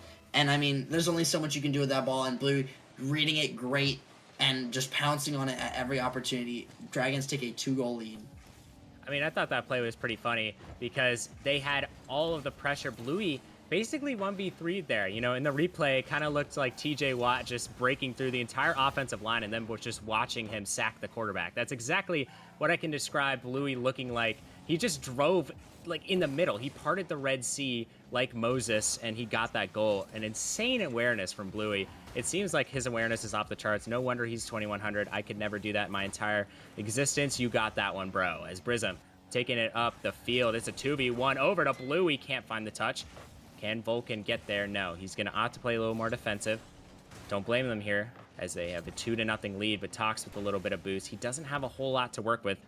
Instead gets a nice 50, and now it's Tox on the board. He gets boost. Now what can he do with it? Almost gets a demo. Unfortunately, could not find it. Comet with an insane double. Now he's going to try to follow it up with a pass. He gets it across, but no one there. He just bullied all 3 Dragons members, but, you know, he just allowed his teammates to get a little bit of boost here, Ventus. Yeah, I mean, unfortunately, obviously, Tox making a little bit risky of a challenge in the midfield, allowing that pressure to come back into their own half. But it looks like Tox is going to be able to clear this one out. But the Dragons just look so dominant. They're out shooting 6-1. They do not let Blizzard even get close to their net, other than that one insane save by Bluey, which is a great shot opportunity. A great touch. That's the last man back. It should be an open net. Prism just has to put this one on, and that one is off the crossbar. Bluey looking for a shot, looking for the double tap, but Comet, absolutely insane save coming from the squishy save, and Midas having to try to catch this one out, but Bluey is already there. Tox getting it clear off the back wall. Comet looking for a double of his own, but that one, not a great touch, but that's an even worse touch from Prism. Oh my gosh, absolute disaster. Comet looking for a shot or a pass, and I mean, Blizzard barely holding on, but also Dragons making some great offensive plays. That is ridiculous. I mean, to go from that insane of a touch to hitting the crossbar, I mean, you can't really blame him on that one. It was a little bit of a difficult shot, right? But Bluey could not, unfortunately, get there. It was a great save, again, from Comet. As we see, a nice play coming out. Bluey with the 50. Midas now. His only chance is to send it down. Vulcan off the backboard. Prism tries to get one. Unfortunately, he cannot. Bluey. He got almost, you know, he made best friends with the crossbar there for a second, but he quickly decided to end that friendship short. As we see Tox can't get the 50. Now it's Midas, who, it seems like maybe this might be an open net, and, you know, Bluey's just going to take it all the way. It's 3-0 Dragons. Yeah, I mean, that's a super risky commit for Midas, with Vulcan having possession in the corner, electing to challenge that very risky decision. Obviously, they are down 2 goals with only 48 seconds left, but I mean, when you're making that challenge, you're basically throwing it all out there. High risk, low reward, especially in the opponent's corner. They still had 2 other members back, and all it takes is a quick counterattack as that no longer third man. And I mean, Dragons get a 3-goal lead, looking pretty dominant as well. They've literally only allowed Blizzard 1 singular shot on their net the entire game, and I mean, that's if that's not domination, I don't know what is. As we see Comet just switching teams for a second. He almost just doubled that into his own net, but I guess it's 3-0. It's not really a chance for them to come back, especially since the entire game they've had 1 shot, so, you know, it's not looking very likely to begin with, but that definitely does not add on to the fact, or doesn't help. Vulcan can't find the touch. It's going to hit the ground, and Dragons, they are 1 win away from ending Blizzard's undefeated playoff streak and setting a Nemesis. You know, this would be an insane feat for Tox to go out like this, especially considering that I'm pretty sure he's matched up with the Dragons like plenty of times in the Titan League and beaten them. So, you know, this time around, he's going to have to do everything in his power. Maybe a timeout here, Ventus. Yeah, I mean, I definitely think they got to use a timeout. At this point, it's win or go home. I mean, Dragons have been so dominant. I mean, Blizzard have had that playoff streak in previous seasons where they have been undefeated. But, I mean, there are times where they haven't made playoffs. They haven't looked that great. It seems like they are just cracking under the pressure. I don't know if this Blizzard's roster is really built and equipped to take down Dragons with how aggressive and how well they're playing. It just seems like Midas and Tox and Comet are just a little bit too slow. They're getting beat a lot in the midfield, but they're trying to still contest those challenges. They're not getting the best touches when they are low boosts. They need to capitalize on securing their own corners.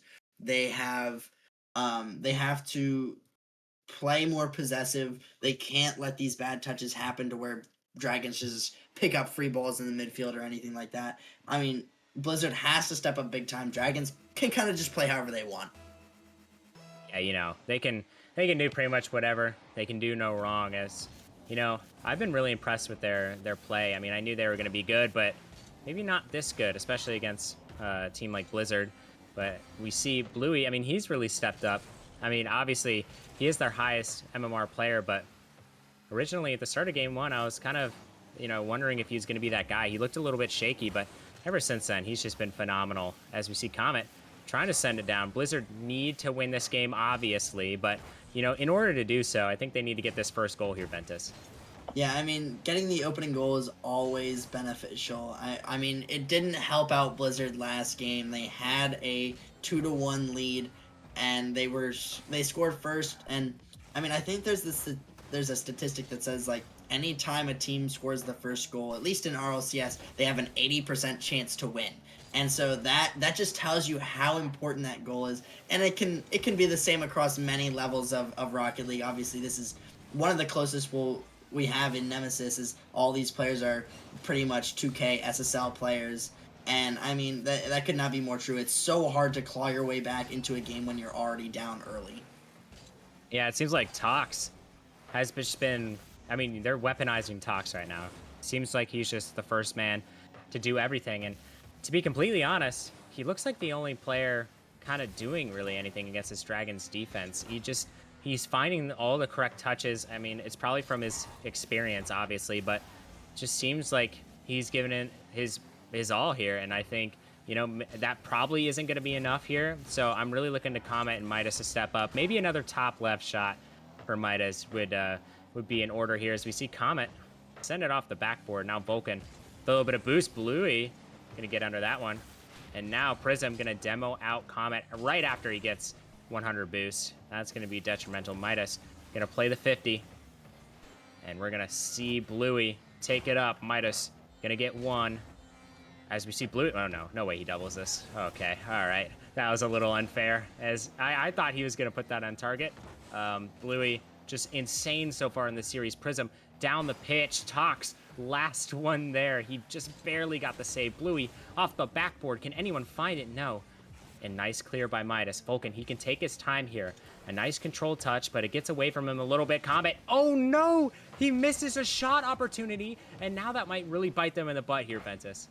Yeah, I mean, Comet looking a little bit lackluster in this series. He hasn't looked like his normal self, and I mean, that just exemplifies it. He wasn't able to get a shot off of a great pass from Tox. I mean, that pass was beautiful with low boost. He was able to place it perfectly. And I mean, if you're Comet, you gotta hit those goal scoring opportunities. Don't come easily, and especially don't come easily against the Dragons.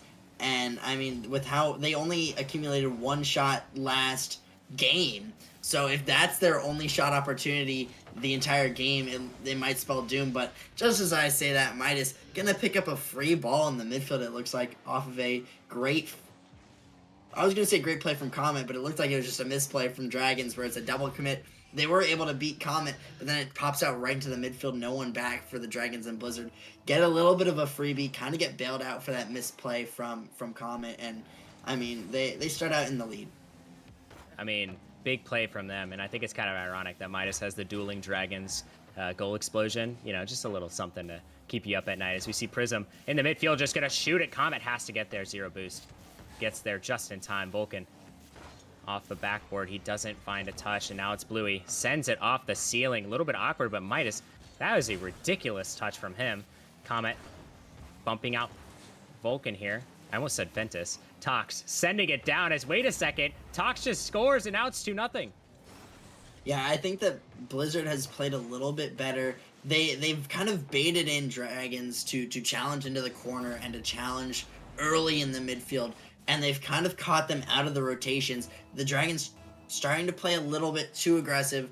They haven't been able to score as much as they've liked to. They haven't broken through, especially in this game, and I think they've started to panic a little bit. They kind of are playing very aggressive in the hopes that they are able to break that stalemate. They're able to get the goal. I mean, they do have 7 shots already, but I mean, they haven't had any goals, and I think that they are starting not to panic, but I think they're rushing it a little bit, not letting the chances come to them, not waiting. They're playing the high press at not an opportune time where Midas has the control in the corner, or Comet gets a good touch pass too. But Prism might have a shot here. It looks like Tox not going to be able to get there in time. It looked like he was going for a bump, and Prism gonna give the Dragons a 1 goal and close the deficit to just 1. That is a ridiculous goal. I mean, off of an insane pass, but definitely a much needed goal. 43 seconds remaining. Can the Dragons tie it up? They've done it before. Can they replicate that performance from, I believe, game number 2? Vulcan gets one. Tries to get a second as, oh no! Tox gets a beautiful touch, but unfortunately for him, does not go in the back of the net. Vulcan gets one. Oh my goodness, that was an absolute clanger. Bluey trying to be there, but Comet gonna catch it high. And now it's Prism. He gets a control touch. Can he get anything else? Midas, very, very nice save. He's been stellar on the defensive end. Bluey gonna fake out even his teammate. Comet sending it off the backboard. Vulcan is up. Bluey tries to get there. Midas meets him in the midfield, and that just might do it here as Prism keeps it up. Comet, is he gonna send it to the ground? He tries to, but it's still up. Tox off the ceiling, and Blizzard, they're still alive here, Ventus. Yeah, I mean, they looked a lot better. I think they quickened their pace of play. Their defense looked a lot cleaner. They're able to get their touches very, very close to themselves, especially off the backboard. There are a lot of times where their touches were a little bit too hard, leaked back into the midfield, and Dragons were waiting. But this time, they were able to control it very well off the back wall, keeping their flip for a lot of the time to beat out that early attacker from Dragons. And they were able to catch the Dragons out a lot of the times and counterattack. We saw 2 pretty much empty nets for Blizzard, which is something we hadn't seen previously. I think they're doing a lot better to catch Dragons out of the rotations, baiting them in a lot more and keeping possession a lot better. Yeah, I think that, I mean, I don't know if that's a change they intentionally made, but that was definitely a very good change. I mean, they only had, 4 shots that game, but it's all about if you can, capitalize on the opportunities and execute those shots. I feel like that's something that goes a little bit unnoticed is you don't have to have a barrage of shots. I mean, you guys saw it on stream. I mean, with my playoff game, we had 12 shots and no goals. So it doesn't matter. It's more about quality than quantity. It's basically what I'm trying to say here. And I think that's just how Blizzard needs to play. I think they do need to hunker down, not necessarily in their defensive end, but in the midfield. They've been playing phenomenally. A great example of that is just there. Tox gets up for that one. Bluey demoed out. Now Tox pops it high. Prism, nice touch from him. Tox, oh my goodness, wait a second, he got another touch. Tox can't find the net. And now Vulcan sends it to the side. He gets another touch. Prism pops it high. Comet, he's up with one, trying to get a 50. He does, almost over Tox. And now the ball is floating in Blizzard's end. Bluey trying to send it back into the right corner. He's successful. Vulcan, he can't find it, but Bluey might have a shot here. He does. Midas, nice touch from him. Vulcan can't find much with that one. A very awkward angle for him. Bluey sends it in. Midas now trying to get a 50. He tries to pass. Comet, very great awareness to get back to that ball. As we see, I mean, Blizzard, they've just looked like a completely different team so far. Yeah, I think that they're playing a lot better in the midfield and a lot better on defense. I think that they've really cleaned up. They've taken a lot more possession in their corner and in the midfield. They haven't allowed the Dragons to put too much pressure on them. As I say that, it looks like Vulcan looking for a quadruple tap. Not going to be able to put that one on target. But, I mean, it's just the Dragons having to pull out these kind of tricks and pulling out all the stops to try to score. And it hasn't come that easily to them. I think that's something we haven't really seen Blizzard do, as they've contested them in every single asset. They've gotten more demos, putting a great shot. Midas, the absolute sniper, trying to put that one top corner, but a great save from Bluey once again. I mean, Bluey is so great on these saves and keeping the Dragons in it. We always think about Blizzard gonna score when they get the chances, but Bluey has really limited those options, taken away a couple what we thought surefire goals, and I mean overall really kept this team in it. As I mean, Blizzard look a lot better. Yeah, and I think honestly coming into this game, not a lot of people had Blizzard high up, right? Because Titan League, only 8 teams, you play very little games compared to all the other leagues Titan and Novice do, so you don't get to play against actual people as much, right? And you might not know another team's game plan. Like Tox almost just absolutely dusting all the defenders. Bluey pops it high. He gets another one out in the midfield. Prism, Comet, that would have been an insane read, but Tox sends it over. Bluey, insane save from him, and This is the man you do not want to see with a whole lot of boost, but Midas, great touch from him. Very patient play from Blizzard. They've found their groove. Can they continue it as Tox? I think he got into a little bit of a rule one. I'm not sure if it was official one, but he ends up breaking it as Prism gets the 50 down. Bluey and Vulcan both committing there. Prism sends a shot on, but it's going to be saved away from Midas. He's been phenomenal so far. 6 saves for Midas. He has just been locking the Dragons up so far, Ventus. Yeah, I mean, his defense has really done so much for the Blizzard team. I mean, being able to rely on him basically for every single shot that he's come up against. I mean, he's been really good. He's been solid in the other games as well. I think that this is a great showing. Talks a great shot on net, but it looks like this might be a counterattack as Comet low boost trying to get the read. Not a great touch, but he was able to recover and get the save once again. But this time, Dragon's looking for another pass. It's going to go to Vulcan, but that's maybe a little bit of an overcommit. It looks like Blizzard not going to be able to capitalize on that as they were very much boost starved. And, I mean, Dragons kind of get away with murder there as they had nobody back, and Blizzard just not able to get there on that counterattack. You know, the only place where getting away with murder is legal is in the Nemesis Gaming League. So, you know, take that as you will. As Midas sends it high, Prism going to get a nice touch. Pre-flips into it. Now he's carrying it the length of the field. Great play from him. Comet accidentally passes it to Bluey. He gets faked out a little bit by it. Bluey pops it high. Tox has to be there to recover that one. Sends it by Vulcan, but not before he gets a touch. Comet on the 50. Bluey trying to get a nice touch himself. He gets a controlled touch, but not the touch I don't think he is looking for. As we have a double commit again coming out for the Dragons. But wait a second, that might actually just work as Vulcan got catapulted into that flip reset. The ball still has not gone into the back of either of these teams' nets. Can it find its way in the back of the net in the dying seconds? Can Vulcan ice this game? Unfortunately, not yet, as it is overtime in Game 6. Ventus, who you got? I mean, I think that the Blizzard defense was about to crumble there. I thought Dragons were about to score. If there was one more second on the clock, I think it would have happened. Dragons looking dominant. I think Dragons have got this one. Blizzard look a lot better, especially on the defensive side of the ball. As a fake coming out from Midas. Midas getting a flick over the second one. But this one might be over Tox. It is! And that one gonna find the back of the net. Prism just able to put it right over Tox. Pushed up a little bit as that third man. Not having enough boost to be able to get there. And, I mean, an absolute disaster way to go up. But that, folks, is why you do not break Rule 1s. You know, he paid for his sins there, but honestly, they put up a great fight against this Dragons team. Fortunately, I mean, they're just too good, right?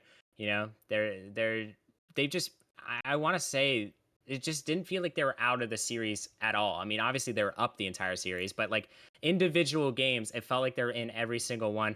Just based off of their play, you know, they're just a phenomenal team. And congratulations to the Dragons for advancing. Excited to see you guys play next week. Blizzard, you guys tried your best. Unfortunately, playoff streak is broken, but we're going to transform into this next Titan League matchup. I mean, this is probably my favorite matchup of the night, is this one upcoming. So, Ventus, you're going to be with me, so I'm not going to thank you just yet. You haven't earned your thanks yet. So we'll be right back after this.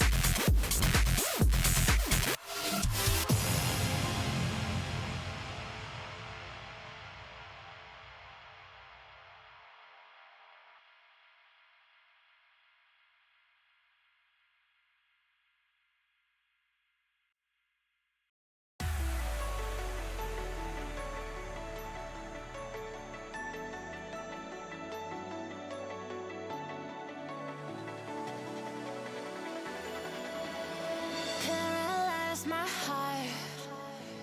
Don't wanna feel your touch like ice, tracing all my scars.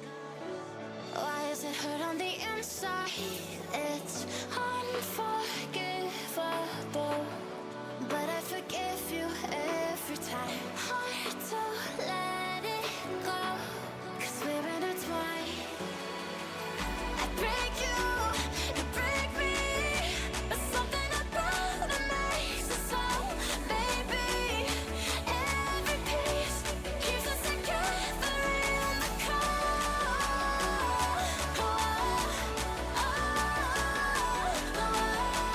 I break you break me, holding our love in chains of gold.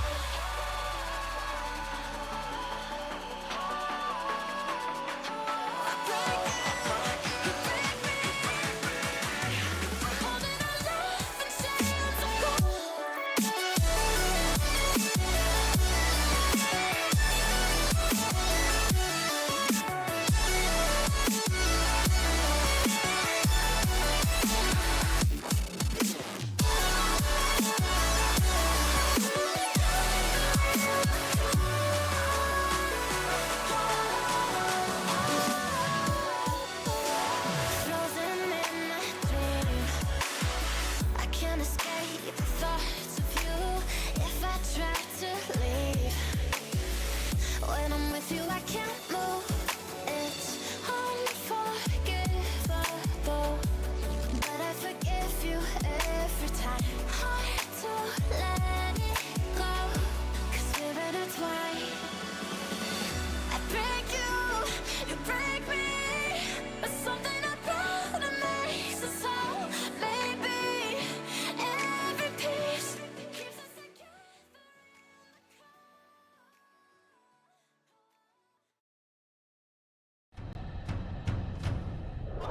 Really? He puts it in! 0 seconds remaining! Maybe seems to be playing hard for it.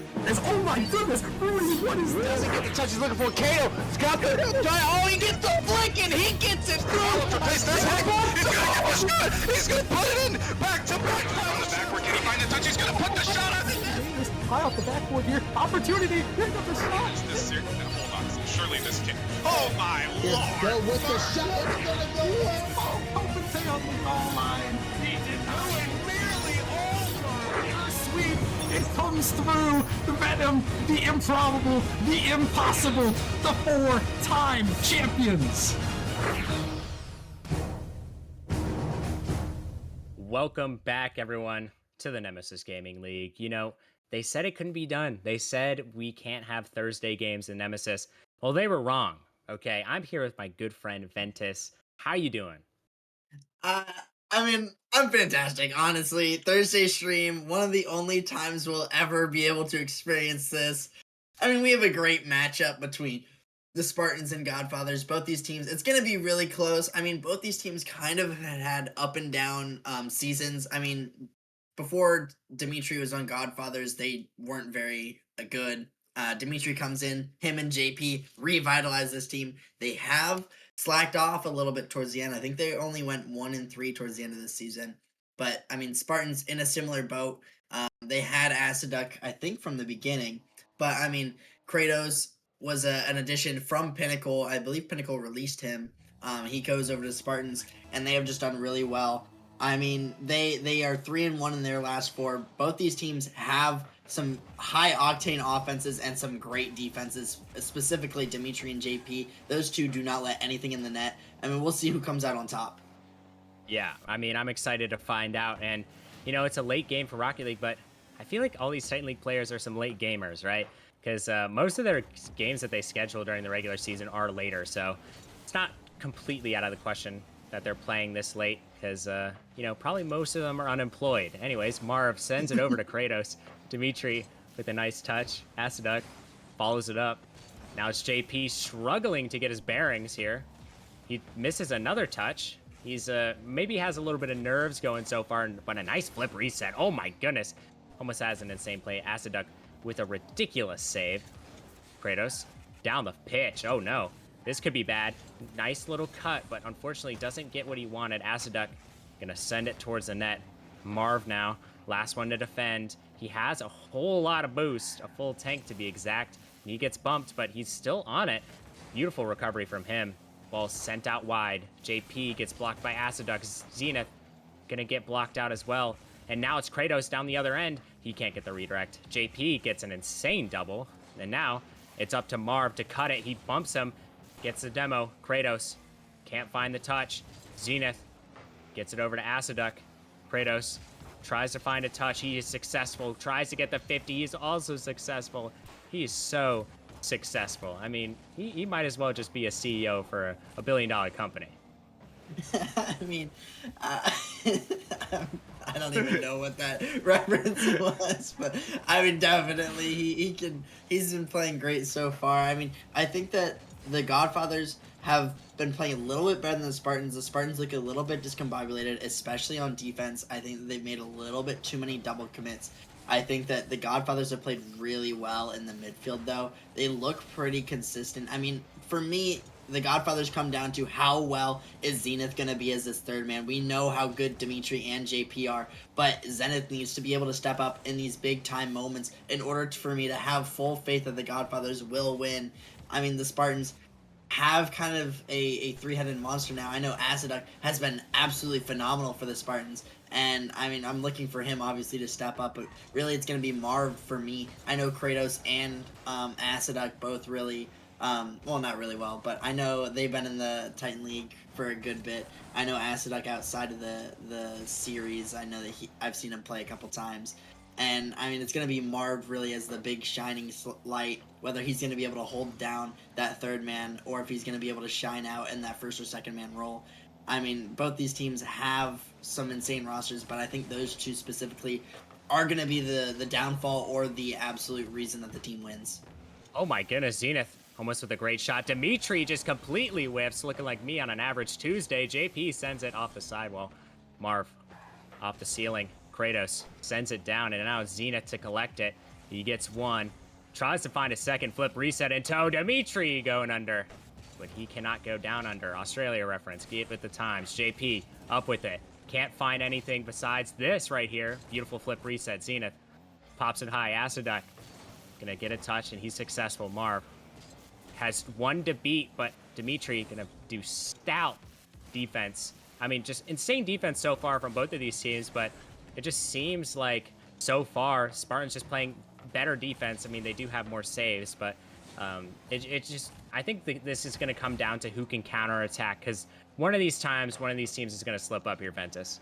Yeah, I mean, both these teams have been able to react in time and have somebody back for those counterattacks and have played them a little bit back more quick in their rotation, especially going back just to limit those counterattack options. Is a great save coming out from Dimitri, going all the way across the net from a great shot from Kratos.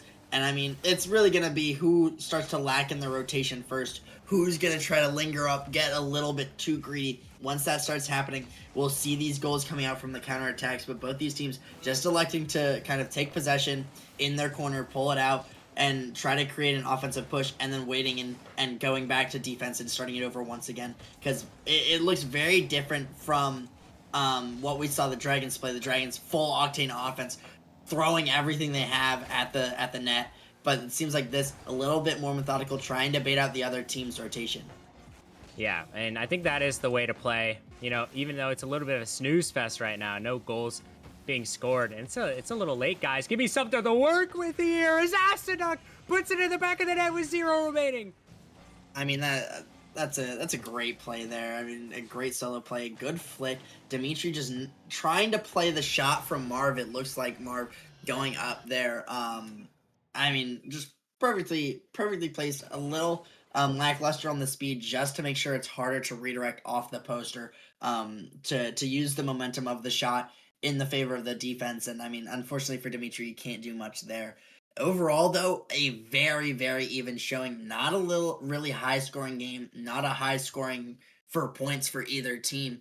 But I mean, that's just how these two teams play. It seems like it's going to be that counterattack. They're playing the midfield. They're taking the possession to their corner, going out into the midfield, maybe trying to look for a pass, and then immediately falling back onto defense and looking for the counter, and then using that to fluctuate the rotations between the two teams and really just focusing on catching the other team out of the rotation. But neither team has really done that so far. Yeah, I mean, that last goal was just Astroduk doing Astroduk things. Might I add, I love the name Astroduk. You know, some of you guys in Nemesis have excellent usernames. You included, Ventus. You know, I'll give you some love, you know. As we see, Marv takes it down the pitch. Dimitri pops it high. Gets a second touch, a third. Oh my goodness, trying to do it all himself. JP off the backboard. Zenith tries to get a flip reset. He's successful. Marv down the pitch. Wait a second. This might be the opportunity you were talking about, Kratos. I mean, just perfect placement in the back of the net off of an insane pass from Marv. Yeah, and this is what I talked about. Dimitri getting a little bit greedy, a little bit too aggressive as that third man. And the player in the midfield in Marv was just able to get the redirect past him. And Kratos having an open net, it's not an easy shot, especially at that angle. I think he had a little bit more time than he thought of, so he really forced himself to put it on very quickly from when it bounced off the back wall. But I mean, a great shot and a great counterattack from the Spartans, able to catch Dimitri out of rotation, and I mean, that's what this series is going to be all about. What in the world is happening? This might just be a goal as Kratos, an insane defensive play. 0 boost remaining, and he jumps up and saves a surefire goal. It seems like the ball pinched back behind the second man, and Kratos got bumped, so that was definitely a difficult situation for him to be in, as he gets a nice touch. JP now sends it across, trying to see either JP or Dimitri. I mean, they are the highest MMR players on this team, and the best ones, as we see Dimitri making a difference. I mean, that's just a great shot from Dimitri. It's a good play from Zenith to try to force Marv into a bad touch. Marv trying to just force the ball off Zenith's car, but unfortunately it's right to Dimitri, and Dimitri, absolute snipe shot, able to put it around both defenders of the Spartans, tie up the scoring, and it doesn't even matter that he made a mistake there in the rotation to allow the first goal, because he gets it right back. Yeah, 100%. You know, you got to make up for your mistakes. I mean, I just think that's just the way of life in Rocket League. You know, it's not necessarily you have to, but it'd be nice, you know, your teammates won't yell at you. As we see Marv popping it high, Zenith gonna get a nice pass, but it's gonna be to the other team, as we see maybe a 2v1 developing, but Kratos taking his time as Astroduk pops it down. Marv gets one, gets a second, might as well get a third. Beautiful 50. Fortunately, can't follow it up beyond that. He is unfortunately not LK when it comes to 50ing. Marv up with the ball. Can't find the touch past the defender. Kratos gets it to the side. Marv up with it. Now Astroduk, he's going to act like he has boost, but I think the defense knows he doesn't have boost now. Kratos can't beat out Zenith. And now it's Dimitri. Going to send it the other way. He tries to get a pass. Marv going to get taken out. And it's Kratos versus Zenith. 1v1 opportunity. He's going for the 50, but he can't find it. But it's the perfect setup for Astroduk, who's having an insane series. Yeah, I mean, that's just really unfortunate for Zenith. It looks like he misses a couple pads, rotating back in the midfield, playing a little bit too passive. And Kratos, all he has to do is just look for that 50, knowing that the defender has to make a play on it. And, I mean, that bounce out back into the mid, perfectly executed by Astroduk, able to put that one in the back of the net. Spartans get a 2-1 lead. And, I mean, I'm surprised with how JP has played. I expected him to do a little bit more. I feel like he hasn't really stood out as much as I expected him to. He hasn't made some like that right there. It wasn't a great touch, and it kind of allowed possession to fall back into the Spartan hands. I mean, a long ball there from Zenith, trying to put that one on target. I mean, the Godfathers will look so much better, I think, once JP is able to lock in. It looks like maybe there's some miscommunications. A team bump happened with Zenith and JP, and I mean, it seems like they got a couple things to iron out, but once JP is locked in, I think this Godfathers team is going to be dangerous. Yeah, 100%. I mean, I honestly, it just seems like he's shaky. Maybe some nerves going on over there, but yeah, I mean, he just has to iron out his nerves and he'll be fine. I mean, it's a playoff game, elimination game.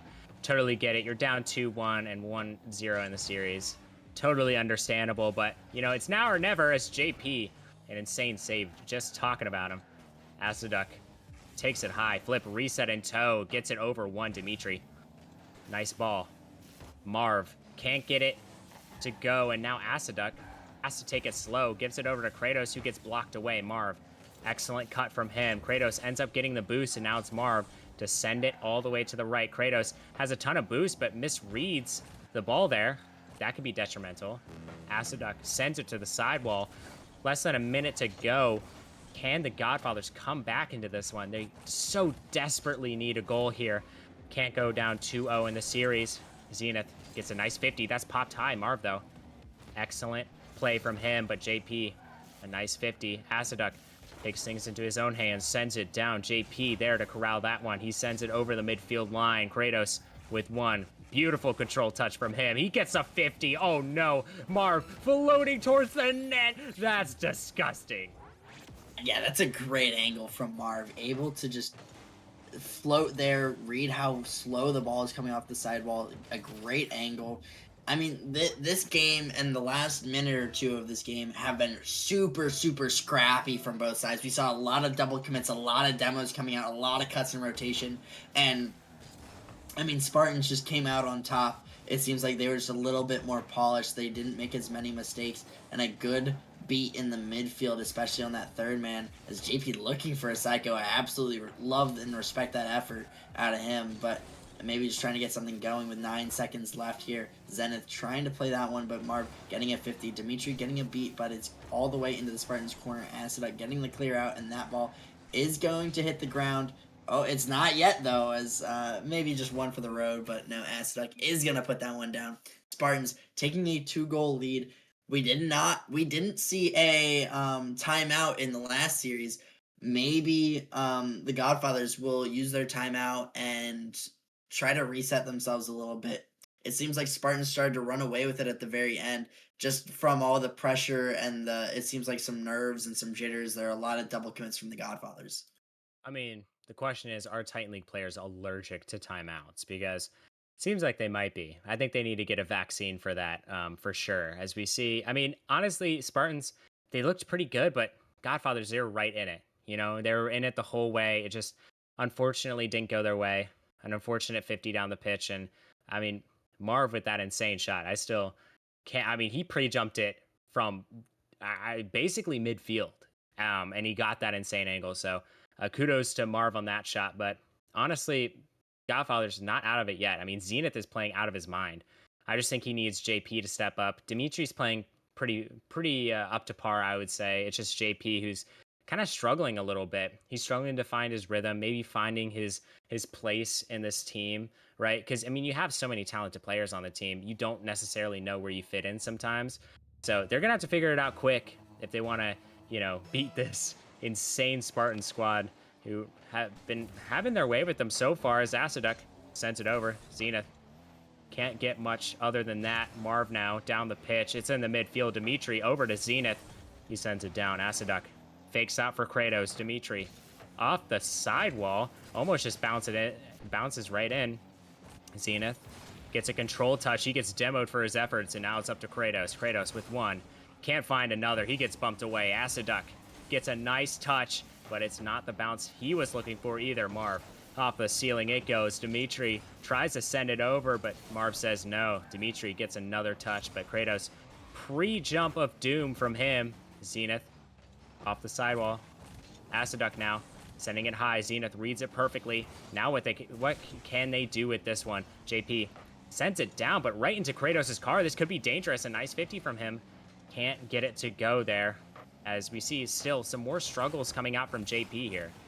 Yeah, I mean, I feel like it's just how the Godfathers have started their rotation. I feel like Dimitri has played more of the second man, and I feel like JP is more of that traditional first or second man where he's wanting to be a lot in that play. But we see Zenith and Dimitri kind of taking that role where they're playing a lot of that first man from him. And I think it's just started that like uncomfortable. He's not super comfortable in playing that third man. He's not really used to having to stay back as much. It leads to a bunch of double commits where it looks like Zenith was going to go for the touch in the midfield, and JP already pushed up, and it caused another miscommunication. And we see JP getting another cut, but Zenith was already up as the third man.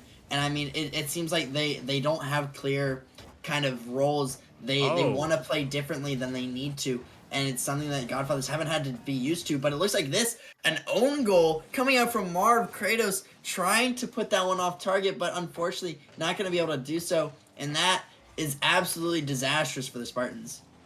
You know, that is a good, that's a good lesson for everyone in here.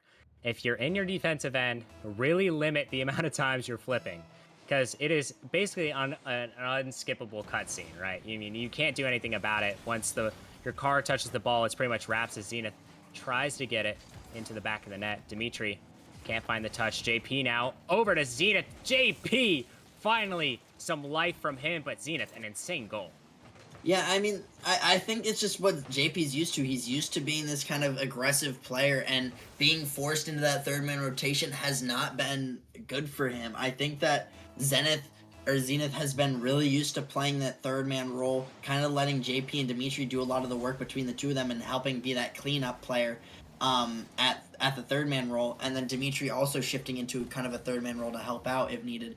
But I think that just how the Godfathers have played, they've been super awkward. And this one, Aciduck gonna put it right under Zenith to give to lessen the deficit to just one instead of the two that the Godfathers had. And it looked like another bad touch from JP. I mean, he just has not looked like himself in this series.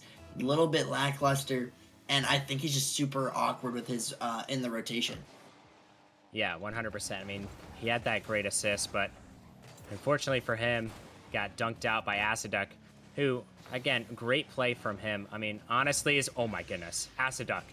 I gotta leave my setup. That was too gross. You got it, Ventus.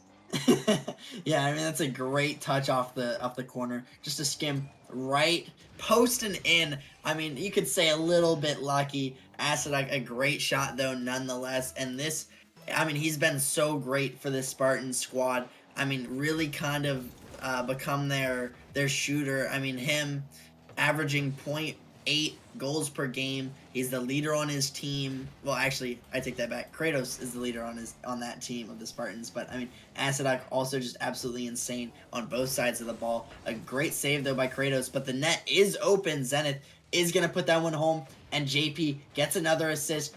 Another time where he's second man in the midfield, absolutely shining. Wonderful play from him, and a little bit of a double commit coming out from the Spartans. Those plays you really want to have back, especially if it's a communication error. But, Aciduck with those two insane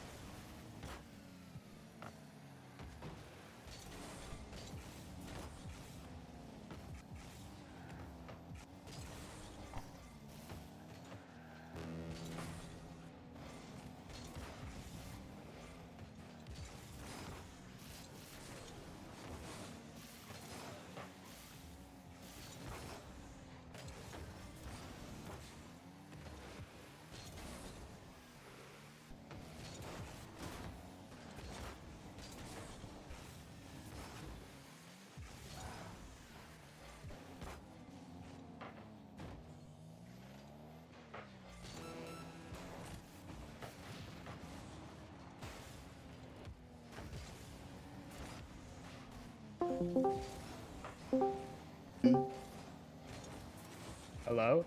Hello, hello? Okay, we're back, I think. Gallium is back, folks. Yes. Oh my goodness. I think both Crip and I just disconnected from the Discord somehow, but that's okay. We're back right in time. Marv, oh my goodness. There's no way. I mean, that's a great play from Marv. I mean, the double tap. It looks like Zenith getting a skim there, kind of putting it in, but I mean, there's not much you can do. I mean, a great equalizer for the Spartans, absolutely disastrous for Zenith and the Godfathers, who were looking very good in the middle of this game, number 3, and unfortunately for them, we are going to overtime, folks. Overtime it is, Seems like a Titan, classic. Just going to OT and oh no. Oh my goodness. Aciduck with ice in his veins. Hats are flying everywhere. 3 goals for him in this game and no goal bigger than that one right there. Yeah, I mean, absolutely clutch there for the Spartans. Spartans taking a 3-game lead. I mean, Asadek had a great shot. JP jumped early, tried to get a good force, but unfortunately it wasn't that good of a force. Asadek was just able to pop it right over him and play it to the backboard. I mean, Spartans looked good. I thought Godfathers looked a little bit better than them this game. It seemed like JP thrived a little bit better in this second man kind of role. He was able to get some more assists. I'm not sure what the Godfathers are going to kind of do. It seems like Zenith is played really well into this kind of first and second man role. Maybe they need to have Dimitri play a more of a third man role. I know he is very comfortable and good at playing that kind of role, but I just don't think that the Godfathers are very comfortable with their rotations right now. Yeah. I would agree, actually. I think they're just lacking that chemistry that we usually see from the best playoff teams, right? It just seems like they're not helping each other out when it matters most. Because if your teammate is in danger, right, you don't want to just leave them on an island, right? Give them at least a little bit some assistance. But it seems like the Godfathers are just kind of playing their own game right now. They played much better, obviously, in that game 3, but it's just the execution is there from the Spartans. As we see a little bit of a double commit, might have been, I ate my own words apparently there. As Duck misses his touch. Over to Marv. Marv with 1, gets a second. Spartans are up 3-0 in the series. Can they make it a sweep? We'll have to see. Off the backboard, Kratos, nice 50. Aciduck tries to pre-flip into it. Dimitri. He almost gets a touch. Zenith beats 1. Aciduck there to collect it. Kratos gets 1. It pinches off the ceiling. Marv has to be there to recover that one. Marv trying to get another. He does. Beautiful play on 0 boost. Zenith with 1. Kratos trying to find the edge. He does, but not before we see a little bit of some Godfathers action in the offensive zone. It just seems like they're just so much more fluid here, especially early on in this game for Ventus. Yeah, I think it's really been JP kind of spearheading it. But as we say that, a shot coming out from Marv, a great save from Dimitri, though. I thought that one was going to be in for sure, as, I mean, Dimitri makes an impeccable save. And, I mean, JP has looked a lot better. I think he's played a lot more of this aggressive first man in the rotation. It seems like Godfathers are playing less as 3 individuals and much more of a team. And, I mean, they've been able to hold a lot of the pressure early. But this is when we start to see a lot of the counterattacks. And Spartans gonna find a bit of an open net. Zenith really pushing up far as that third man once again. I mean, it's the tale of what always has happened with this Godfathers roster. I mean, it might be a different player each time, but in general, the Godfathers pushing up a little bit too far. Spartans able to put a long ball in the net and counter them, and Spartans take a 1-goal lead. And, I mean, Marv, absolutely insane, already has a savior medal, put on a goal on top of that. It just seems like, in that play in particular, I think the Godfathers thought they were the Detroit Lions. No defense whatsoever. Dimitri finds a touch, tries to find a second, gets it to the sidewall, attempts to go for something, but Kratos there to beat him. It seems like the battle of 50s is happening, and it doesn't seem like a certain team has the edge so far. So if Godfathers can get that second man in the proper position to follow up one of these 50s, they could have something. As Marv gets a nice touch. Aciduck with a pinch of his own. 2 minutes and 20 seconds for this Godfathers team to find a goal here. They need one so desperately. JP off the sidewall. Gonna get one more. Dimitri cuts for Zenith. And now he gets a nice 50. JP up with it. He just misses. Zenith now having to corral that one. Can't find anything else. Aciduck sends it down. Kratos gonna be there for that one, but it honestly just seems like the same old story. It just seems like this Godfather team just can't score.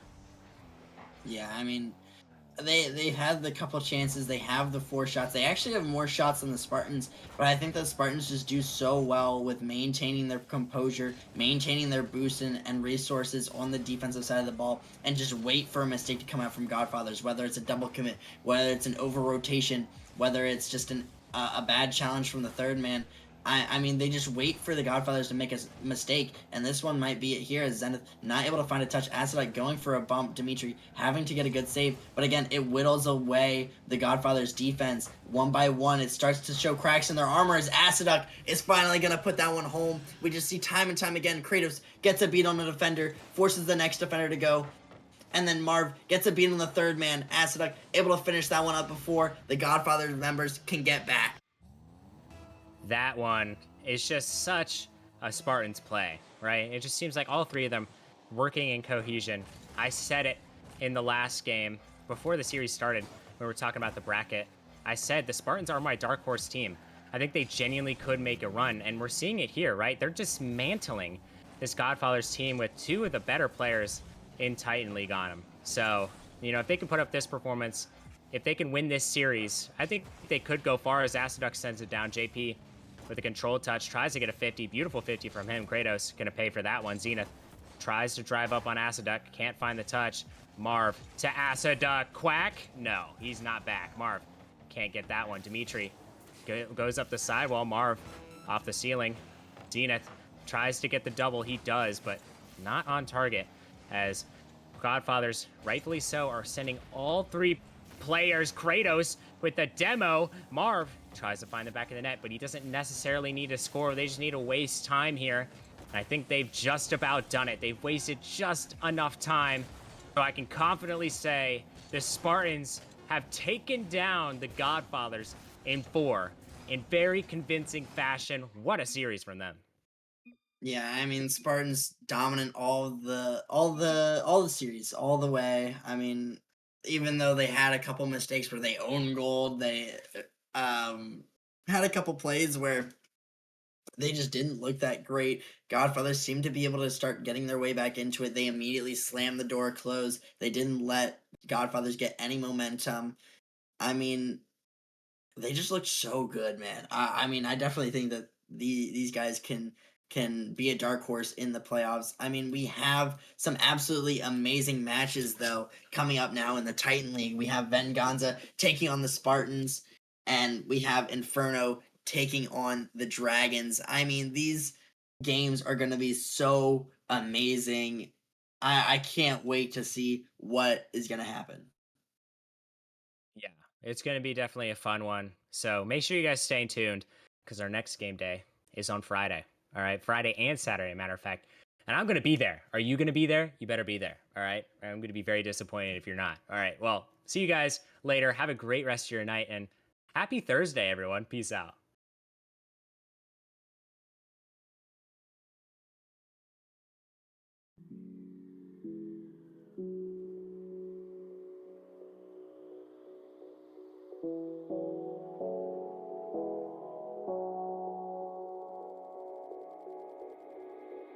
Can you feel it? The fire in your soul, leaping at the chance for love. Can you feel it? Haunting your senses, letting all your feelings go. But I can feel it.